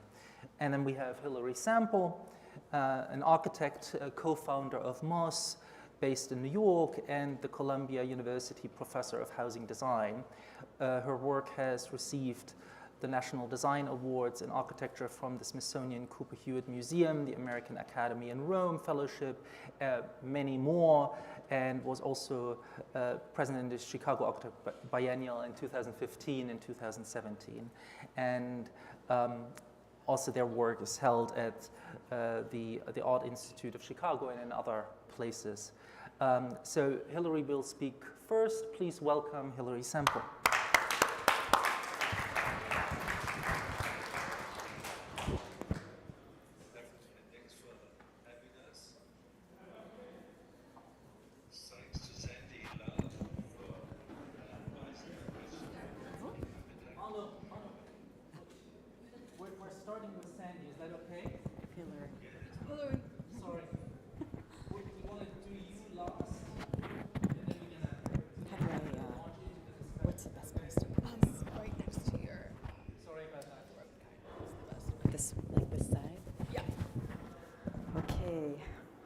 That seems good. Sorry, just get set up for a second. All right. Do you want to follow along on Zoom, or do you see her pictures, or shall I turn you around to see the screen?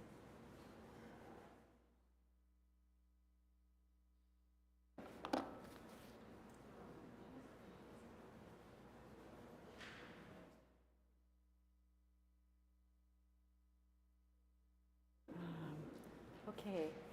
Oh, good. I was setting my watch. So, fine. Okay, so I might look at my watch. I'm not checking messages. I'm just looking at the time. Okay, can everyone hear me? I'm kind of a low talker, so if you can't hear, let me know. Great. Well, thank you for inviting me here today for this housing conference. Alexander, I really appreciate it. It's actually my first time at UIC. Can you hear me, or is it too low? So-so.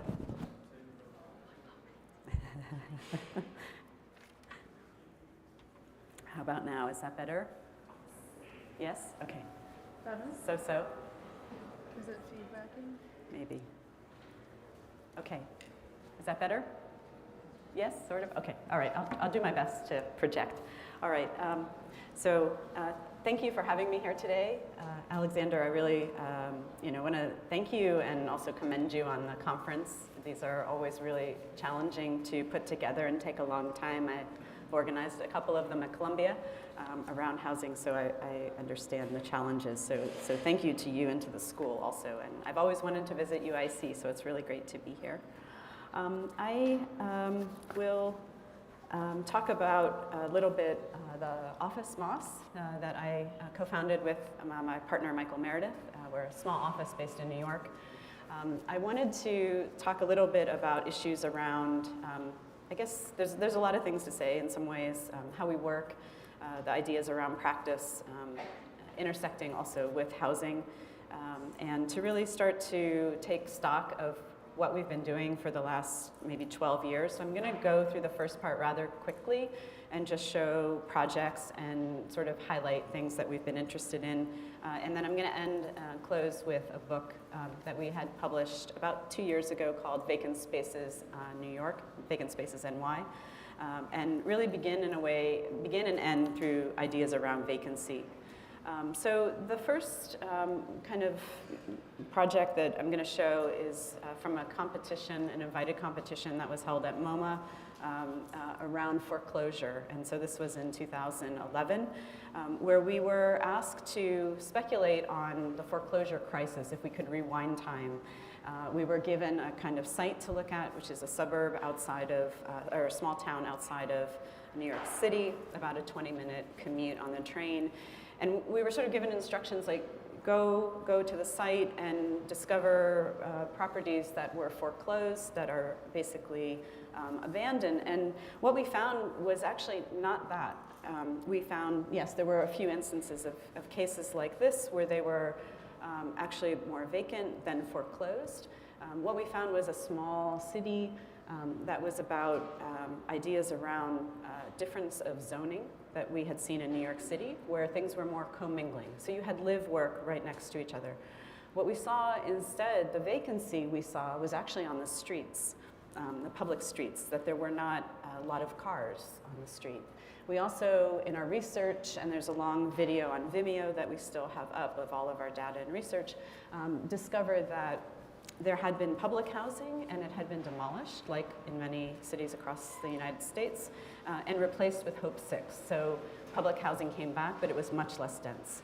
And so that led us to a kind of call to say, well, we need, in this case, it seems that the city could advocate for more housing, more low income, more affordable, and also market rate housing. These things could all be potentially commingled, but through a model that spoke about rent to own.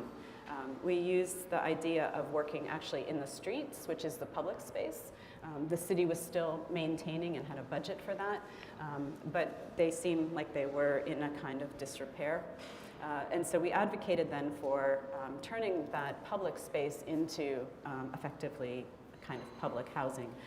And so we made these proposals. The idea was that it was a very kind of thin, almost more brownstone-like kind of idea and construction. The brownstone in its original form was also about work and live. In this case, in the model, white is live and pink is work, or vice versa. This is from 2011, so really way before COVID and our work from home. But we were thinking about ways that these things could mingle. That the ground floor space would also would be very public, and up above would be a kind of space for activities. So sort of mixing these things. So these are a kind of series of projects that we focused on thinking about this intersection of housing in a very collective way. Our work also revolves a lot around models and drawings and representation of these topics, and also takes the form of books. And in this particular project, we had shown at the Venice Biennial, this is in Detroit, a site for the DeKindercut, which was actually a vacant lot, so where we were looking at vacant streets. Here we were looking at a very large scale vacant lot, and so we proposed in this way a kind of similar structure of these very thin bars that could intersect and create different kinds of spaces together. We studied all different sorts of weather conditions, different figures, people, scale figures, activities, model making, materials, ideas around representation. These only architects who draw know what this kind of symbol means.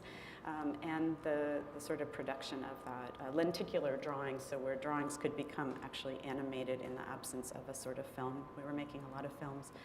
In New York, we've been working on projects across different kind of neighborhoods that try to challenge these limitations on housing. And in this case, this is a project for a young creative couple that wanted to have a place where they could live and work, have public exhibitions or curate events with friends, but also have aging family come and stay with them. They wanted it to be something that was also low maintenance. And so this challenges the kind of code. It still works with the code. We're not breaking code, but the kind of limitations on what might be a one-bedroom, a studio, and relationships between live and work. A project we did here in Chicago was to look at a proposal for a house that we called the Corridor House. We had been doing, and we're always constantly doing research, design research into architecture, to its history. And in this case, we were looking at the development of houses over the last 100 years, and this kind of cycle where American houses become very large, so much so and so big to the point that you could actually live in their corridors. And so this became a kind of house where it's all about the size of a corridor, and it becomes a very small house. All the objects are thrown out.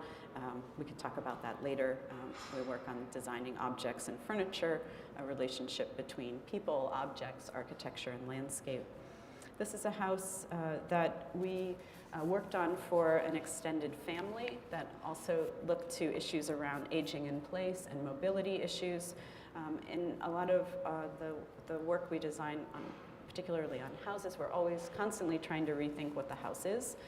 And in this case, each of the bedrooms are all the same. There's no hierarchy, there's no master. We get rid of this entirely.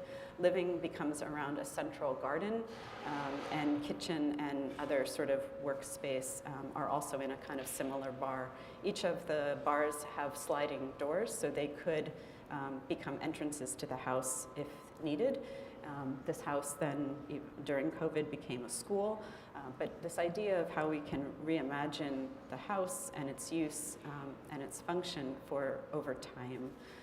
The garden is really a kind of center feature, and it's about herbs and medicinal and these things that maybe sometimes as architects we can achieve in smaller scale projects that we hope to do in larger scale and expand our collaboration. We're also working a lot on furniture. This is with Monera Gallery in Brussels. And part of the research that we do, because we do a lot of it, then turns into books. This is called Houses for Sale, where we look at a kind of iconic houses that are often studied, but we try to expand the canon as well, but also ways to think about making architecture much more accessible to the general public. This is something we're really very interested in. How do we have more open conversations? How do we show that building is actually not as hard as it seems to be always? Granted, I'm speaking about a house and not a bigger building, so it's more easy, but how can we just start to be more, as architects, educators to a general public and bring our knowledge around this to that. And so to that end, we were invited to curate a competition around the education of housing construction in Mexico. This was our education center, but we worked with 32 international architects to design prototypes for larger scale housing, and this was built. We've also made a book. This book is going to be coming out hopefully early next year, another book project published with Actar. But this book also, and like some of our other projects, offers us a place to be able to, I can keep talking, be able to invite other people to join us in our conversation around housing. And so Giovanna Barassi from the CCA wrote a really, I think, wonderful text about ideas around housing and collective housing in urban settings. We're often inviting people to write, not necessarily about our work per se, but about architecture in general. So this book shows the architects' projects. It also talks and asks them to explain why they did what they did. We have elements of landscape that are very minimal and easily maintained. So on that. Other things, again, just trying to think about these relationships of what we build with respect to housing and work and art and public that are co-mingling together and trying to make a new kind of space. At the same time, we're also working on public housing. We don't really call public housing anymore in the United States, but these are, I'm going to present 2 affordable housing projects. These were competitions we won and built with a developer in Washington, D.C. While we're working on those projects, we're also participating in other competitions, one in New York for the small lots building through HPD, which reimagines vacant lots. Here, and I could talk more maybe in the conversation around ideas around the relationship again to the street and community. And then here in Chicago, of course, we were really delighted to be part of this competition, invited competition, or public call, sorry, and looking at how we could really reimagine ideas around density, so a kind of 2-for-1 and relationship to the street. Always thinking about what it's like to live inside, and we would always want to live in anything we design. And then a larger, this is the second affordable housing project in Washington, D.C. This is about 75,000 square feet. And this was a public call. I worked with the mayor's office, and it's 63 units. About 11 of them are for supportive housing, so it's completely 100% affordable. Here, it wasn't so much that it was a vacant lot, but it was right at the city's edge, so across the street is Maryland. So one of these instances where the city is offering, and it's not just DC, all cities seem to do this, offer affordable housing, but it is at the furthest edge of where it actually needs to be. So we were able to max out and add more units and offer a different kind of thinking about the ground. All of the units have, it's single loaded for the most part. They have through units. Almost every unit has a view to the street and to the 2 courtyards inside. And we were able to, by a process of maybe slight tricks, say we were building really large windows, which we knew would be value engineered down, so we would actually get a size closer to what we had hoped for. So this is a kind of shared. We're doing a lot of collaborative work, working with other architects, and in this case, this is a project that we've finished construction documents and we're hoping is going to start construction soon, but is in Asunción in Paraguay, that we're working with Dama Faden out of Buenos Aires and Equipo de Arquitectura in Asunción. Sorry for my accent, but this is a project that Equipo especially did a lot of groundwork in working with local families that are going to be relocated into this site. And we work collaboratively, and this is something we have been, in a way, began sort of through the books, but have now been doing more projects around this, including this is a project in St. Louis through Tatiana Bilbao's studios office and working alongside of Macias Paredes and Productura's office to develop sort of middle income housing in a vacant lot near the Pulitzer Foundation. So there's a kind of integration also with landscape. Okay, so I'm going to switch now to vacant spaces. So in a way, we're working on the architecture projects and thinking also a lot about the way that we're living and practicing. We live in a building that we live above our office. We have access to, the office has access to the street. We're constantly able to see our street, a sidewalk, and a garden in the back. And we've opened this all up. So there's this kind of exchange that happens always. We are never out of touch or out of sight of where we are living and working. I think that's really important as an architect to be very familiar with your surroundings. So in a way, these photos, we have collected and taken over a period of years, and it sort of recalls, I was, in preparing for this panel, reminded and thinking about this idea of value and property and the images that we did for foreclosed coming back. But this is, you know, I am walking every day between the office and teaching or going to our children's school, and so really understanding the kind of landscape. But we, New York is like a lot of cities, also Chicago. Chicago, after New York, has the second highest vacancy rate of properties. We're particularly interested in the ground floor space. The ground floor is really the space that sets the tone for a block. And in New York, we have a variety of lot sizes, and that has to do with the history of the development of the city. But really, if the ground floor, and many of you know this already, is vacant, it really changes the feeling and the tone of the street.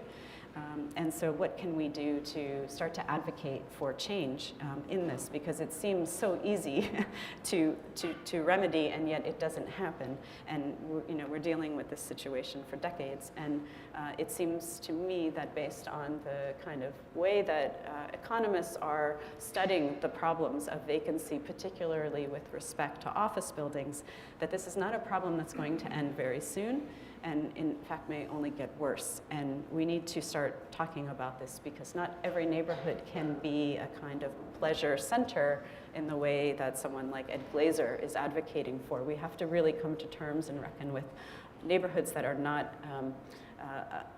able to offer that. What are other neighborhoods, which are actually the bulk of the city, going to be like? And so, sorry, I lingered on that one. So we've been working on this and collection of data. We really looked at Manhattan specifically and cataloged all the vacancies, trying to think about ways we could sort of push this information and advocate for a new sort of reimagining of the ground floor spaces. The reality is that if you want to get affordable housing in New York, it is very difficult.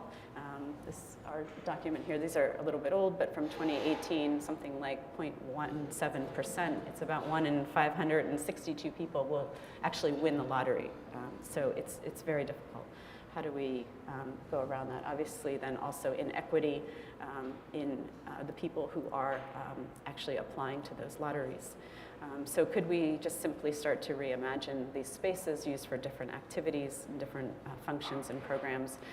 One of the things we also discovered in researching it is that services that are needed for people, especially vulnerable populations, are so dispersed throughout the city, makes it very difficult for people to access. So could we start to really zoom in on these particular neighborhoods and reimagine what they need based on what we already know about those neighborhoods, and start to rethink the way that the spaces are used?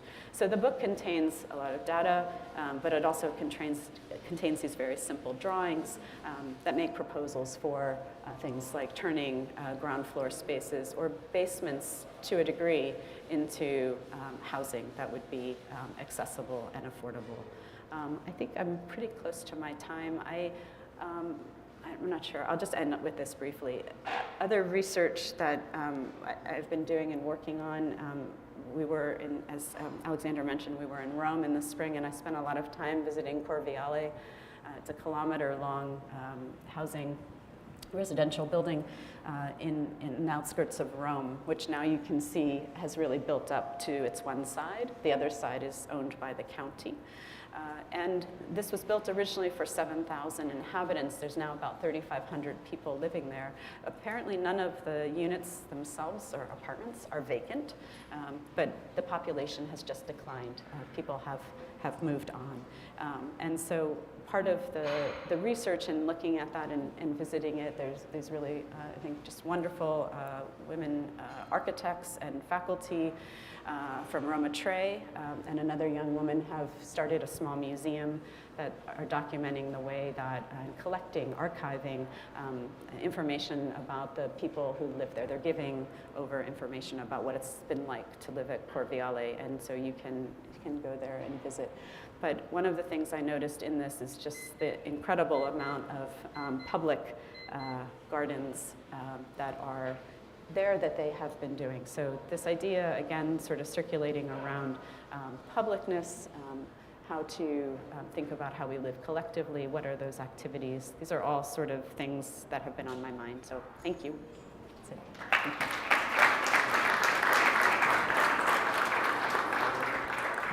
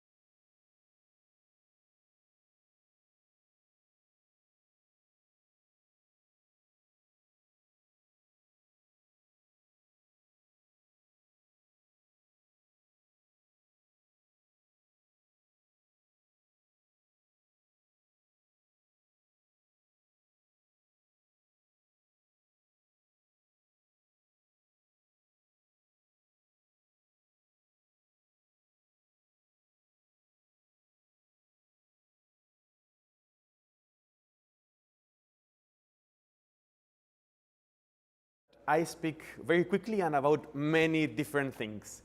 So please try to be concentrated. And related to the question that we were discussing in the previous panel, when I was a student, I was really impressed by this, that you probably read, this text by Rem, that really was telling how come urbanists and architects had lost their agency, let's say, in a moment in which there was a triumph of urbanization. And actually the text ends saying, what if we simply declare that there is no crisis? Redefine our relationship with the city, not as its makers, but as its mere subjects or as its supporters. More than ever, the city is all that we have. So what I want to do in this talk is challenging a little bit that idea, doing three things: sharing with you a vision, sharing with you 10 transformations, and an idea for the discipline. The vision is that I'm really convinced that the future of the urban world will be popular. And by that, I'm saying will be self-constructed or informal. We today are 8 billion people. For the 2050, we're going to be 10 billion people, meaning that the 20% of cities are going to still be constructed. And they're not going to be constructed in any geographies. They're going to be constructed in the global south or in the world of the majority. That really match exactly where people live in self-built settlements. And today, the 30% of population live in self-built settlements. So when we look, my focus is mainly on Latin America. I've been working in many countries across the region, but I can tell you that today, every day, 17,500 people move from the informal city, the badly called informal city or popular neighborhoods, to, from the formal city to a popular neighborhood.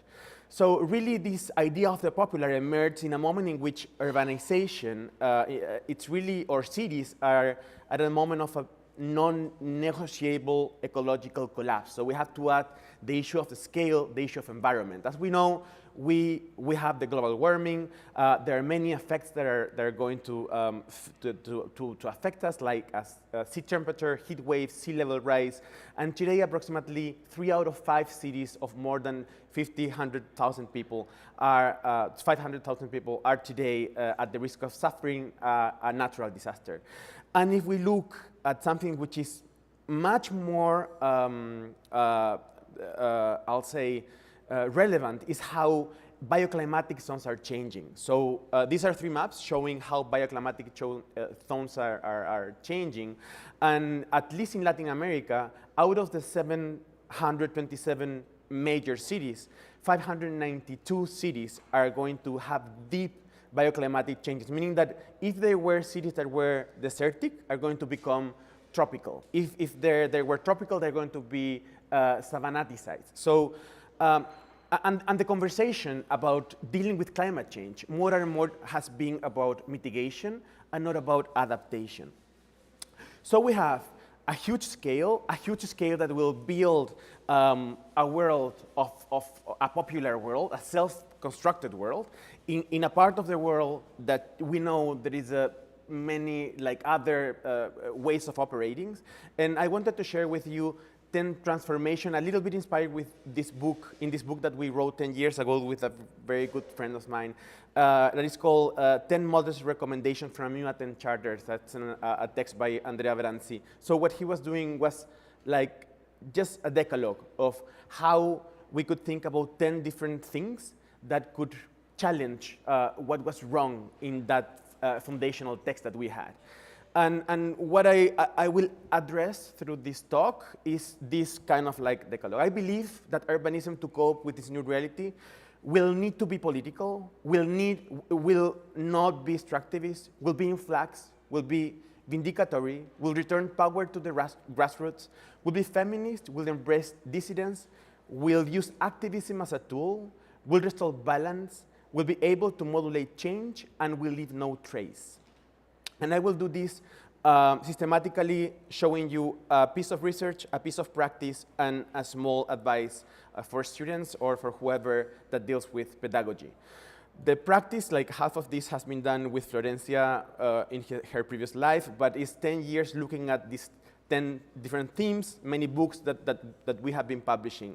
Then the practice, I'm a designer operating in a landscape of bureaucrats managing $2 billion for urbanizations in countries. So I'm in the middle of all the political forces, which is not the place in which normally an architect or a designer will be, no? And that's what I was referring with the question of agency before. And the third is pedagogy. So I had been always doing the three things simultaneously. This is a series of courses that I've been teaching at the Harvard GSD, looking at these transitions in Latin America. So to the issue of scale, I really believe that urbanism will be political, and will be political because of the issue of scale. Even though today only, and you will always see like the books that talks about this, and these are all public, and I can give you the links. Even though the scale or the occupation of the globe is only the 5%, today the 60% have a certain degree of metabolization, no?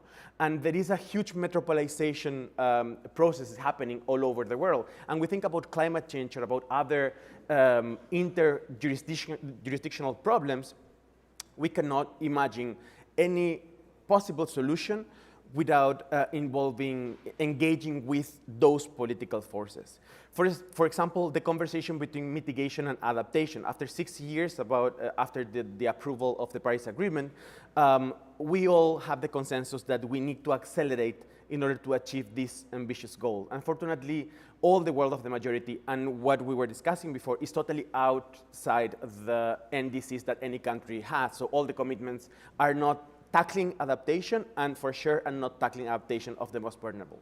So in terms of practice, what I've been doing in my place, I've been advocating for the inclusion. These are the 24 ministers of housing that we gathered them in the Minurbi in Buenos Aires at the beginning of this year. They all agreed in a commitment and in creating a green fund for the adaptation of climate of informal settlements to the climate challenge. And at the same time, we have been doing the same with subnational government, using big platforms such as the C40. So the first advice is that the creation of value and the redefinition of ownership will inevitably be political and will need of designer participating of power structures. If we really want to make a change, we need to claim those spaces that seems to be so far away from our training. The second is resources. We need to imagine an urbanism that is not extractivist. So we wrote this book looking at mining cities. And if it's something that is clear in mining cities is that when extractive activities ended, there is nothing else, and it's time to move on. And this is a pattern that we see all over the world today. What we have been trying to do today is trying to look at 3 different scales. We just built a big fund for the Amazonia, because if we try to preserve the Amazonia will be anyway eroded. So what we are doing is trying to rethink how to work in the Amazonia with a more bioeconomic paradigm. The same we have been doing, pushing governments to engaging with other materials like wood construction, and also trying to see how materials that are locally adapted could contribute to scenarios like this one that we are working in. I'm working in Nicaragua with the very high, most vulnerable population that had only those sorts of materials to build. So we really, in a way, we need to imagine housing as bioconstruction within bioeconomies and as the result of non-extractivist models of production. The third has to do with migration that we saw in the previous panel. These are 3 books that we also did with Florencia. I believe that urbanism will need to embrace flags. Today in the world, we are 250 million migrants out of the international migrants, out of the billion migrants that we have. To 2050, we're going to be 350 million migrants, which means that we are going to have 100 additional migrants.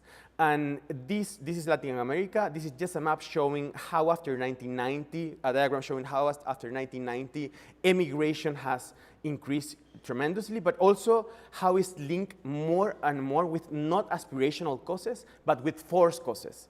Every time there is a natural disaster, every time violence increased, every time there is a lack of opportunities, people leave their countries. And what happened, there are some countries with high resources that need to receive them.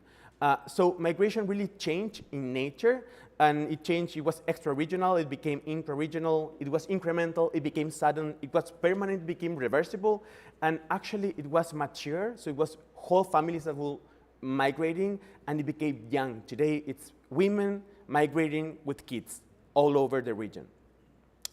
From the 350 million migrants that are going to be in a couple of decades, 200 of them will be linked to the effects of climate change.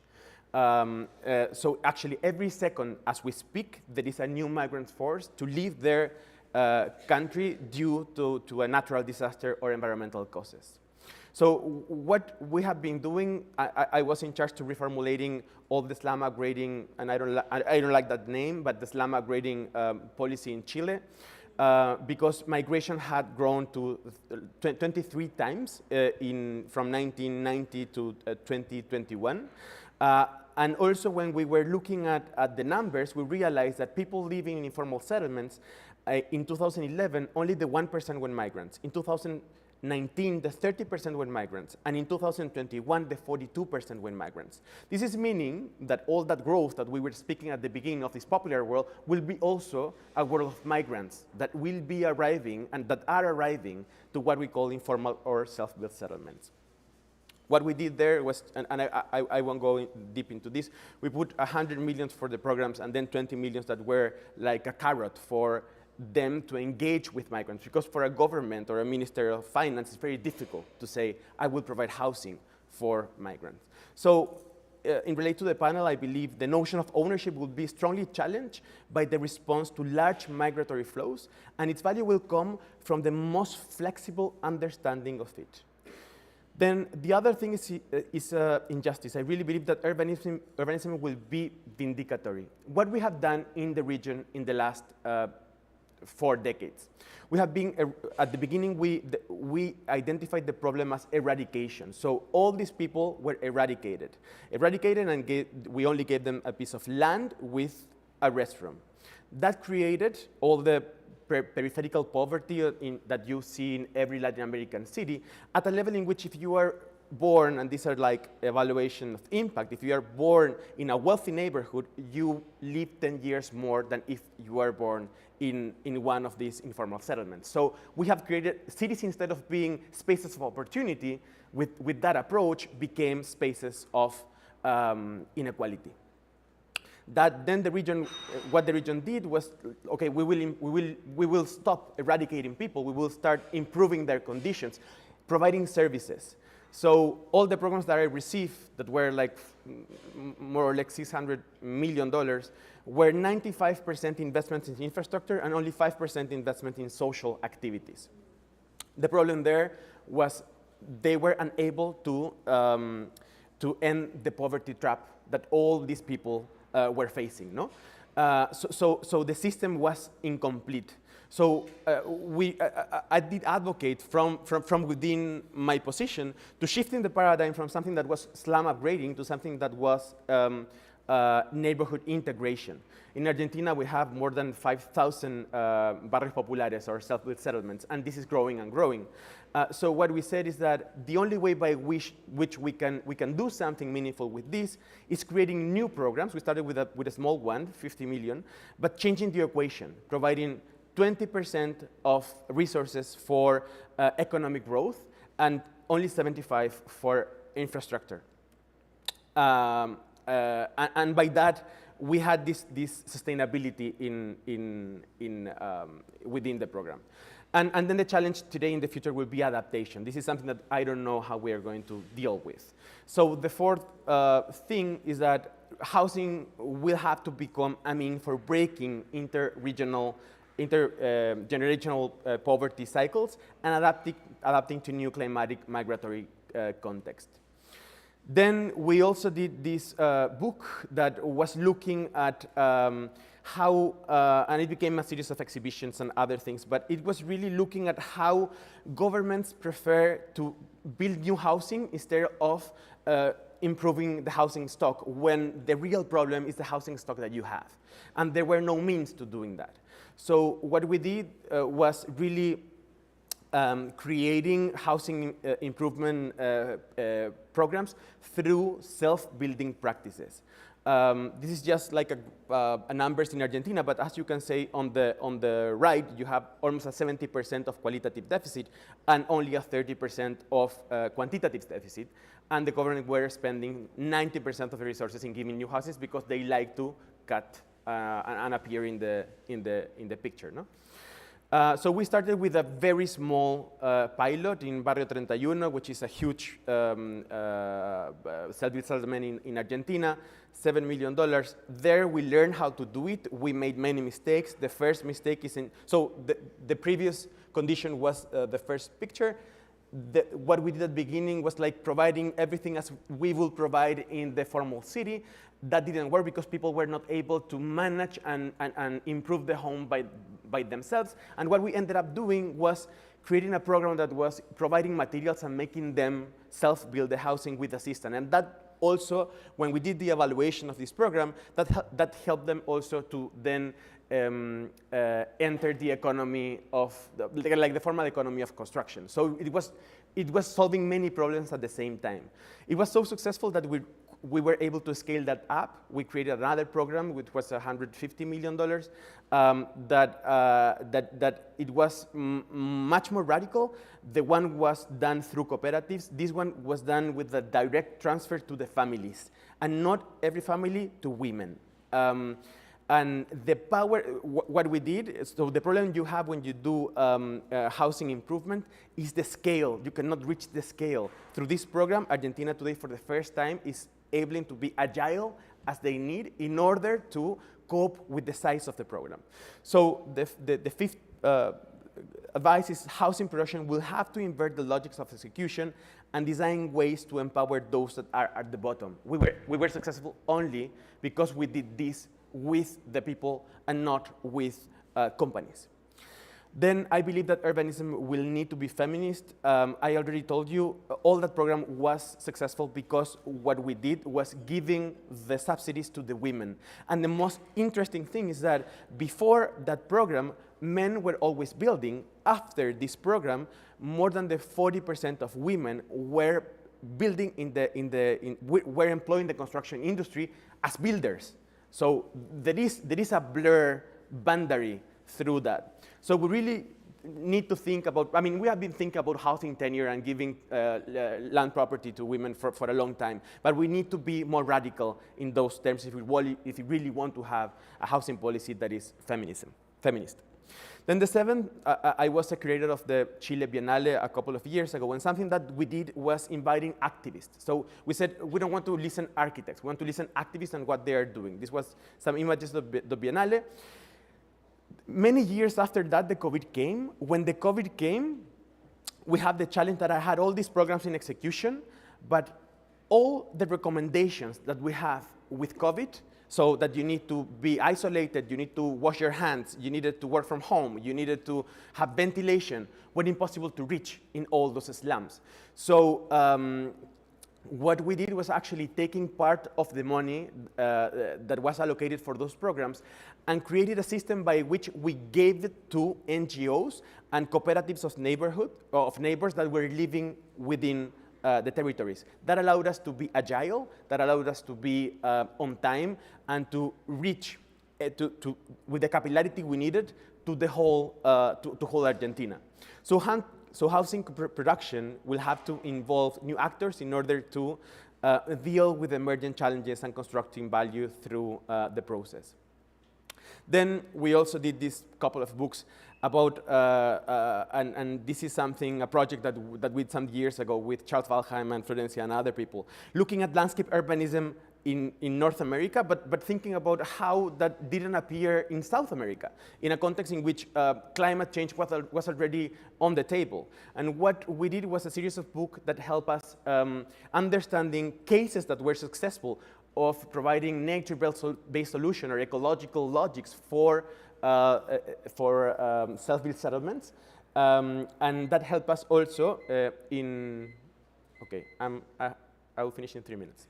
That helped us also in convincing governments to do this, to take all the slums that they have and make priorities and decide where to invest with the notion of what is the most exposed to climate change, and not only current climate change effects and risk, but future climate change effects and risks. That we did in Argentina, Uruguay, and Chile.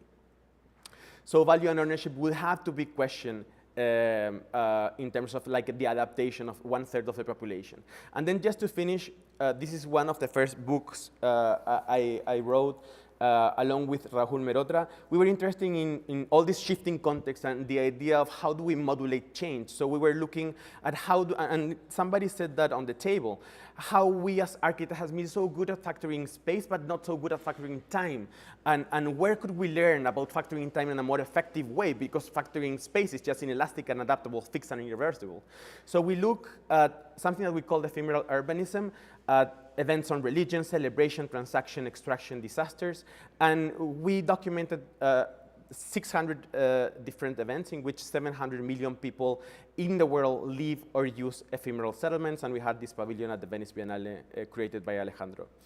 So we really need to challenge the idea of sustainability as something that needs to be sustained and replace it by something that responds to obsolescence with a more adaptable, reversible, and fluid manner.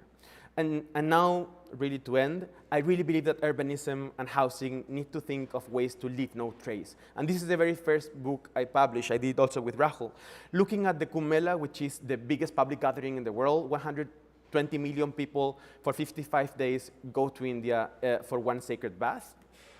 It's a religious celebration that happens in the crossing between the Ganges and the Yamuna.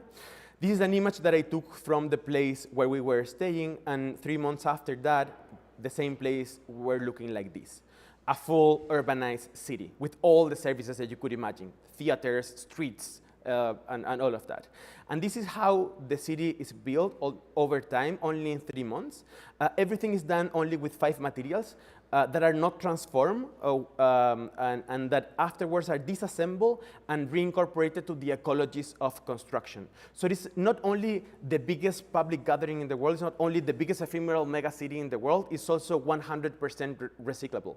And something very interesting is that after the event ends, the grid is occupied for a different purpose. It becomes a space for crops. And when we were leaving because we set up a camp there, I was living there for 7 months documenting the thing. And we went to talk to somebody and we said, thank you for having us. It was such a meaningful experience. Wow, how could you do all this infrastructure and all this deployment? And what she said is, it's very important for the conversation we are having. What she said is that the most important thing that we just saw is that the Mother Ganges retreats and allowed us sitting in her lap. That's why we are so careful on having them. So really, I believe that the value of housing and the nature of property will come from being malleable, circular, adjustable, and leave no trace. And just challenging this idea, I disagree with the idea that Brem was putting on the table. I think we need to touch some of the statements, and we need to replace it by this.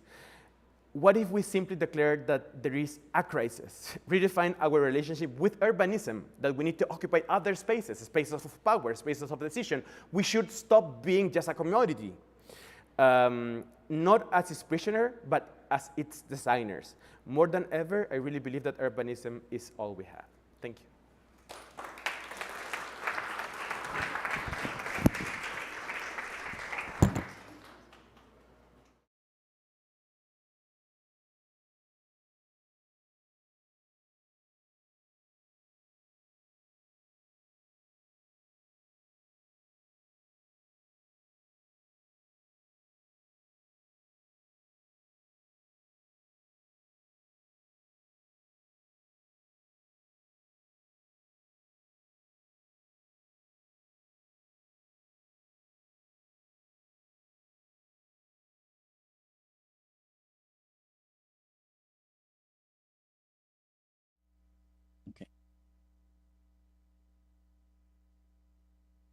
Do you see it? Yeah.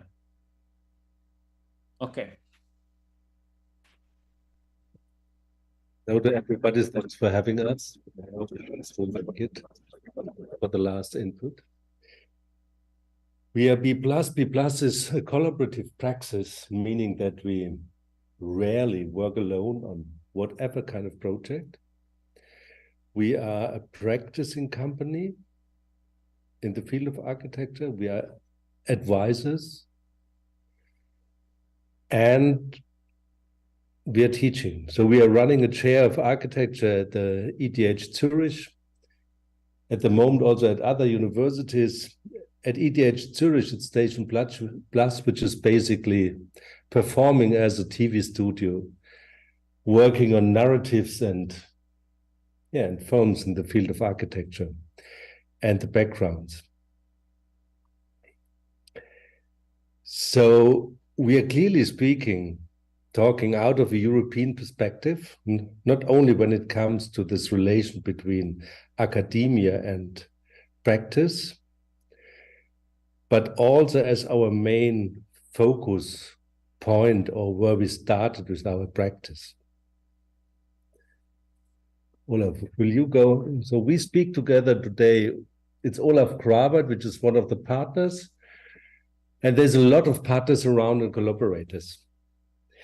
So speaking out of this European perspective, we wonder why it's happening that in the moment, we have a lot of commissions in the States, whether it's in Minneapolis for Midway Art, Washington or Los Angeles. And now we can ask ourselves, why is that? And we would like to explain it because we deal with the material that us architects normally are not at all interested in. It's building ruins, it's conversions, it's existing building stock, as ugly it might be. And we would start going quickly through 3 or 4 projects to give you an idea of where we came from, where we are coming from, and where it's leading to. You can just continue.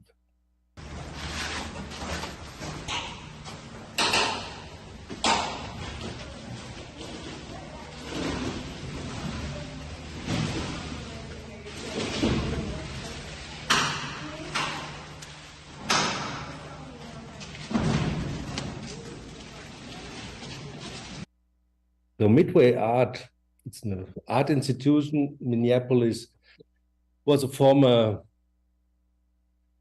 car dealer. And just by removing some of the slabs and then doubling and extending it, we will gain all the space and all the, let's say, even the comfort we will talk later about. I jump quickly into 3 projects of ours. The first one is located in Berlin, right the center of Berlin, called Brunnenstraße 9, which was basically a building ruin, an investment ruin out of the gold rush in the 90s after the reunification of Germany. So we jumped also as developers in, which is a very important point. We will come to that later. We got the ground basically on the value in that time minus the removal costs on the basement. That allowed us to really carefully investigate in the structure that has been there. So we knew where the elevator shafts were, the former columns were planned, and we made 2 basic decisions. One was try to make it a completely usable space without any staircase, hallways, whatever inside. The second was build it as cheap as possible. And the third was build it as something that can serve for whatever use, whether it's culture, whether it's production, whether it's artists, whether it's housing, whether it's living. And it turned out that by reducing the standards first only that it's possible to move in, and only in the second and third step to think about, okay, if this is a sleeping room, maybe it needs some more sound protection towards the street and so on. We could, as own developers, rent it out for €7 a square meter, which is less than $1 a square feet. Meaning that the community that was built up there were basically our friends. It was possible to rent it out to a price that normally housing and also the relation between housing and production could never be realized. And just reminding the last pandemic we went through, the relation between housing and production, and that it's normally always separated, was maybe the main point of this case study. The next example is a rather ugly building. So we jump over Olaf and just... The next example will be a rather ugly building. It was a former underwear factory of East Germany, producing underwear that you would not even like to see. It's looking like a family house, but it's rather slightly bigger. It's about 500 square meter, which is 5,000 square feet. It was meant to be demolished. So you see other people already put out the windows and some parts of it just to reuse it. And basically the allowance for this ground was to build 1,000 square feet, which is 100 square meter. And then we thought, is it really so intelligent to demolish a building with 5,000 square feet to build up a new one with only 1,000 square feet? So we also bought the ground and the building, minus the removal costs of the building. And we're just looking to how to deal with it. There was asbestos, a fiber asbestos roof on that we had to change. So we put on a concrete, slightly sloped roof with a kind of edge that would support all the walls around for any kind of openings up to a certain extent, without what normally architecture is about, defining where it should be. What you can see already in the image is it came out as rather strange openings, and basically was done on a Saturday and Sunday, with a lot of friends, some beer, just with sledgehammers and tools to kick everything out where we would like.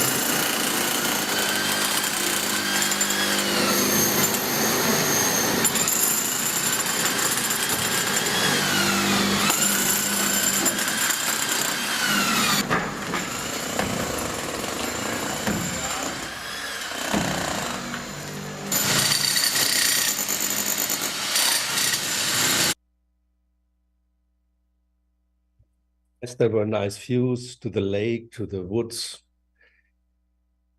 And this became a case study also on how to not isolate it, to use as much energy that was allowed for 100 square meter, 1,000 square feet house, meaning that in this 5 times bigger one, you might have, in very cold winter days, which turned out to be 1 to 2 weeks a year, that you have to reduce it by just with curtains. You see this slightly pinkish color. You have to reduce the space to still have it up to 20 degrees Celsius. So if we compare now the comfort of having 2 weeks a smaller house with 80 square meter, which is 800 square feet, but having the rest of the year a 500 square meter, 5,000 square feet a space, it already makes most of the difference. So this was an example about standards, also thermical ones, and our habits, what we would expect from something that we called, and that was maybe the most successful of that, as we called it, anti-villa, because it's in a place where a lot of these old villas are standing around. And we recognize also a very huge response on this kind of creating narratives. So if those two buildings, these two examples, were teaching us about the possibilities and also the pleasure of adaptive reuse, we thought, how could we make that function even in new construction?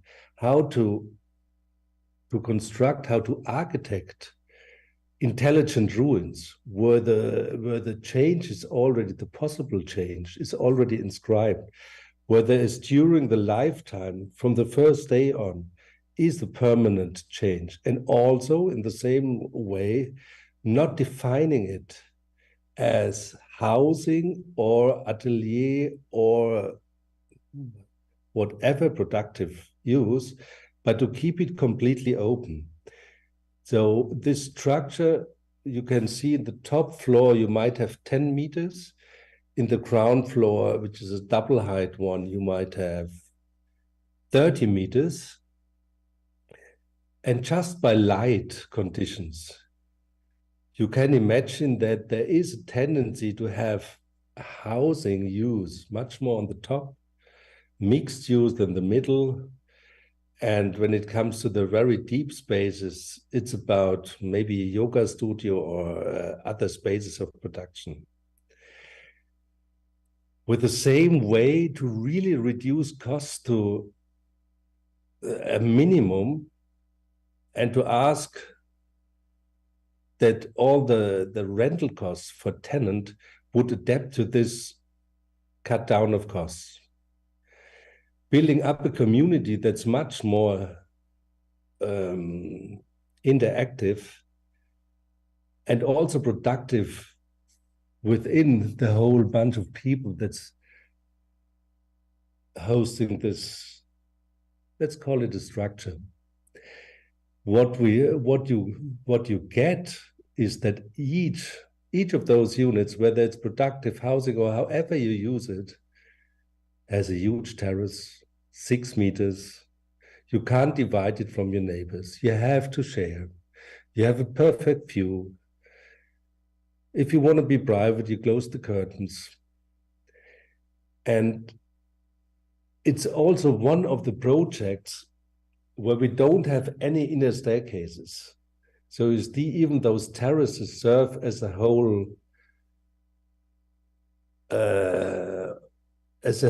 structure to reach to each unit, or you go in directly via elevator. And what else is, we don't extend it too long, it's very important that all the technical infrastructure is only at, in this case, 2 cores.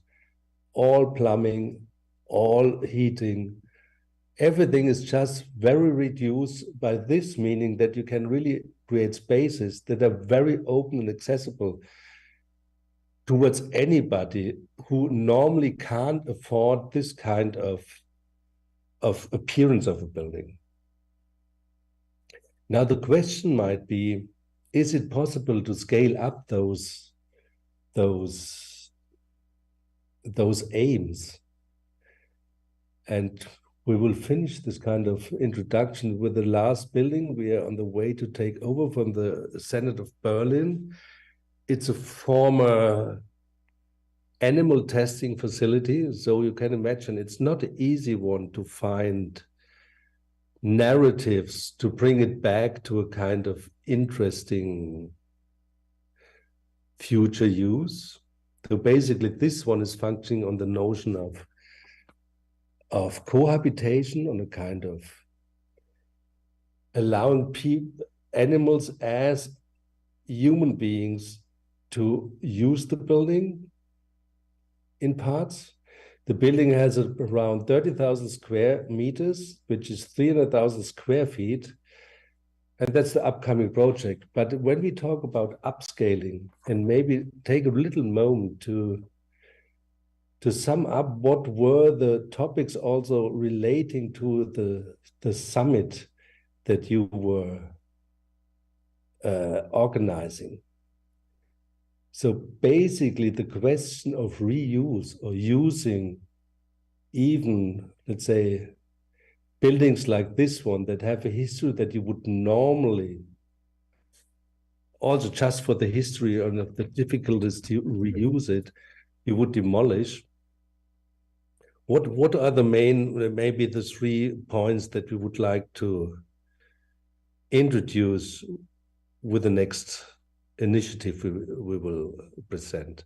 First is any replacement of condominiums, of housing, and rebuilding those condominiums means that the tenants will never come back because price will rise. They are already gone somewhere else. So it's a very social question that it's embedded in the question of reusing versus demolition and building anew. It's a very, on an ecological point, it's very clear. So all the CO2 that's already embedded in those old structures, if we demolish them, we have to reinvest the CO2 again with all the upcoming issues of, yeah, as we know, from climate change and temperature rise by the end of the century by 3 to 4 degrees. But it's also an economical question. We don't go very deeply back because we will see some more arguments on that. There was a time when money or currencies were tied to material. Let's say it was this gold standard, it was at a certain moment banned, no? That money, currency became a free-floating, non-ending quantity. And even on an economic part, we are advocating for retying it when it comes to buildings to a kind of material question, because otherwise it will just be a financial asset, what we are talking about when it comes even to condominiums and when it comes to tenants' lives and yeah. So renovate, don't speculate. Ola, maybe.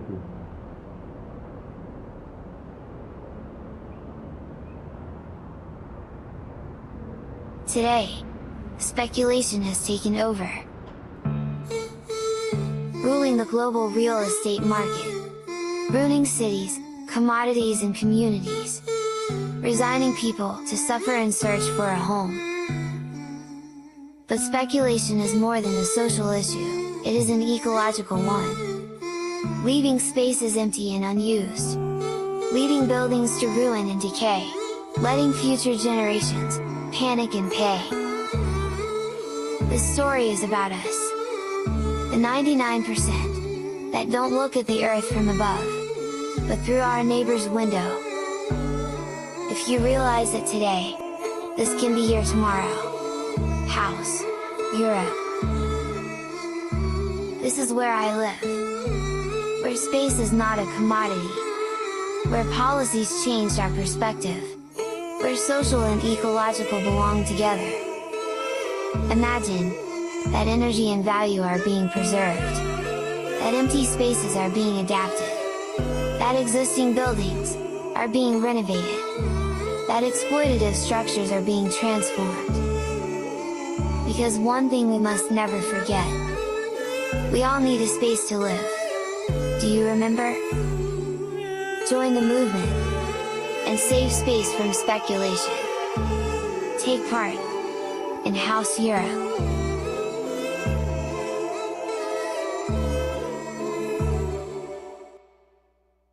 So this was the trailer to our current project and initiative, House Europe.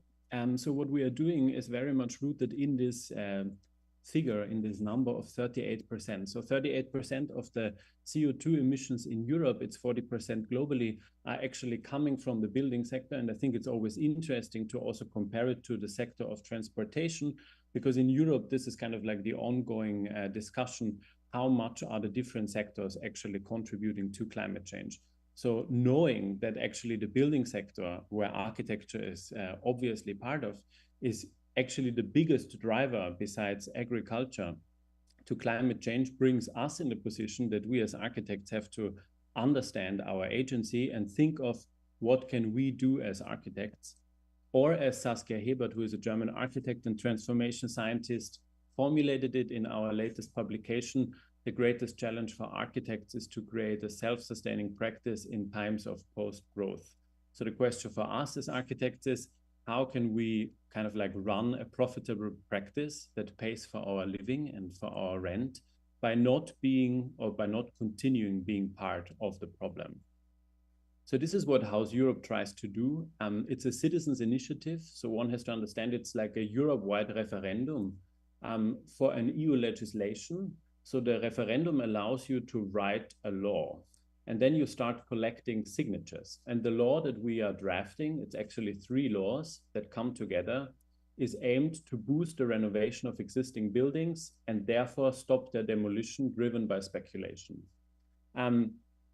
As part of it, so we are working on this project since 1 year. It's an ongoing project. The election period only starts next year. So right now we are in the process of creating the network, finding the partners, building up kind of like the initiative before we start collecting the signatures in all 27 European countries. And as a first kind of like tool, we started doing a film where we want to show you some excerpts and stills. And this film is introducing actually the phenomenon that demolition is only the consequence of financial speculation, and introducing or actually clarifying that architecture is not longer about creating livable or generous spaces, but about creating assets for the market. So we spoke to different experts who we all gathered in our film, and we want to show you some impressions and some arguments from the film. The real tragedy of this conspiracy by speculators, real estate developers, is that they're doing it in secret and we know nothing about it. We are not interested, on the whole, in the way the financial system operates. We are preoccupied with day-to-day affairs. We worried about sex. We worry about relationships next door. We worry about immigrants. We spend a lot of time worrying about immigrants. And so we happily forget about and exclude those speculators and those real estate developers who are planning this moment to demolish building in order to create a new asset, which will generate higher returns than the old asset. And of course that approach is being adopted around the world, because if your land is finite, the only way you can keep reinvesting it and keep generating returns is by destroying it and starting again. So this was Anne Pettifor, an economist and political advisor who co-authored the European Green New Deal, who speaks about actually what also Joanna Kusiak in the image before speaks. It's the fraud of speculation, that it's actually about destroying buildings to free up the land, the valuable land in the city, to build again a more valuable asset. And as part of this, we have a change in perception, which is really fascinating because finance is so powerful that everyone, not only architects and not only developers, but every human makes the home see as an investment. And we also spoke to Herzog de Moran, who will come in the next clip, who also speak about the role of the developer in this process.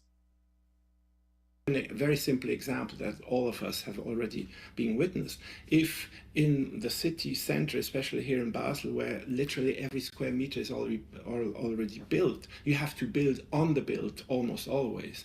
And if you start in a competition with 10 people, 10 groups, and the developer or the one who, the Auslober, doesn't say, listen, you have to use this pre-existing garage or whatever it is to build a tower or to build whatever on top, then you're lost. You're fucked, so to speak, because the developer will always go to the ones that offer more FAR, to generate money. So that's not a law, but that's a potential, and you have to prepare the field so the potential is there, because all architects can deal with pre-existing structures if they are not in danger to lose eventually against some other project which is for the developer, simply spoken, more promises more profit. So this is what Herzog Dömer speaks about, is also what Charlotte Malter-Barth speaks about. It's this chain of space production and this chain of value production that we as architects are all part of. And it is actually ruling the production of space today. And we also spoke to Lacaton Vassal, who also appeared already in the trailer with their project from Bordeaux, who of course go a very different direction, advocating for a law against demolition. And say no demolition should be allowed, except you prove that nothing can be done. Because in fact, the calculation, you can always make them good. So I think it should be a principle, no demolition, no arrangement. So what we are advocating for as House Europe is actually 3 legal proposals that tackle this topic on different levels.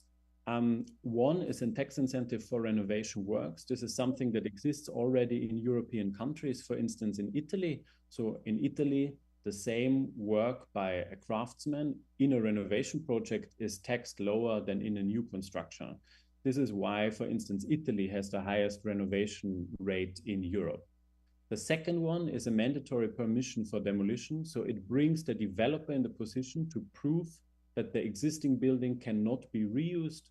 And the third law is an evaluation of the gray energy, what Arno was speaking about, for instance, in the case of Antivilla, but even in the basement of Brunnenstraße. So the gray energy that has been invested in the building already shall be evaluated as part of the emission trading system.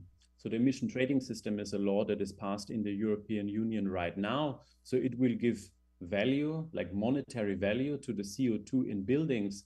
And in the moment that the CO2 that is in the built architecture is calculated, all by a sudden the existing building will always be the more profitable option because you keep the value and you don't waste it. So these are the 3 proposals that we will try to, that we will have 1 year to get 1 million votes from June 24 until June 25. And we all invite you to follow the project, support the project, and hopefully grow a network that will expand it even more. Thank you. Maybe last sentence before you start your discussions. We have experience in lawmaking. I quickly describe one case in Berlin. Berlin was selling out all its public property because we had a bank crisis in the late 90s, early 2000s. Okay.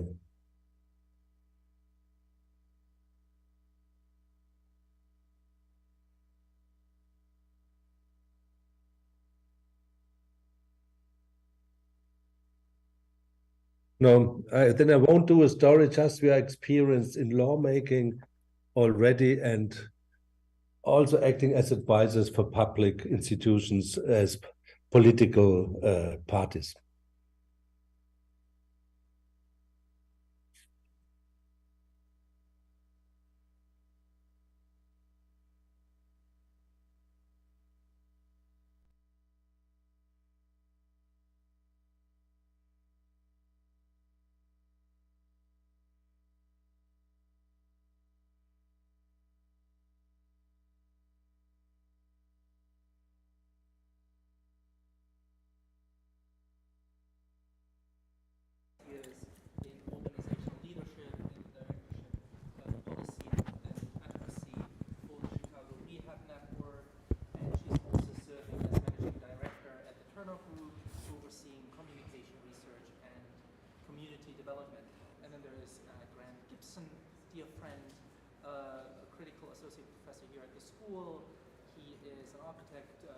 Founder of James Gibson, an operation that undertakes a variety of professional commissions and speculative provocations, typically concerned with domestic life, and also teaching a fantastic studio here in the school on domestic lifestyles. But you, oh, yes. Sorry. So you two take it from here. And maybe we keep it rapid fire since Hillary.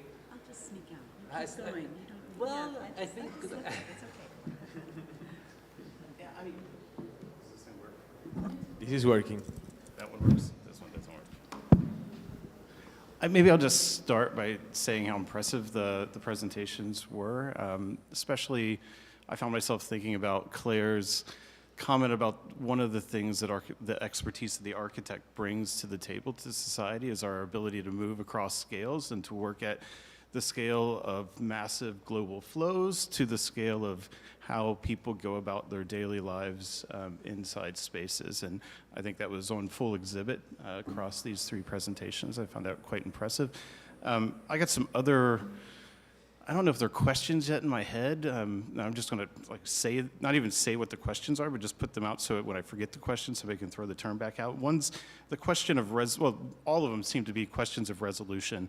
The resolution of our role as service providers and where that starts and stops and how that integrates into the larger building industry and whether or not those current modes of operation are the right modes of operation. I think I know where your answer is going to be on that. And then the other question, the other issue of resolution, I think goes back to the question of how architects address the needs of the people that use our projects and use the things that we think about. And it seems like there's also a tendency for that to go in a certain direction that seems somewhat new to me. But I'm going to leave those there as kind of thoughts for later. So let me say, awesome. I need everybody's names. I need a lot of the books that you mentioned to look at. So as an advocate and someone who lobbies quite a bit around the issue of housing and communities, there is one piece of legislation that has always impacted, no matter what area I am in the United States, but that I do most of my work here in Illinois and Chicago. I want to read this to you. According to the Appraisal Institute, which is, we talk about the realtors, we talk about the developers, we talk about the architect, but this one industry, which is pretty much subjective, right? Is not one that we talk about. And so I want to bring them into the room, right? Because there's strong legislation that gives this subjective opportunity and opportunistic impact. And so according to the Appraisal Institute of the highest and best use, which is the legislation, use of property is defined as the reasonable, probable, and legal use of vacant land and/or an improved property that is physically possible. You know, that kind of hit me when you were talking. And not only physically possible, but appropriately supported and financially feasible. And that is the result of the highest and best use, right? As an advocate who has advocated for better housing, expansion of housing, and affordability across the spectrum, right? Because at one point I needed public help as affordability. At a point I was moving away from that, and now I own, right? So at the spectrum, right, how do we really think about highest and best use, and how do we then, within the industries, think about, right, the idea that, and I wanna talk about what Germany brought to the table, which is how do we reuse, how do we utilize the idea of, you know, architectural beauty and architectural reuse and functionality, right, to the question of highest and best use and impact legislation that is really the movement of, right, how economy moves and this whole idea of wealth creation with the ownership of land. So I bring that to you to say, how do you feel or how do you fit that ideology and what needs to happen? And I think the Germany presentation began to talk about the whole issue of demolition. The last thing I will say is, in most cities, demolition court is where developers, right, and appraisers and land gentrifiers make their money. That is their opportunity space, right? And so again, I was really moved by what you were saying about the movement having to be really strong through legislation, and kind of looking at the way you were talking about how do we redesign space where it's very much communal, because when we have communal space, the value is different than just that monetary value. So that's what I came, like, I had 100 of them, but this is the one I dropped on. Here you go. Okay, hello. I think this is the one that works. You know my answer to the question. So, but the interesting thing about the two questions is that I believe that are totally complementary, in the sense that if we consider the role of the architect in the 60s and the position we used to occupy in society, and at what moment of the decision making we were sitting on the table, and we compared that to where we are called, when we are called today, I believe we have lost power. And I believe we have lost power because we have, in a way,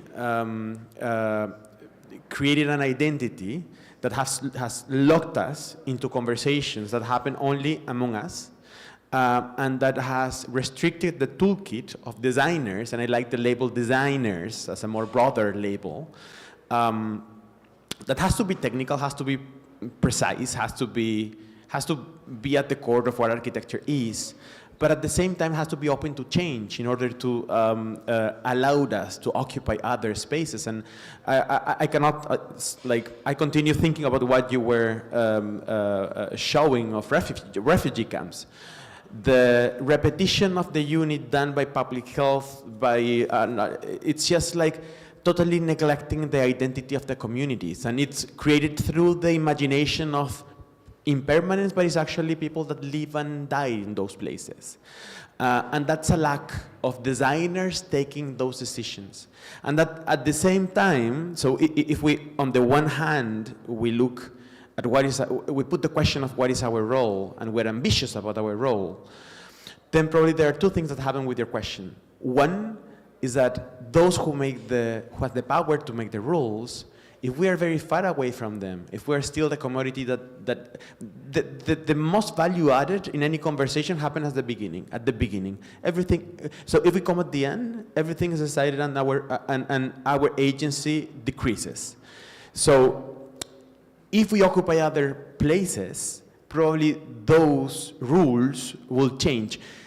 In my case, I was able to change, me with the team, we were able to change the rules by which a whole country, and now a whole region, the southern corner of Latin America, is dealing with the issue of housing improvement, directly working with people, directly giving money to people through impact evaluations that prove that that works. So it's rigorous, it's a design thing, but the design problem wasn't the house, was the mechanism of how do you achieve that. And then the other thing is that the interpretation of what you read is also subject to change, because the best use of something depends on what are the emergent challenges that we need to face. So if you factor in climate change, the scale of urbanization, that the future of the world will be popular, and migration, probably the best use of something won't be demolition. That has been the only answer that we have had for obsolescence. And I also like very much the last presentation, because it was an alternative to that really narrow-minded vision that we have as architects. No? Maybe I stop there. Okay, I usually need more time to think through all these things. The questions are very good, and so about sort of where we start, I think it seems to me always with the community, and then where it stops. I mean, these are more of the kind of situations I think we have seen in the process of trying to make housing, and specifically affordable housing, stops at the conversation of exactly what you're talking about, of the appraisal and the underwriter. And we never talk about this in architecture school. And even though I have built, with a team, affordable housing, I don't know who the underwriter is. I don't know. Have they studied architecture? Do they like design? Do they like design? You know, what do they think when they sit and look at that? And shouldn't we know this as architects? And when we're making buildings, what are those conversations and why are we not invited to the table? Especially when we ask to be part of that process and we're told no.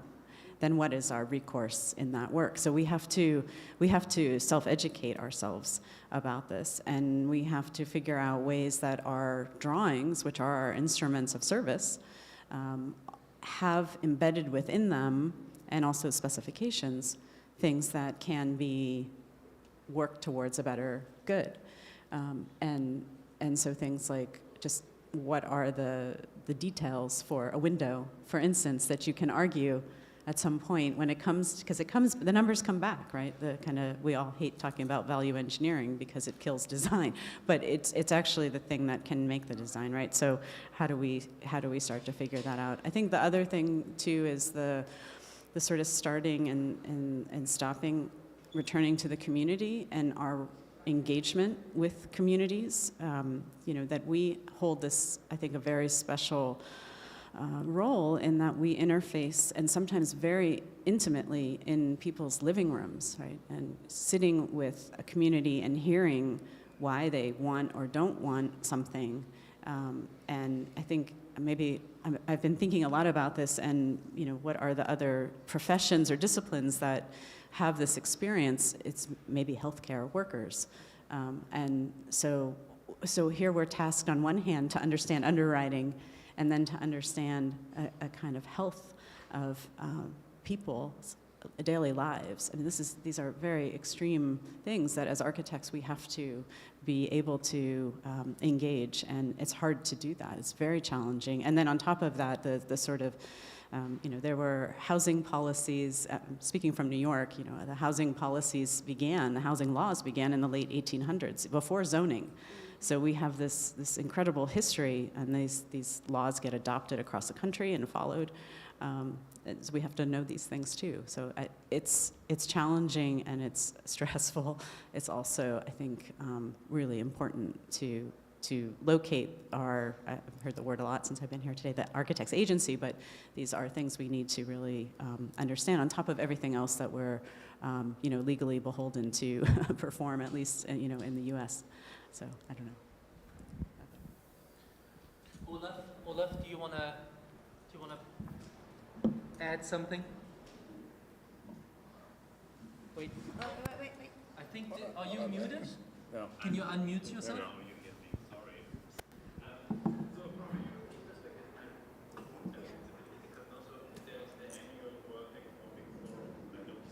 This is like the event, no? But nevertheless, it seems that through this economic lens, a big part of humanity agreed that things are discussed there. And there are a lot of architects. So it's not that we would not be invited to the table, but I think through the very ideological lens of economy, it's only a certain group of architects, no? Because I think this is also something that becomes clear in our film, that economy is so ideological. So as long as we see architecture or buildings as the main asset in a speculative market, of course, only those will be invited to the table who are contributing to the system and are working in this logic. So we looked into it, and we went to the World Economic Forum, and Gensler, as an American office, is present there discussing the future of the city. So I think the question is also, how can we, also when we want to change the system or criticize it, how can we be part of the system and from within change something? This is also why we try to come up with legislation that is creating incentives, like a tax reduction on renovation, because from a European perspective, I think that, so in Europe right now, you would have the rise of the Green parties in a lot of countries, no? Even in Germany, you have the Green Party in the government, as in a lot of European countries, but this logic of bans, of saying you are not allowed to do something, does not work out. So this is what we also try with our legal proposals in this logic of finance. no matter if we want to challenge it or not, right now, this is the system we have to act in. So this is why we as an architectural practice decided to step into this. I hope it became clear also in the presentation what Arno said. All of these self-developed projects, they were only possible because we acted in the logic of finance. These were buildings that were meant to be demolished. They had no monetary value, so they could be bought for the costs minus demolition. And in the end, we didn't demolish it. You know, so I think that this is something that we as architects, and then I agree with the voices at the table, this is something that we have to learn. This is why we try to bring this topic to the school, educate people to understand the system, to act from within against it or change it and make a better proposal that makes the current system obsolete. So I think this is something I would like to add. Olaf. Hello? Yeah. Olaf, I just wanted to point out what you just said, because it's a great example, and that was, I was so amazed about your presentation. Because you're an architect that are working as an activist. I mean, you both are architects working as activists outside your zone of comfort and outside what you were trained to do. So, and you just tackled the three things we need to do, no? So it's changing the way, changing the sort of toolkit that we teach in universities. That's the first thing. That's why education and pedagogy is so important. The other is activism and claiming spaces that today are not proper. And the third one is operating as a designer within the spaces we have. And I believe you just like click onto the point in those sense. I'll just say one. Yeah, I totally agree. And I recently wrote an op-ed with another faculty member at Hunter College, Nicholas Bloom, who is well known in thinking about housing. And so how to just kind of approach this through different scales and different mediums of work. I think we have to find many ways, because I love the buildings and the demolition and the renovation, but even how do we get more attention to the public, and how is architecture made more accessible to the public? I think here in the US it's a very different scene, obviously, and so what are the ways we can advocate more for housing through that? So that's sort of one. Yeah, as an American Midwestern practitioner, it is quite different than the examples we've seen. We're not nearly as rational in this country with how we go about making policy decisions, one way or the other. I find myself wanting to turn back to maybe moving away from the topics of how we practice to what it is we decide to produce in our practices, and the specific topics of what you focus on as designers, and the range of scale. So Hillary, I find it quite amazing that you guys can design a chair and then do a public housing project at the same time, and then write an op-ed and publish 3 books that's tied to teaching. It's clear the design project has multiple modes of production, and that you have to have all those modes of production to reach a range of audiences. I guess the question, and I would also ask this question of you guys, D+, is what do you decide to leave off the table? What is not in your domain as design work, or could be in your domain, and why is that off the table? They want to answer. You guys, Arlo, you can answer first. So I hope I got it right. The question is, what are we not doing? What do we leave consciously off the table? What would you not do?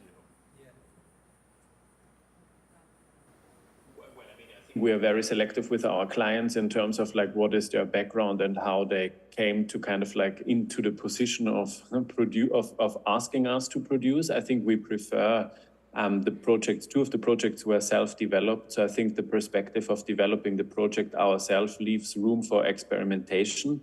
You cannot sue yourself, or you would not sue yourself very likely, so you can also test something and try something. The biggest project that we showed, the Terrassenhaus, the stepped building, was a project for a private client who approached us. We are very much interested in the systemic aspects of the work. So I think that also our buildings try to be rather frames that the inhabitants then appropriate for themselves and use for themselves. So we, for instance, don't do interior object design. We're also not good in that. We have fantastic collaborators who are very good in that. This is not our thing, no. What we like a lot is, and it was mentioned in the previous presentation, what we like a lot is dealing with all the aspects of our work that include or involve the thinking about time, no?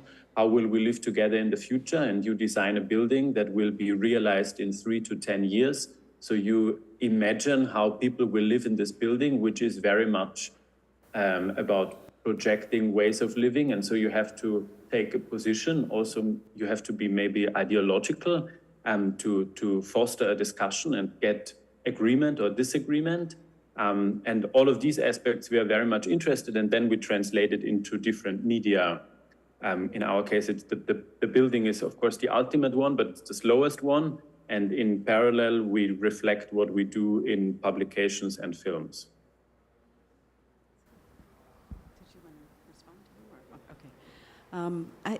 For us, I think, we think a lot and talk a lot about the kinds of things we want to work on, and we talk about this all the time, and it's also through the things that we're making. So as we're working on something, other projects come about, and some of the work had to do with having these kind of wonderful opportunities to be part of biennials, that you make something for such a short time, and so much work goes into it.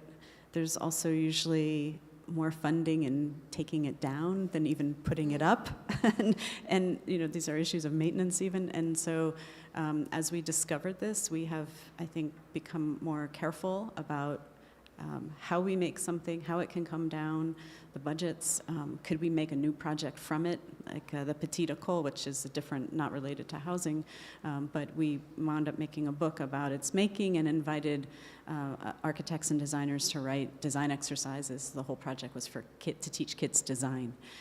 And so that's a book now. So it can live on and open up new conversations. I think that's what we're most interested in. I would just say, I think there's temptation to work on bigger projects always, especially being in New York. Sort of, why do you go to New York if you're not doing skyscrapers? This could be one of the sort of things, and so we haven't worked in that arena, and I'm fine not doing that. So maybe in my case it's different because I work at another scale. So I'm a designer of public policies. And the way by which I decide where do I engage is there really a problem that we don't know how to solve? And then are we able to create a new way to solve it? If I can answer those two questions and it's a yes, then I will move everything to get the funding to do that. And I will support ministries and countries in changing the policies that they have. So I really believe that, and that's the design mindset in a way. It's just, our ability is always to take very complex problems and provide synthetic solutions that solve many things at the same time. That is very specific to the design discipline and the way we are trained. So yeah, that's my way. I'm going to change the subject. I'm going to change the subject just a little bit. All of you touched on the issue of sustainability. Our impact, right, our footprint in that. And this is the first time I've heard really anyone talk about how the building industry, architects, builders, and what have you, has an impact on global warming, right? Materials created and all that. First time I've heard this, and very much a tree hugger. So I'd like you to expound a little bit more, on, especially with your studies, building and reuse, right? What you found, and how do we again create opportunity, activism, and knowledge of the end users, right, to participate in this active, response to global warming.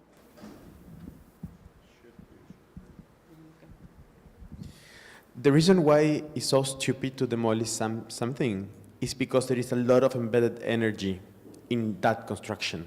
So every time to demolish something, it means that all the resources that we spend, all the emissions that we created are wasted away. That's why what they are doing is so important, on the one hand. And on the other hand, if I have to go deeper on the climate change conversation, the focus in terms of, the focus in terms of the conversation at the national levels and all the commitments are about mitigation. So what you saw there, the 40%, like in comparison to the 8% of transportation, is about mitigation. How do we reduce the pace of global warming? We already arrived to a stage in which that question is important, but it's not the most important. The most important is that the bioclimatic shifting that we are facing, so places that will experience storms or heat waves, or will force us in the 2 next decades to adapt all the urban fabric we have. And that's a conversation that nobody is addressing at a very high level, because the quantity of money you need for adaptation is much higher than the quantity of money you need for mitigation. And in those terms, I really believe, so I'm impressed to see like that architects are not, and designers are not being part of those tables. Literally, when we put all those 24 ministers of housing to discuss this, we did it using design skills, design drawings, designs, and it was successful because of that. The same way we brought 40 majors of the major cities for Latin America, and we put them in tables to work around the books that we did with. So there is certain skills that allowed us to show them that there are opportunities, but I believe that there is a misunderstanding in the current stage of the conversation that we really need. So when I put on my presentation time's over, what I want to say, time's over to only discuss about mitigation. We should start thinking about how do we really do adaptation.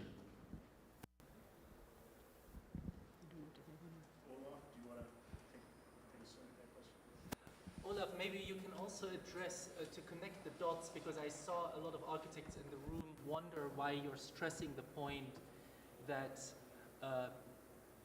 when you applied for the funds, you ask minus the demolition, and then you didn't even demolish.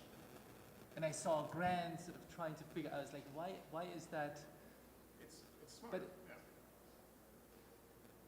But, well, how does this function? Well, you know, so financial speculators and developers, maybe I explain this and then I answer the previous point quickly. So I have to take the note what I want to say. So how do we do this? So there is a property on the market. This property is considered to be a ruin and not usable because the lens through which a property is evaluated is not the lens of an architect who sees potential in everything, what we are trained in. It's the lens of a financial institution. So they do not even go to the building. They see the property in an evaluation sheet. So in that sense, for instance, in the Antivilla case, you have a property that stands there. It's declared as a ruin, so you would have to demolish it. And the future to be built there is a tiny house. So it's just a bad investment, no? Because the house that you can build afterwards would not produce enough value and revenue to first invest in the demolition.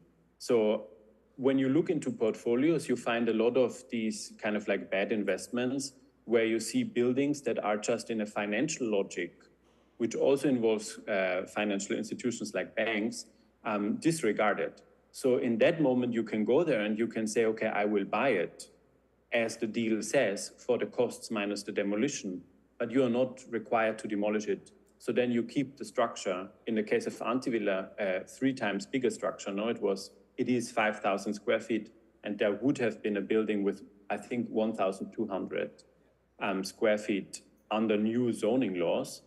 So you keep the old structure and you renovate it. I just heard in the room a lot of ahs, because that essentially means that demolition, there are incentives from the banks to actually demolish. So I mean, I think around the world, it's also in the film, I mean, 70% of all new housing that is built in the United States is already owned by funds. So of course there are incentives because every fund, every financial institution wants a new building because new is good and old is bad. So this is how very simply the market is, or the ideology of economy is basically structured. But there are a lot of moments in the value chain of architecture where the new has an advantage and an incentive compared to the existing. So when you ask for a loan, the loan from the bank for a new building is lower than the loan from the bank for a renovation because it's about risk. So the bank says, when you demolish and build new, we know what we will get. We will get a new building. You will use the same windows. You will build the same floor height. You will use the same components. This is the reason why everything looks alike, no? Because it's standardized, centralized. And I think one has to say that Gensler owns shares in construction firms. So there is an incentive in the architecture firms, in the big architecture firms to reproduce the same architecture. Because by building 10 times the same skyscraper, they earn money because they have shares in the construction firm. And if you compare this then to renovation, the risk in renovation is just higher because the bank says, you buy an existing building, you open the wall, you don't know what you will find. And this is very true, but, and then maybe this is the answer to the previous question, in Europe, the market has changed extremely. Because after the pandemic, all the supply chains collapsed. No, we got all the material from China. And because of the war in Ukraine, the material and energy prices exploded. So until 3 years ago, the material was so cheap that it was just cheaper to build a new building because it involves less labor. So building a new building would leave out a lot of work hours.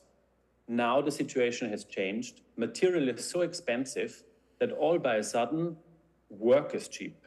So it makes more sense to renovate what is already there than to demolish and build new because of the high costs of the material. And I think this is also the trick of financial speculation, that it squeezes out the labor of the equation, no? Because of course, if you build 10 times the same skyscraper, it's one architect that can do this with BIM software in a centralized way. I can guarantee you that Gensler will not renovate existing buildings. They are not equipped and trained and structured to do this. And this is the change that we hope to boost with our legislation in Europe, because it will increase the work for small-scale offices like us. No, we are 8 people. So we do renovation projects because we can manage them. We cannot manage a gigantic building. We can collaborate with another big firm to manage a big building, but we are good in transforming buildings because of the scale of work. So I think this is something that is changing in Europe. And right now we have only 1% of the building stock in Europe renovated, which means that if we continue with the current rate of renovation, it will take 100 years. So this is something that we can have to change. Thank you. Hillary, okay. The conversation for a moment. Yeah, I would okay, this one, okay, musical mics, okay. Yeah, just to add on to that, because I totally agree, you know, that as architects, we can make work for other people, right, in our projects. And so how to, it doesn't scale necessarily yet, I don't know, but the things we have tried to do just in sort of thinking about the sustainability part is also just about the experience of the place you're living. And you know, that we've looked to be very local in the materials that we use, and where we can't necessarily, we try to think of things that are, and this, you know, I don't want this to sound silly, but, you know, things like tiles for your bathroom, you know, we work with artisans to make them, and make them locally, and they actually can be as cheap as any other place, and it's something that is, you know, this experience you have of working together. So, I mean, there's challenges around this, obviously. I'm not saying this is a solution always, but it's, you know, that we can think about, there's, you know, there's compounding factors in trying to make something sustainable too, and the experience of that process. And I know you have to run. Is there an urgent question for Hillary before she runs to the airport? Only Hillary sample. Only? Yes. Oh, Yes. okay. It applies to her. It's a good question. It applies to everyone, but it'd be great to hear from you on this. So I hear a lot about the loss of agency, and I'm really curious what is a time for you when you felt that architects had agency in response to that critique? I think that's the only one that works. I just want to say I do not feel the loss of agency. Yeah, and there's- I never have in my That's my fault. Yeah. No. No. Yeah, no. Yeah, no, I don't think so. I think but it's a lot of work. I mean, that is the other thing. So how to take on some of these issues and still sleep and eat and take care of your family. These are definitely challenges, hence why I have to leave. But no, I think we have to, I feel like architects, we have to operate from a position of being positive and forward-thinking. And so just to have that mindset, it might sound corny, but I believe that. And it is very challenging. It's very tough. You have a lot of things working against the work we do. And there's also just a general, need to explain things better to the public. And even others that we work with just even don't really understand what it is we do. And so that's I guess that's on us to work towards that. So. One more Hillary sample question. Going once, going twice. Last Hillary sample question. So, well, I have your book. Can you sign it for me? I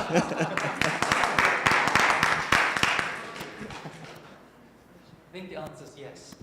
I know you, as you run out, maybe you can pass by. Thank you so much. Thank you, likewise. Let's open the floor. Other questions? We can use another 5 minutes. Yes, I have a question for B+, but maybe open to everyone. I'd like to start by saying that I align with the agenda that has been put forward, but I have some doubt about maybe the instrument through which we can achieve that. And it has been mentioned that fiscal incentives is point number one of perhaps future legislations. The case of Italy has been mentioned, and I think it has been a tool that have achieved some maybe principle of maybe ecological justice, but certainly not of social justice. These incentives have been, in a way, distributed a huge amount of money to the people that need them the least. People that had a huge amount of huge properties and that have a lot of financial means in order to renovate their properties. And in fact, the ones that least need them the most have not been able to profit of, in fact, this huge amount of money that were available. So the question is, I don't know what will be in a way the solution, but the question is how do we make sure that we can meet ecological justice without forgetting about the principle of social justice?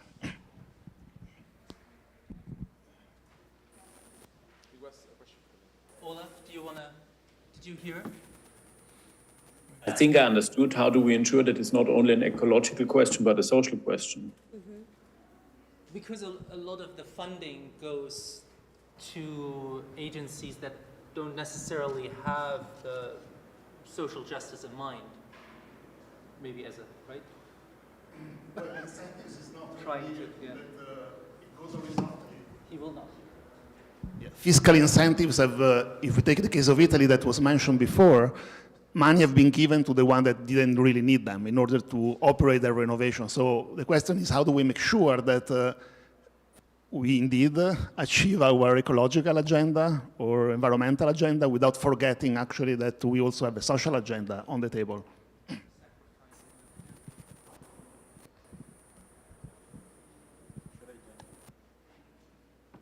Olaf is thinking. I can. Yeah, if you could. Do others have to leave, or can I say? No, Hillary is at the airport right now. She gone. already Okay. answered the question. She answered the question. Okay. So I mean, so when we started the project, we thought about exactly this question. So this is why we started speaking about a social ecological transformation. What happens in Europe is that right now, I dare to speak openly about this, no? Is that right now, very neoliberal and right-wing forces are trying to frame the social and the ecological.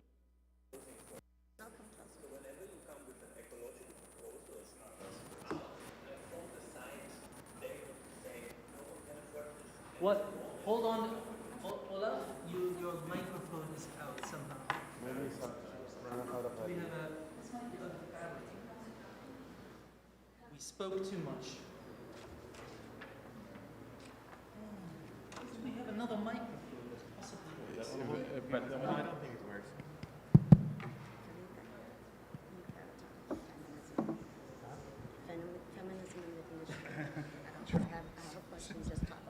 All right, let's try now. Does it function? Do you hear me? Yes. What did you hear? Or did it stop completely in the beginning? Really only the first 20 seconds. Okay. So we try to frame this by talking about the social ecological transformation. So what happens in Europe is that neoliberal forces and right-wing forces are using actually these two groups, kind of like people with social demands and people kind of like with ecological demands, trying to create an artificial divide, saying that these are opposing forces. So therefore that we came up with this proposition of laws is not by accident. So we looked into the reasons why actually prices are rising and what leads to non-affordable housing, or to the shrinking number of affordable housing. So the truth is just factious that every building that is demolished is replaced by a more expensive one. So the statistics say whenever a building is demolished, it will be replaced by one where less people live in bigger apartments on more square meters. So therefore, when we speak about the existing building stock, we think that legislation that protects the buildings and stops the demolition is one way to go. What we don't say, we are not against new construction, and we are completely aware that there must be a push in the building of affordable housing. Also, when I refer to the previous presentation, because we are aware that there will be a global flow of migration that we cannot deny will arrive. So I think that I understand your concerns, but I would suggest to not put this up front, because there are already too many forces using this artificial divide, always speaking about it. And to give one concrete example, and then I finish, in Germany, it's very extreme, because in Germany, the only way to increase the rent of an apartment is through renovation. So the market used this legal gap for decades to really create a narrative that ecological transformation and renovation is asocial. Because tenants, the moment you would tell a German tenant, we renovate your apartment, they would say, please don't, it will be expensive. But this is something that the market created, no? It's not a given, no? It's a systemic divide that we can change if we change the legislation. And if I can complement that, I really think that what you pointed out is a design problem. It's a design problem at the scale of public policy. Because today, the issue of just transition, which means that you cannot ask the same to everyone at the scale of the country, even at the scale of the individual, it's really like the baseline for discussing any climate change mitigation or adaptation measure. And I believe that maybe that was a public policy that was designed without clear criteria of focalization, and yeah, it was horizontal, but we are doing things, I mean, we're starting to do these things, and we are going to pilot, and we are going to make many mistakes. And then, but the right thing is, I mean, is sophisticating, that we need to sophisticate more and more the tools that we have.